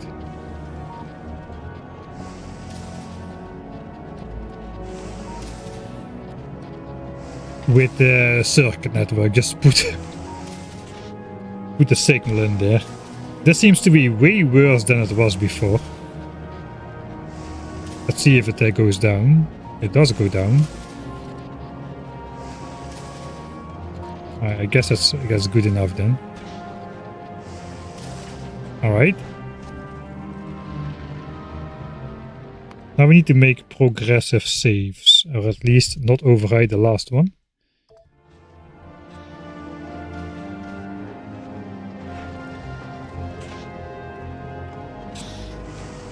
Yes, we have fluid ingredient shortage still. I guess yeah, steel needs to back up. Steel production is too high.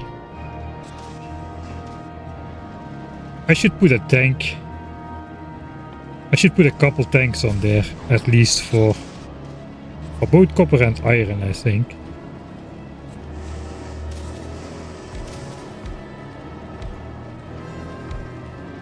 Because these builds are getting massive enough that it matters.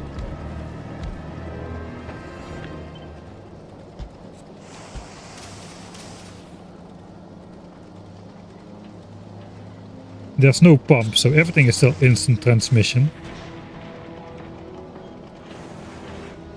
But like this, if we have a 250k buffer, we can at least see if it's going up or down or whatever. And all these pipes and irregularities in consumption and production might just jump a bit too hard with all the stuff. Right, we do see that this belt is not moving, which is good.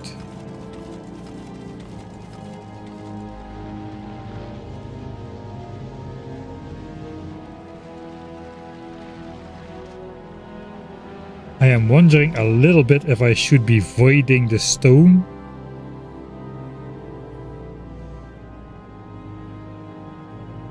If we are not actually producing rails. But let's just see how it goes. We've got the stuff on the correct side of the bell this time.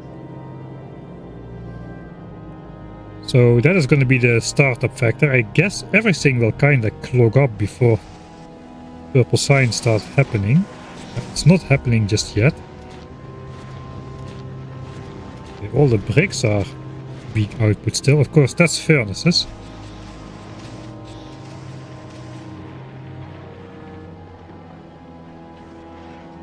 Alright, so copper is actually empty still. Why is that? I should be priority inputting this lane as well. Perhaps.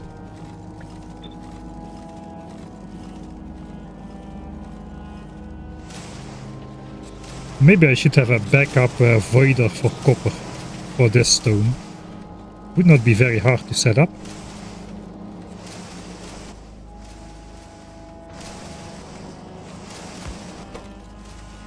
So output priority to the left. Then I need to not prioritize this input. Let's try it for now with as it is.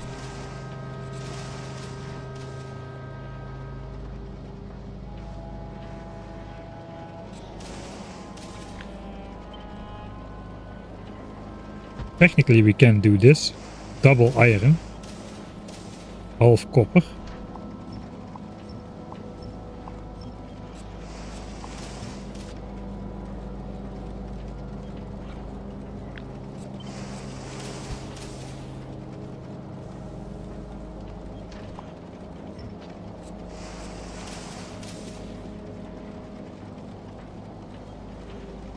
To better reflect the ratios a little bit. It's still nowhere close. Iron needs to be over twice as big compared to copper. Still. Alright.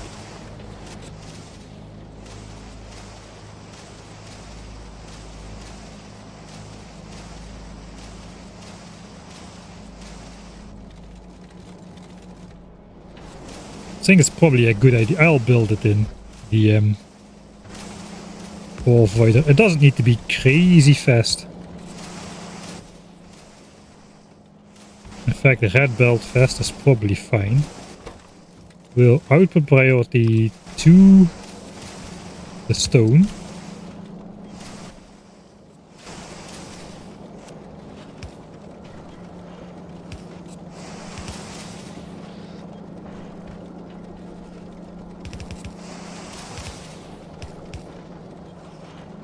And we'll throw that overboard, and instead then we'll input priority stone from iron, because now we can actually void the stone from copper. So it looks like we might need to void it a bit faster. No, it is important that this keeps flowing, isn't it? I cannot really do that.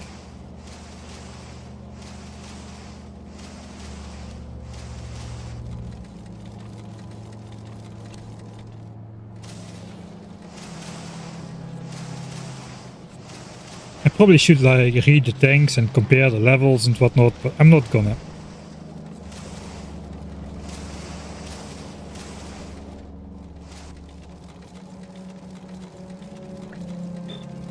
What if there's no input priority?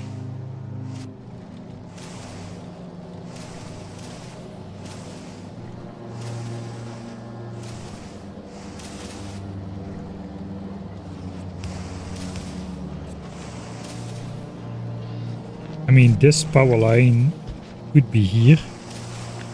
Could double capacity just by doing this.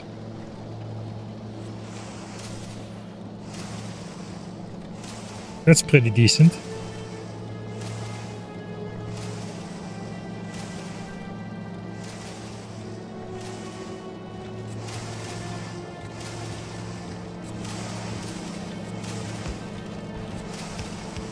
And we have to do this thing again.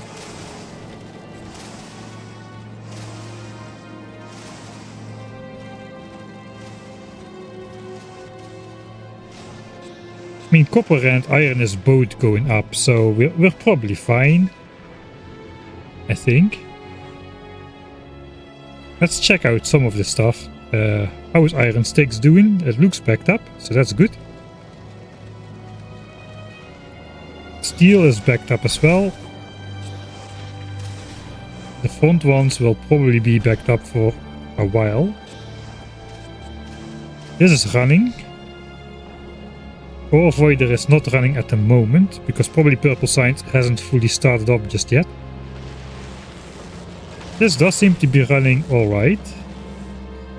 For now, looks like stone bricks are the limiting factor. That's probably one of the things I overbuild the least. We can output all the bricks on the belt.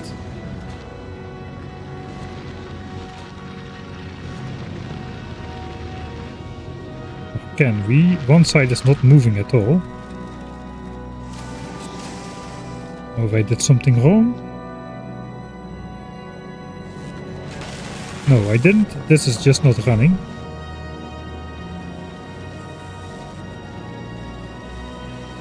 We're still in overproduction land for a little, I think.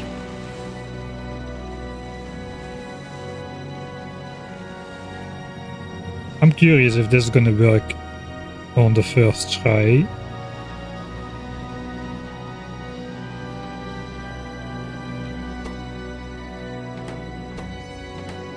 Okay, so we're still waiting for productivity module production to ramp up. Let's visually inspect a bit. A bunch of gaps. Is it better here? There is still a bunch of gaps. I don't think that's good. Okay. I see the problem. 2 stupid bells. That was the problem.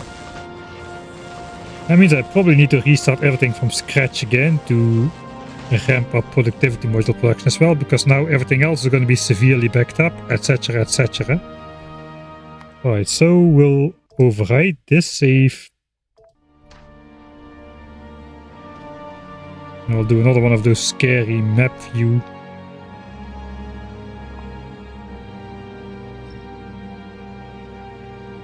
Full deconstruct.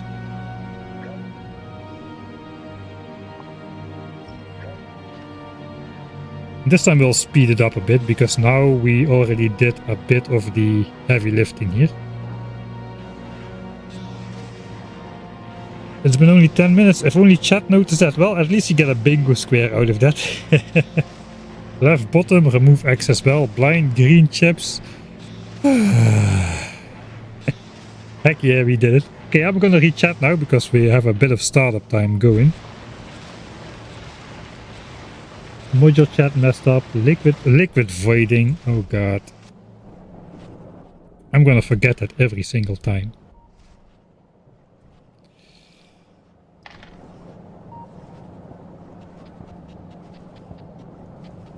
Disco time. At least we get a representative sample size in here.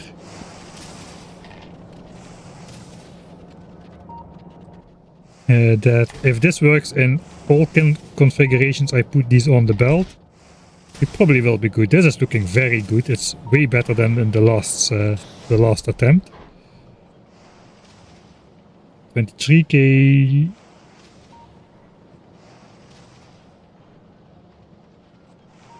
It is going down. 22k. Yeah, it is going down.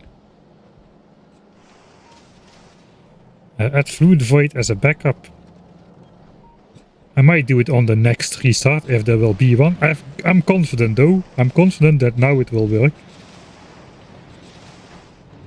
It's about time stuff doesn't work on the first try. I was getting way too full of myself with all the successful Norvis builds on the first try.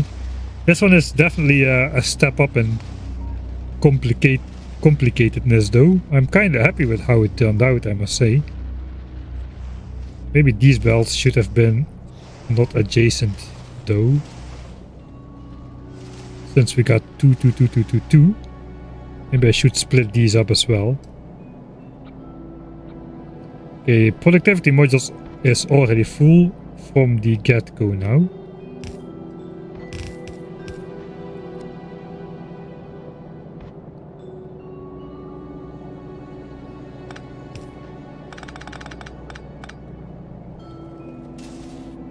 Not really sure. Should I move that around?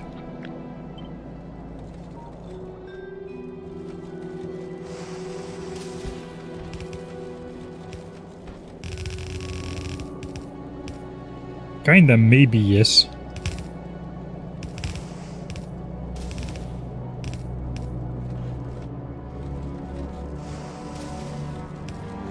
Green chips on there.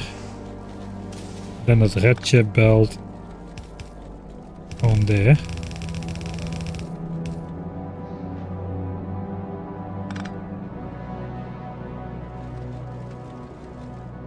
Okay, I can probably do that without too much trouble.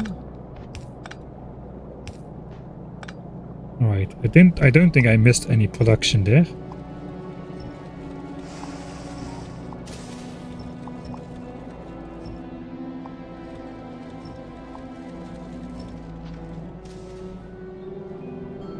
This needs to be a 2-belt gap then as well.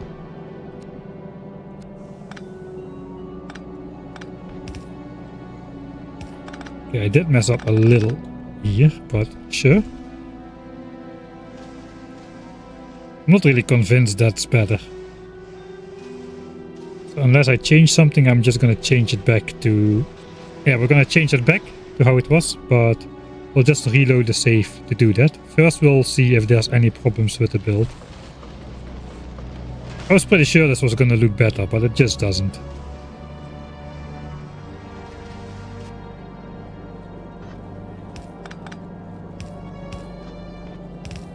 Maybe this helps. Ah, that helps actually. Somehow.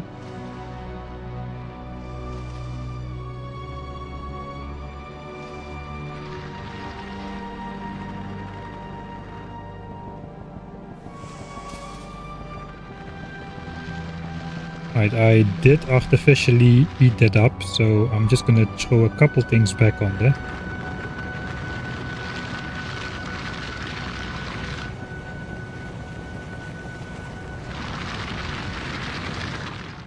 Alright, that's probably good enough.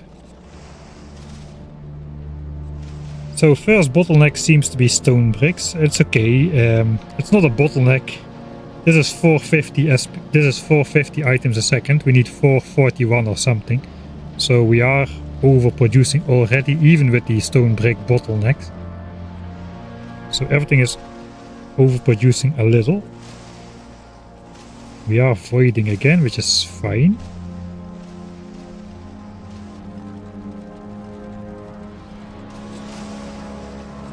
This is producing full speed.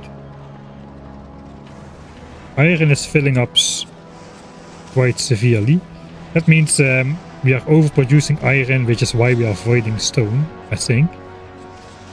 Copper will only ramp up very slowly because we're only overproducing ever so slightly here. Not too much over here. Could potentially add another inserter or something. Just so we have a little bit higher max capacity in here.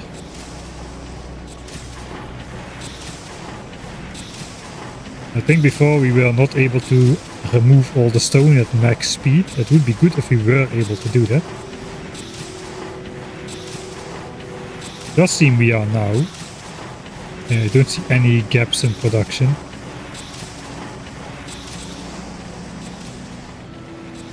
Alright, so remember stone. Copper stone, 1 extra inserter. That is one change. Alright, all of this stuff starts to move, which is a good sign. That means we are producing rails now and signs. We are not producing the full amount just yet.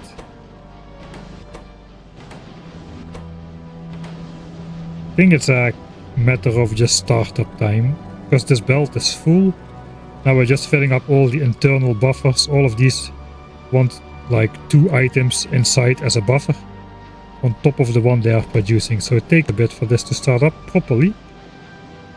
I have a good feeling about this. I think we're gonna do it. I think this is the build. This is the attempt. We are not there yet though. We are ramping up.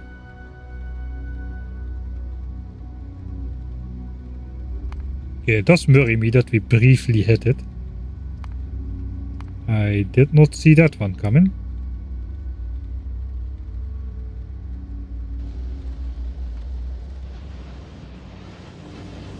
Yeah, I do see the last assemblers doing something, which is good. They are starting to receive some stuff. And eventually, once this belt starts stuttering a bit, we should be good. If this belt starts stuttering a bit, that means it's backed up properly, but it's not yet the case now. Mainly furnaces.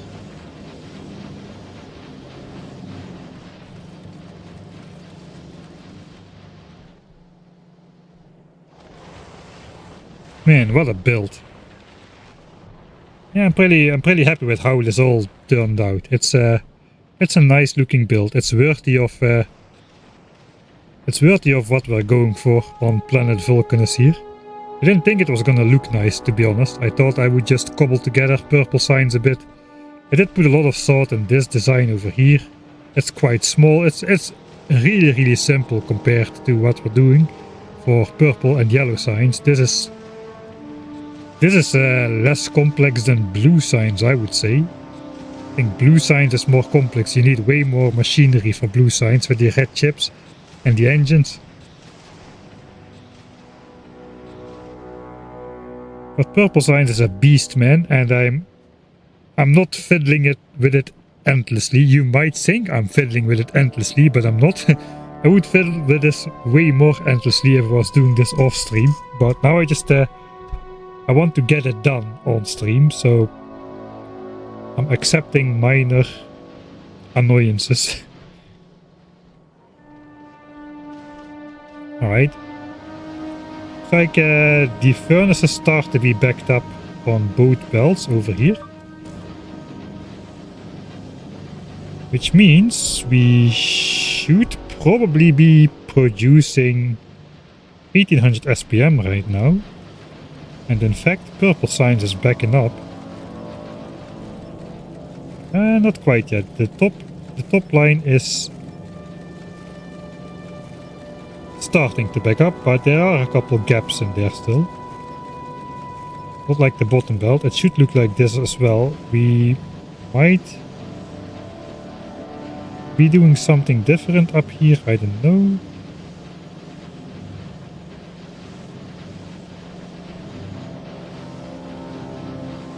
We got some extra outserters here to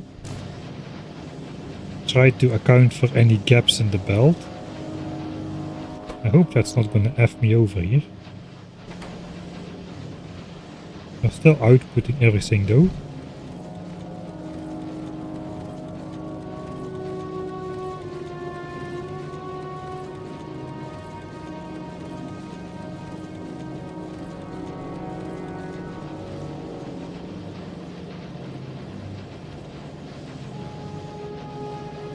I might want to stop trying to output this on the main belt.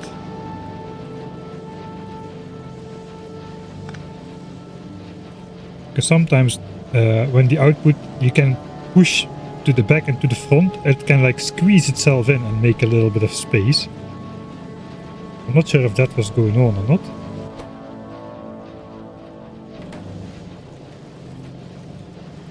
I think it's alright if we do that.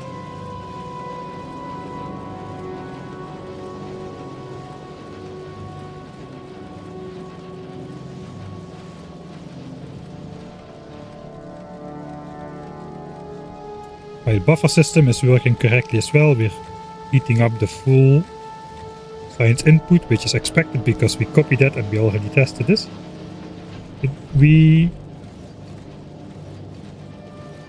I'm not entirely sure why the bottom side is backing up but the top side is not.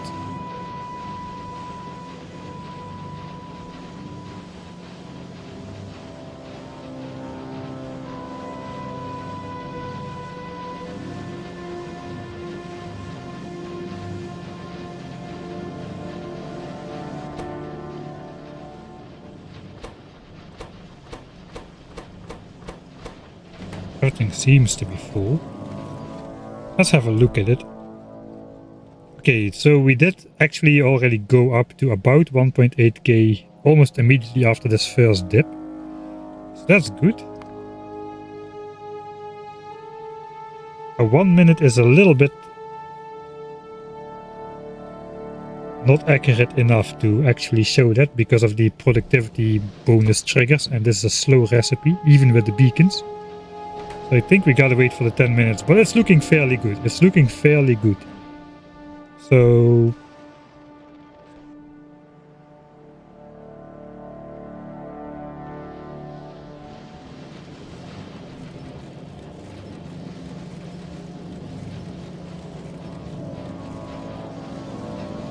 I mean, this is not backed up that much further. It's somewhere in this underground belt.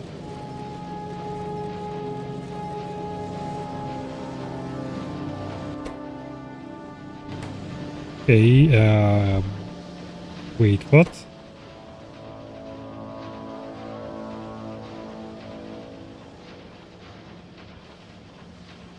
That one was not producing for a little.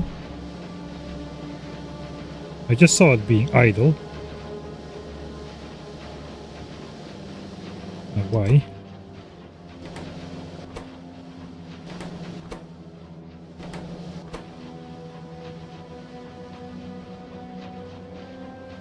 It's not getting rail. Why not? Rail is ready. Output full. Output full. But that's not good.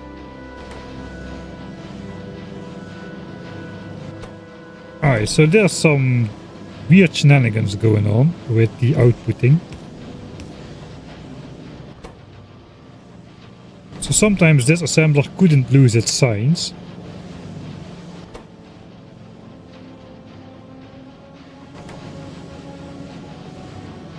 Okay, I think I know what's going on. This recipe is a little bit on the fast side for slow inserters. So sometimes it takes just a little bit too much time for these inserters to pick up the signs, and then this temporarily stops because they spend too much time looking for a gap on the belt. I think the double inserter kind of fixed that though. It might be happening with this guy as well. So maybe we should give all of these last ones at least some extra inserters.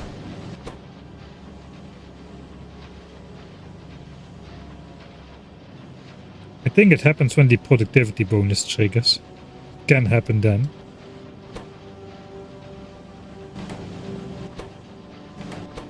Yeah, I missed that. Let's go.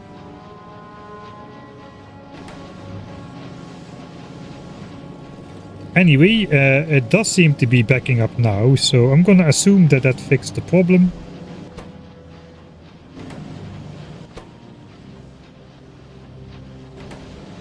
Okay, so these are too many inserters, but because that weird discrepancy, I'm going to, where it kind of stops, I'm going to keep the extra inserters here.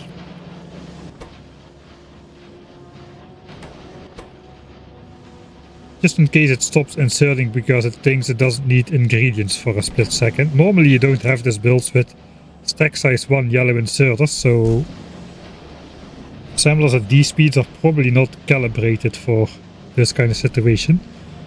Regardless though, that is 1800 SPM, you can just see it, we don't even need to check the graph. We're side loading a red belt and it is backed up on both sides. So we're good. Don't need to wait for the 10-minute graph. We can wait, let's speed it up. That should be 18,000. After just a little.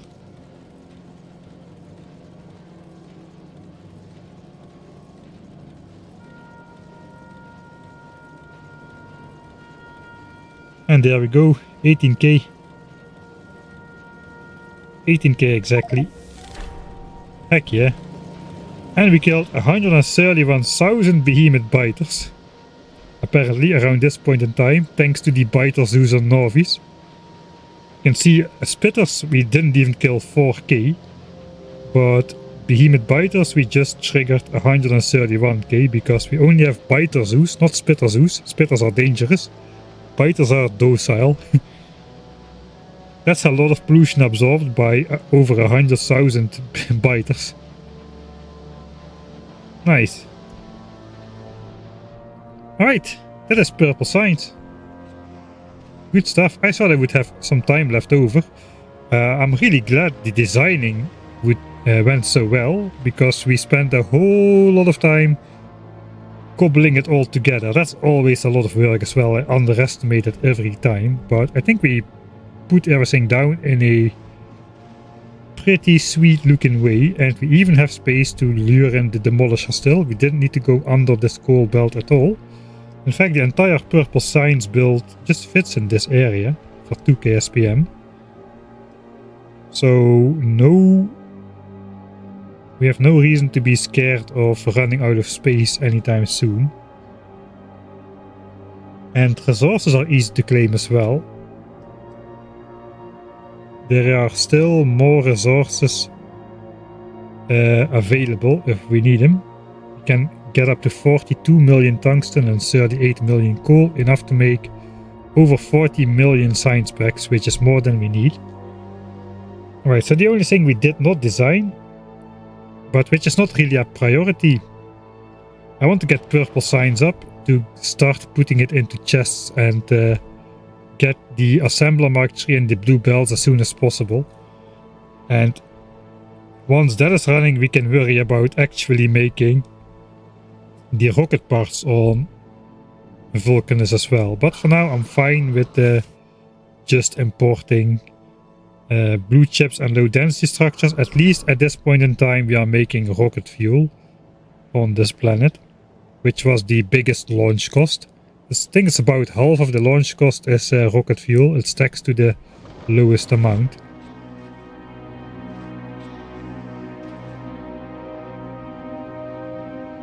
Alright, good stuff. So how the heck do I blueprint this?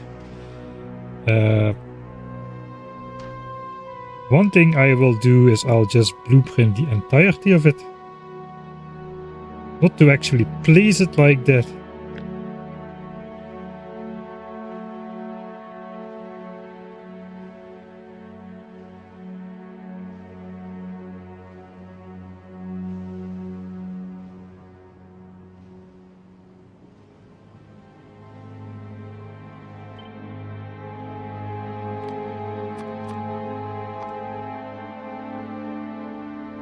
But just so I can mouse over and see where stuff is supposed to go. That's the full build.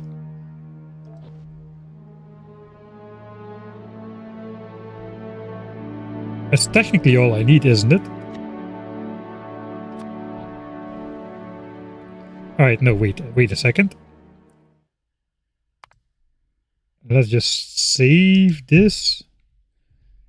Did I want to go back to the old spacing here? It is the kind of stuff I get sidetracked by. I think we're gonna just keep it like this. It is the way it is right now. That is the way it's gonna be. So this blueprint is valid, the full build. If I take that one, it just snaps back to where it should be. And I can see what should be where. So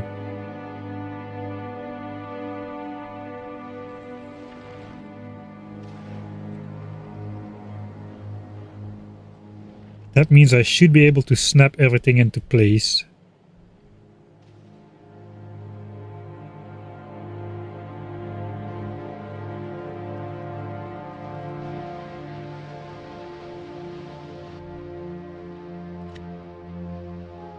Right, I'm a little nervous this will go wrong. So I don't want to throw away the old blueprints just yet.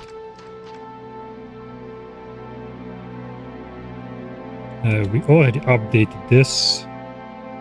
This was the original blueprint for the purple signs. Stuff was coming in from the left and going out on the right, all that kind of stuff. That now changed. We have the orientations now. That is a definitive one, but I'm gonna move all of these down there and I'm gonna make new ones for those. And after it's built, I can throw all of these blueprints away. Don't need those because I've got stuff now.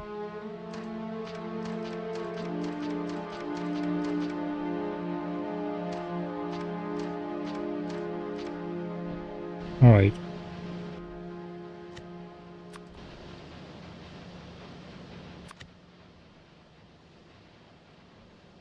So the full build goes on there. We've got this thing already. That one snaps to here. But now we don't have loaders on there, we have actual stuff on there.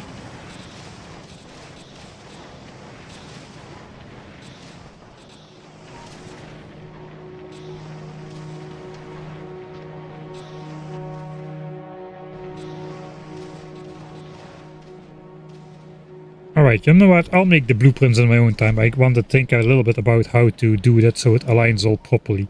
It's not really interesting to do that on stream.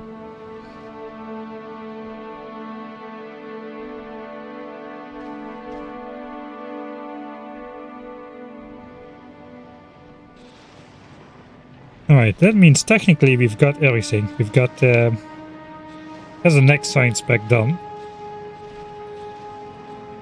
So just as a question to everybody who's watching, how do you like these design sessions? Are they interesting, or do you prefer just gameplay?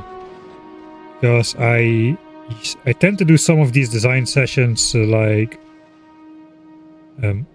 offline as well, like yellow signs on Novice. This temporary yellow signs build, I did that offline and I just built it on stream.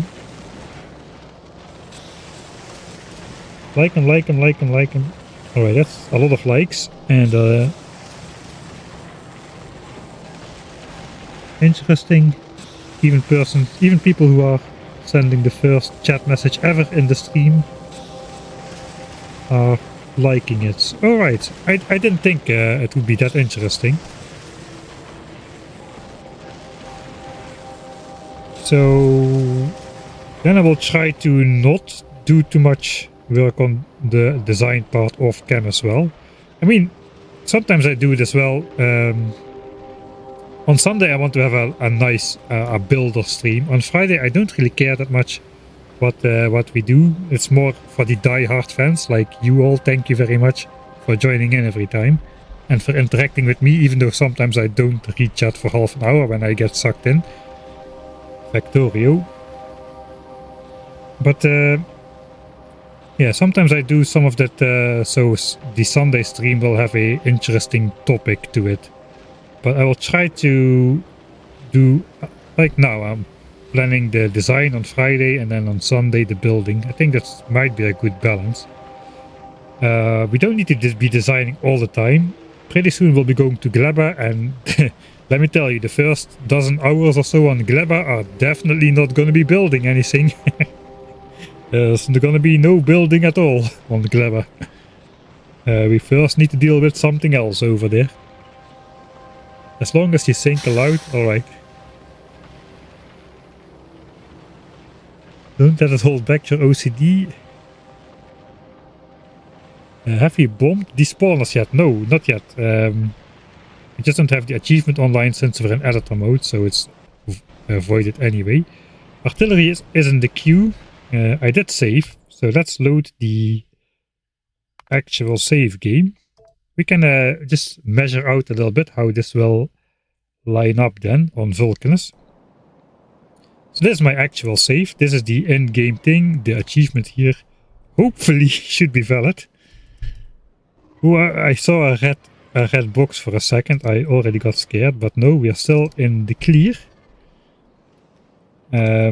Vulcanus is looking a little different since science is hooked up. We've got the belts hooked up. We've got purple science hooked up. We've got the coal mine still in the way, but let's just grab the full build over here. So yeah, the coal mine is in the way. This should be the same. There's a little bit details different with the silo, which I didn't update. As far as I know, it is fairly safe if you want to... I should not recommend this. Don't do this.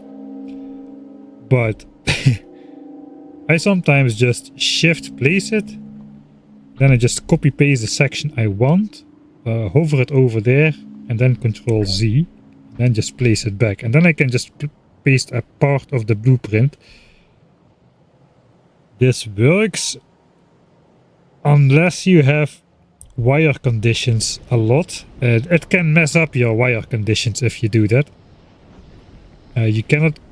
I don't know if that's changed, but you used to not be able to Control Z any wire conditions. So if those were different from your blueprint, those will get messed up. I don't know how it works. I mean, if a blueprint does this, it could also mess up the side loading or loading of your belts for a split second, which could be bad if, for instance, this happens and then it gets Control Z'd. That could have some bad side effects as well. It's not entirely safe, but it is a very convenient method to grab a part of your blueprint. But the larger the blueprint is and the more it overlaps with existing stuff, the more danger it is to do it that way. So I'll probably end up making proper partial blueprints again for all the individual sections. so I can build them on Sunday. Alright, so how far are we from artillery, realistically speaking?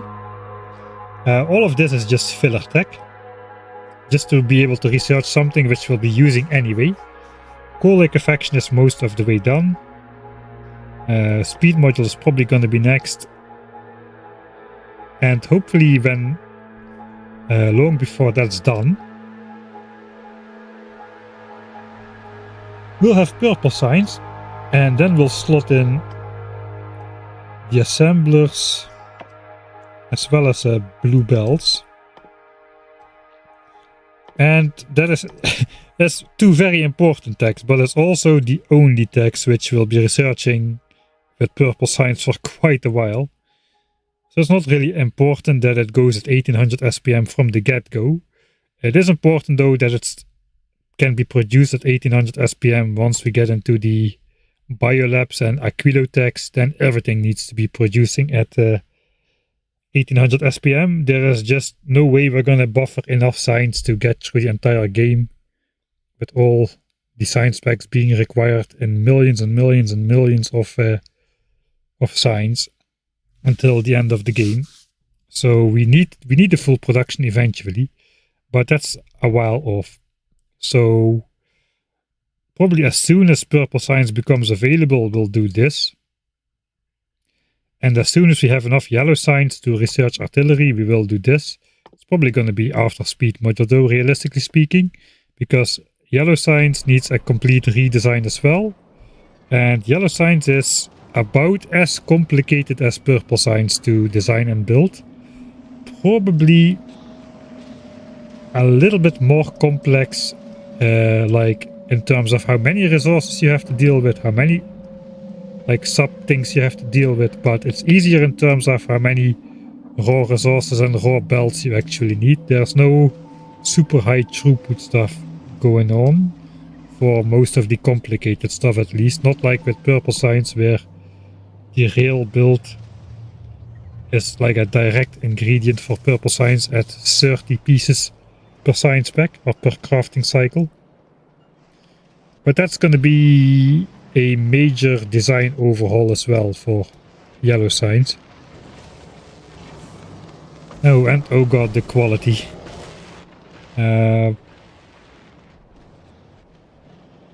Probably should take a look at my actual design thing. We can look a couple hours ahead.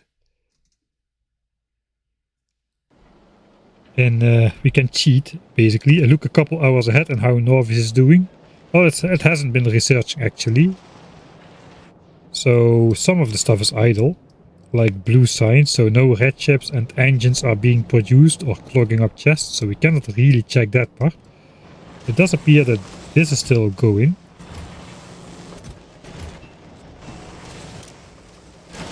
Can I click the chest?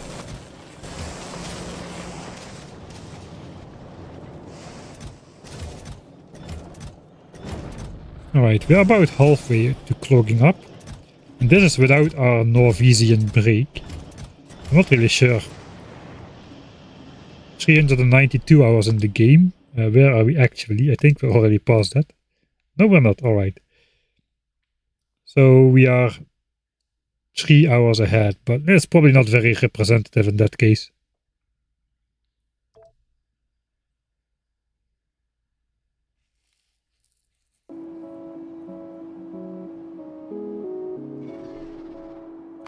Okay, I probably want to just outro with the working purple signs.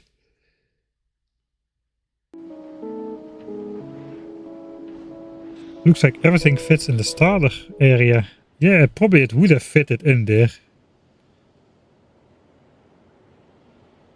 Probably would have fitted in there, but I had to get rid of him anyway to gain access to all the tungsten resources. There's still gonna be... And we already killed these worms. No, I just deleted those worms. Okay, here we go back to the actual save. Going back and forth. So what's the plan for Sunday then? I guess the plan is just to ignore Norvis. I was thinking about, I could just quickly build a Roboport network and some buffer chest system. In fact, I already have something for that, I think.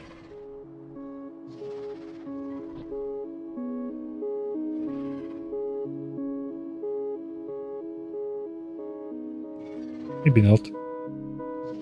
It's been a while. I had some like buffer chest system. I could maybe put some robots, make some chests. But the thing is, I would need to make quality logistics chests as well, so that's kind of a waste. And start moving all of this stuff through the base, because last time we discovered that worms actually only attack construction bots. Logistics bots are exempted. I don't know how they spot the difference, but they do. Sure, we'll use editor mode. Here you go. Construction bot. He's a goner. Oh, he was fast enough. Logistics bots. They don't even care. They don't even care. Construction bots, they'll just shoot. But logistics bots, no, they just go to sleep. Not interested. So we could actually build a logistics network in the base and get things started. But I think everything we do on Novis is gonna be detrimental to what time we actually can finish our technologies now. We want to get purple signs up, we want to get the good assemblers. This is required to redesign yellow signs on Novis. I'm not gonna temporarily do another temporary yellow build. I want to build it right from the get-go with the blue belts, with the Mark III assemblers and the appropriate modules. No more temporary builds. So I want to get purple signs as quickly as possible, get those tags behind me. Then we finish up.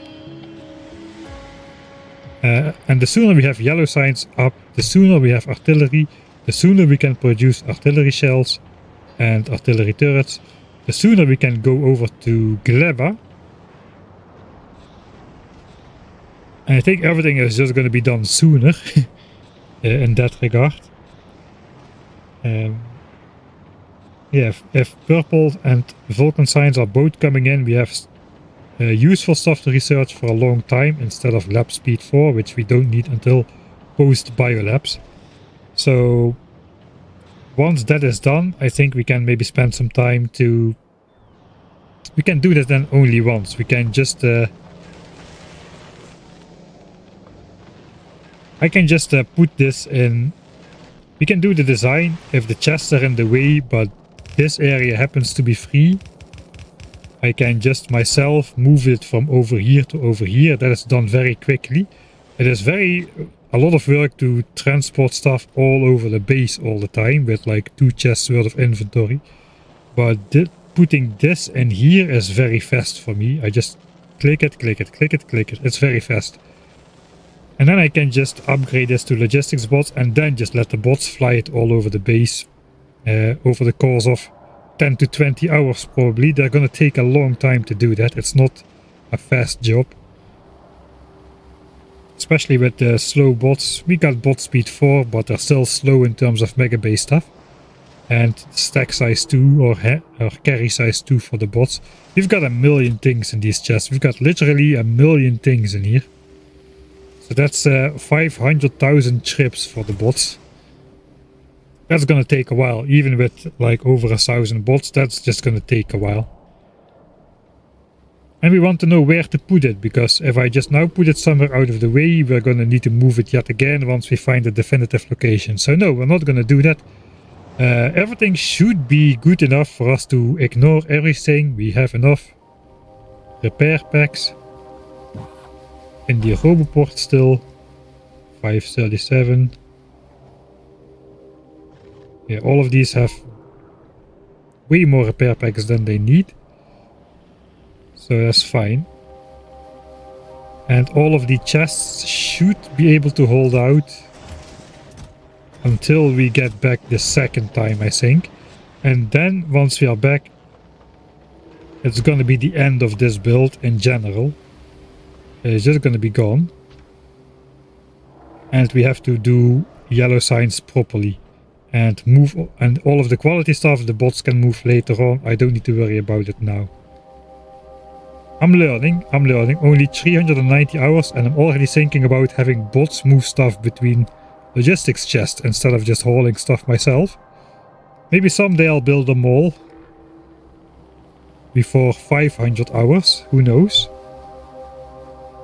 I'm probably gonna finish this playthrough without a mall, am I not? I kind of have a feeling I'm gonna be finishing this playthrough without ever building a mall, because, you know, it's only 1000 times science cost, you don't need that much infrastructure. So it is not really worth it building a mall or something. I guess I can find excuses all day long. Just because I can find excuses doesn't mean people will agree. And probably rightly so. Anyway, I think we're close to the end. Let's load the purple science build because it's looking nice. We can finish with that in the background. I cannot zoom out further. I can. I'm not sure the game will like it if I do that. And let's get out of editor mode. That doesn't change much. Okay, we need to actually... In the mod settings, I've got an extra zoom mod, which lets me zoom out way further. Hopefully the game will not die. That is the planet of Vulcanus. So far, it does actually fit, kind of. That may be...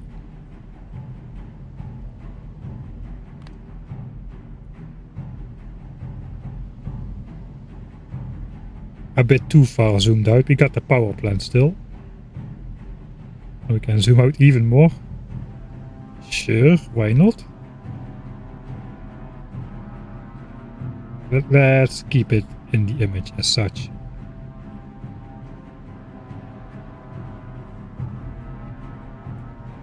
Or Voider doesn't fit. That's fine. Alright, I decided it's going to be this one. That's my outro screen. Let's also get rid of the chunk borders. Look at the carbon on the ground. It's its own pattern over here.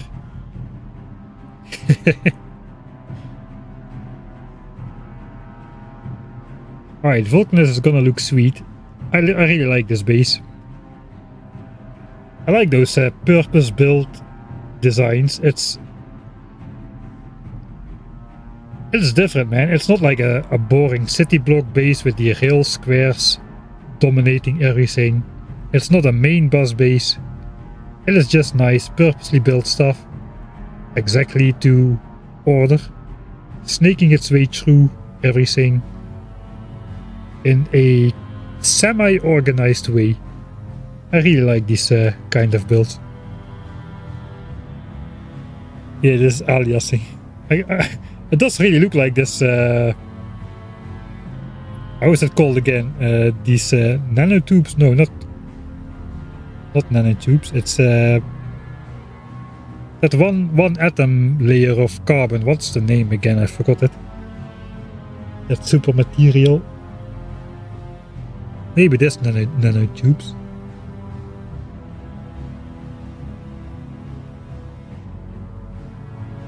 Graphite, yeah, graphite, that's the one.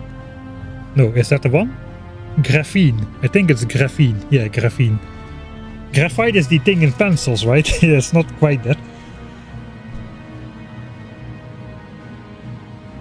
Alright. Yeah, I'm really looking forward to building this on Sunday. It's gonna be awesome. I don't know if we have enough power though. Can I see it? Maybe, if I have the interface on.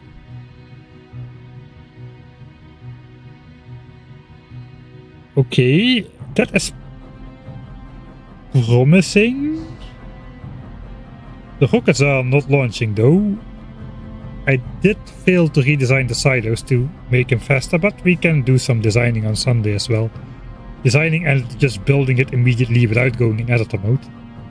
It's going to be fairly easy to upgrade the rocket silos, I think.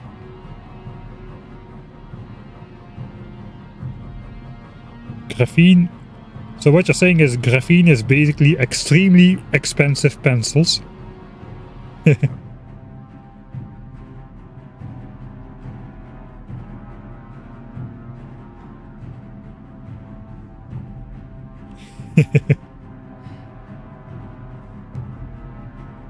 Right, see you, Wesley. I'm about to stop anyway as well.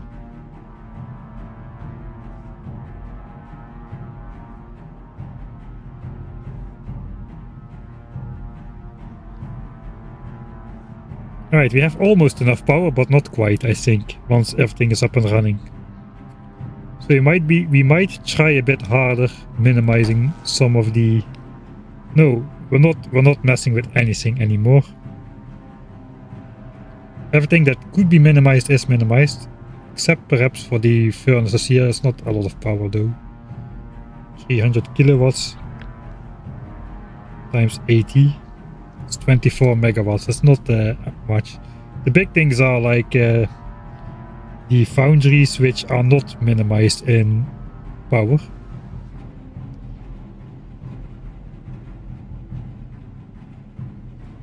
I think we did minimize most of them, but not all of them.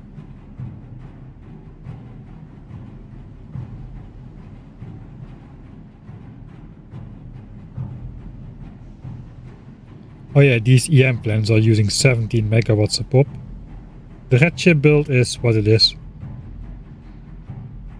So that's 2 of these EM plants do more than this entire productivity moduled furnace area in terms of power. And you cannot simply add efficiency beacons to a build anymore, because beacons have diminishing returns. So if this thing's got one speed beacon and it's going at a certain speed, and now I put an efficiency beacon next to it, now both of those beacons will be having a smaller effect compared to the one beacon it was before. So the speed will actually go down if I place efficiency beacons next to it now. Why not a solar farm? I did have a solar farm in the beginning. It's gonna stay. It's like the battery shaped solar farm. We're just gonna keep it. Well, this was less than 200 megawatts, and this is over a gigawatt over here. We got space for another power plant like that, so I might just build another one just to be sure.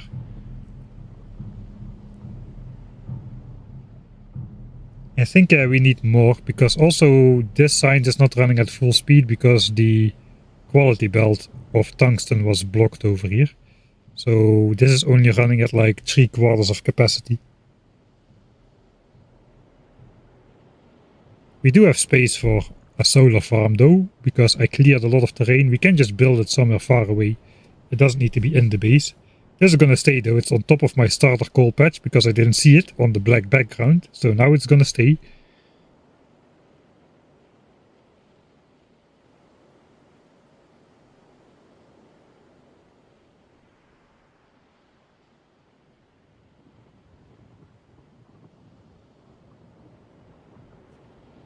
Alright, if it's so easy, then the next...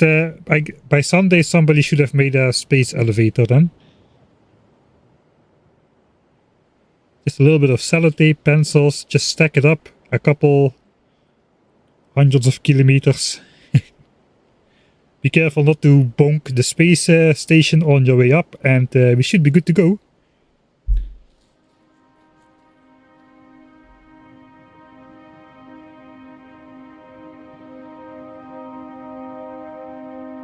Alright, I'm gonna call it here. I'm gonna go to bed. Looking forward to Sunday. I will try to start streaming in the European... around 1 o'clock European time. Because it's probably gonna be a long stream again on Sunday. Not an evening stream like Friday.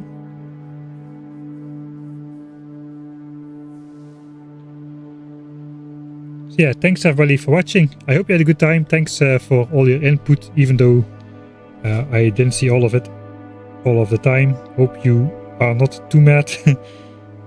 Thanks for hanging out, and hopefully I'll see you all next time.